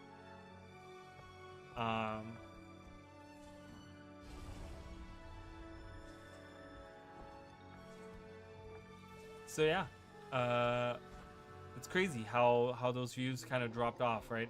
But there's so many videos. I mean, I have like so many different videos on there now, and I try to branch out into like other things, but Guild Wars is just more what I'm passionate about, and it's also been what I got the most views on, and what people, because clearly like I'm somewhat knowledgeable, right, about the subject matter. So we still like, I still see, you know, when I release a video, I just want to point this out. This looks like a little face. Does anyone else see this? Every time I go here, I'm like, it's a face. So that's why, you know, I don't know. It's between like, you know, there's been a lot of support for those videos, but it's also something that I'm like most passionate about, that I, you know, write those like not right, but that I make those specific videos for. Like, I would like to make videos for other games, and at some point in time, like Guild Wars 2 is not going to be there, and whether there's going to be Guild Wars 3 or something else, like ArenaNet related or Guild Wars related or something, you know, but at some point in time I might have to make videos for other things, right? I have to get interested in other games and stuff, and I'm just kind of waiting for that moment where I find a game that kind of captures me, like Guild Wars 2 or Guild Wars 1 even did, you know, where I feel passionate enough to make videos on and be somewhat knowledgeable. It does look like a face, doesn't it? I know. Crazy. Look at the little babies, little baby fawn. But yeah, it's 1 a.m. I'm probably gonna head out here. So just so you guys know, Wednesday is gonna be the day that I'm gonna be streaming the new release, because I'm off on Wednesday. I'm probably gonna do it during the day. I don't think I'm gonna do it late at night. I mean, I could do it late at night. I might do late at night. Not late at night, but like in the evening. Okay, I might not do it, because usually when I do the playthroughs, right, I do it like right as they release, blah blah blah. But since I'm not doing it the day of, I kind of get the freedom of doing it whenever. So I think, oh my god, look at that name. You're helping me today? Marvell must have sent you. I could use an extra spear anyway. So I might do it like a little earlier than usual, because God knows how many hours it's gonna take me to play through. You know, I want to do convergence. I don't think I'm gonna do the raid, but you know, we kind of want to talk about the lore and stuff. So I want to take as much, you know, a long time. I don't want to go on to like 2 in the morning talking about this stuff when I have to work the next day. So it's probably gonna be the evening. I'm thinking like 5, 6 o'clock, right? Like people that want to watch, like people that have like normal jobs, unlike me, probably are gonna be off of work at that point too. And I feel like we're probably gonna get the most viewers potentially at that time. So it's probably gonna be around like 5, 6 o'clock in the evening on Wednesday that I'm gonna stream. We're gonna do the playthrough. I'm gonna, you know, as you guys know, there's no new map, so it's not like I have to play through like the new map or whatever, you know. So I'm gonna do whatever is new, like if we get new events or something, like in Janthio Century or something, like I'm gonna do that. And then we're gonna do Convergence, and we're gonna kind of just talk about how we feel about the release and stuff. And hopefully it'll take longer than just like 2 hours, you know, because if that's only 2 hours, then maybe I'll do, I don't know, I'll do something else still, like something else Guild Wars related at that point, you know, maybe finish off with World vs. World or something. Yeah, and so that's gonna be happening on Wednesday, and tomorrow. So again, I don't know if I'm streaming tomorrow. I am off, but I have plans in the evening. So I'm thinking I don't know what time I'll get home and how I feel afterwards. So if I feel upward, I might stream tomorrow. Probably regular time, but I probably won't do Guild Wars. I'll probably do something else. Maybe Paladins. Maybe work some more on Pokemon. Right? We've been doing this. Emerald, Sea Glass, Emerald, whatever it's called. We've been doing that a lot, and I still want to play through that. So we might do that. Yeah, and then I did talk to my manager as well. She said that she would like to get me on a set schedule. So there might come a point where I don't know. She says that, but the problem is that they hired another bartender who's starting like this coming week, so that means that some shifts are gonna be right, like we can't settle on a schedule until that person is done with their training, because then, you know, so we'll see how that turns out, and maybe I'll get to a set schedule soon, so then hopefully I can get to a set streaming schedule, which would be nice to get back to, as a regular streaming schedule, like at least like where people can kind of expect me on like this day and this day kind of thing, you know. It doesn't have to be like every week like that, but like, you know, usually I stream on this and this day. Like I'd like to be able to say that, you know. Yeah, and hopefully with that set schedule and the normalization of my schedule, then I can go back to making regular videos, because like I said, I have a ton of videos that I would like to do. I said 6 videos that I have beside the 9 videos that I want to do in my one series. It's actually false. It is 7 videos, because there's another video that I didn't write down that I already started writing a script for months ago. And yeah, so there's actually 7 videos that I have planned. Plus the Did You Know videos. I have 2 scripts done for Did You Know videos. Plus I have another 4 facts that I've written down. So that's another 2 videos. So that's another 4 Did You Know videos. There's a lot of videos, you guys, that I have planned. So I'm sorry that the releases have been kind of iffy and kind of weird and kind of like non-existent over the last couple months. Month and a half or whatever, but hopefully we will get to getting some of these out and getting some of these done, and so don't think that, oh, Raleigh is, you know, just kind of done with making videos and just streaming, or just, you know, kind of you know, it's not active anymore or whatever. No, I am. I just, you know, I'm just really slow. Just really slow, because I haven't really had the time to sit down, and a set schedule would be nice indeed. I agree. You know, it's just like I said, it's a lot of effort. I guess one of the reasons I talked about the video making was it's a lot of effort to make these videos, you know, so it's not as easy as me just sitting down for a couple hours and boom, here's a video. You know, it's really not like that. You know, it's like everything is researched, everything is like, you know, from research to writing down. Like you guys see, I write down notes. Like the notes is the first step that I do before I write the scripts, right? So I tell you guys, like writing these scripts usually takes me anywhere like 5-6 hours on average. I would say it takes me to write a script. If I do like a regular structured videos, like 5 to 6 hours, but it starts with note taking, right? Like, and I sit there and I have to take notes.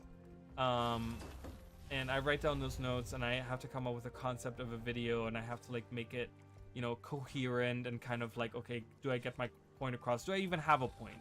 Right? The first thing that usually happens when I take notes is like, do I have enough material here to really say, okay, we can make a subject out of this that we can talk about in a video, right? Like, that is one of the first things that I have to do, right? And then once I get to that point, I'm like, okay, now I can write down I have all these notes that I took where I'm like, okay, I have all these supporting pillars, right? It's usually like, I have an idea, what are all the things that are supporting this, right? Like, that's usually the notes that I take. And then I have to write the script, and then I go to record the audio, and I usually re-record the audio like numerous times, like, you know, usually at least twice, if not 3 times sometimes.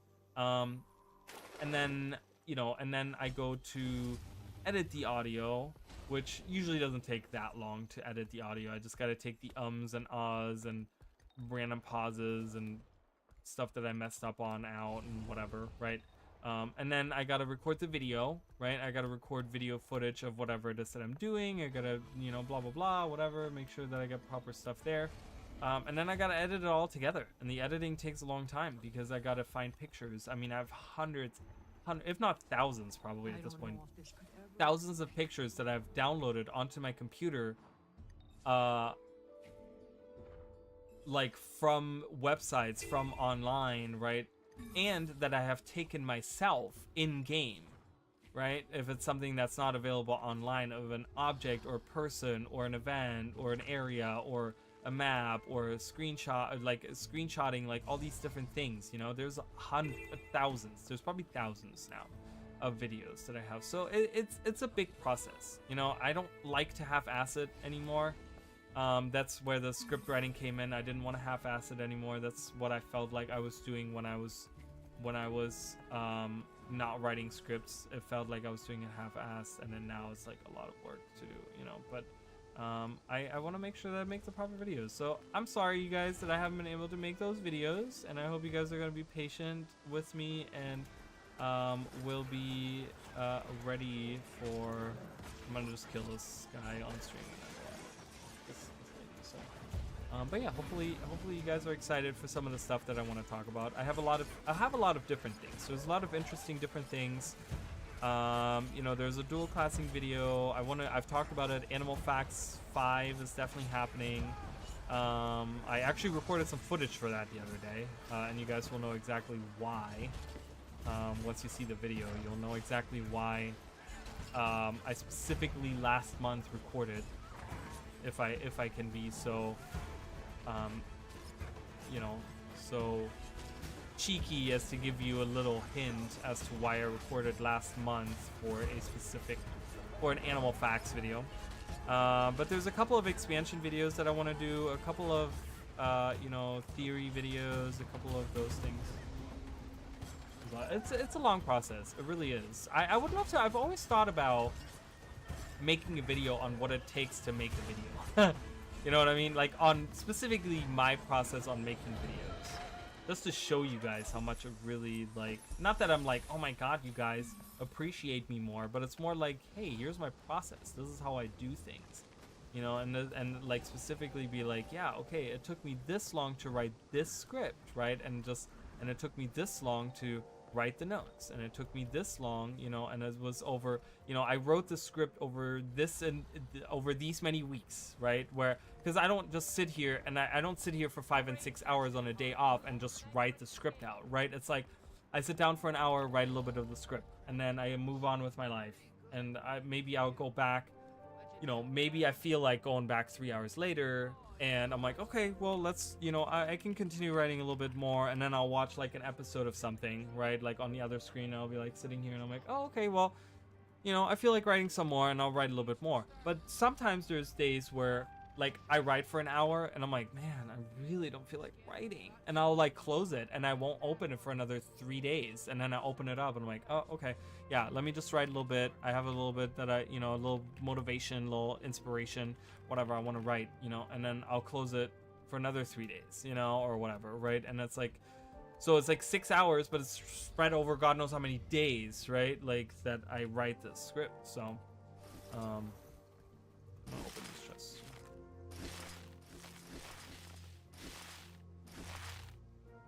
I have 18 Versat Runestones. I want to see how much. Ooh, they're going up. People are getting ready for the legendaries. What? They rose in price, like almost doubled in price. Holy crap. I want to see what they look like on Tuesday. I might sell all of these runestones on Tuesday. Just so you know, I have a stack here. I have a stack of them that I'm keeping. I'm keeping a stack because you'll probably need at least one stack for the legendary, I'm guessing. So who knows? Oh, maybe Halloween related. Maybe. Oh, your videos are really good. I think they're worth the effort. Well, thank you. I appreciate that. And I hope that there's other people that think that way. I've over the years, I've heard a lot of people that are like, a lot of people that watch my videos are not very vocal, right? And they like once in a while be like, I've been a long time watcher of your videos or your channels or whatever, right? I'll get those comments like once in a while, and it makes me super happy because I know that even like, because I don't get that many comments on my videos, and that's okay, but it just also makes me think like no one feels like my content is worth to discuss, like, or start a discussion with or something, but then when I hear something like that, it's like, oh, there's people out there that are just like watching my stuff and they just move on. They don't want to engage with it in any other way, which is totally fine, but there's people that are appreciating this by just like watching it and they move on, and it's nice to know that there are people in the background that are like that, because I always think like, I get a video that has like 100 views and I get 10 comments, right? Like, God knows that would never happen. I would never get 10 comments on a video that only has 100 views. But point is that like, I think that 90 people that viewed it clicked off after like a minute because they didn't care about it. You know what I mean? Like, that's what it feels like, because only 10 people commented and it feels like only 10, so I do appreciate the comments, and I do appreciate the people that don't comment, that watch the whole video and that still appreciate it. But for me, there's like this weird like visual confirmation of like, oh, hey, it's like, oh, I see people are like engaging with the content, and those are the people that enjoy it. But I know that there's other people that enjoy the content, that even watch the streams in the background, that enjoy it. So so thank you guys for all of that. I really appreciate you guys, and I hope you guys are excited for the content to come, and I hope you guys will cross your fingers for me. Hopefully I will get partner, maybe I won't get partner, maybe I won't, and that's okay, because we're going to continue doing what we're doing. We're still in the middle of releasing we're still in the middle of the release of Janthia Wilds, which means that there's still a lot of content to come, which means that there's a lot of theories and a lot of lore and a lot of interesting things to come. And yeah, and I mean, I have started series that are gonna probably carry on for years still. I feel like, I mean, my dual classing video series is gonna be going on for years. As you guys know, it takes me like a video a year, and we have 9 professions, so that's at least like another, what, 7 years that I have to go, like 6-7 years or whatever. So hopefully but yeah, anyways, thank you guys so much for watching. Thank you, Emily, for being here. Thank you, Jacob, for engaging. Gold Russ, good seeing you again. It was a pleasure having you. And I think, yeah, and I'm for tomorrow, I'm gonna try to figure out what's going on with my chat as well. I know that my chat has been having like weird disconnecting issues, so I'm hopefully by tomorrow that can be fixed. I don't know why it's like that. I don't know why it's doing that. I don't know if it's visible to you guys at all. But hopefully I will be able to figure out what's going on there. I don't know if it's just a technical thing on the thing or whatever. I don't know. But anyways, thank you guys so much, and I will hopefully see you guys. Have a good evening as well. Thank you, Emily, and I will hopefully see you guys tomorrow night. If I'm live tomorrow night, hopefully we'll see you guys. So, all right.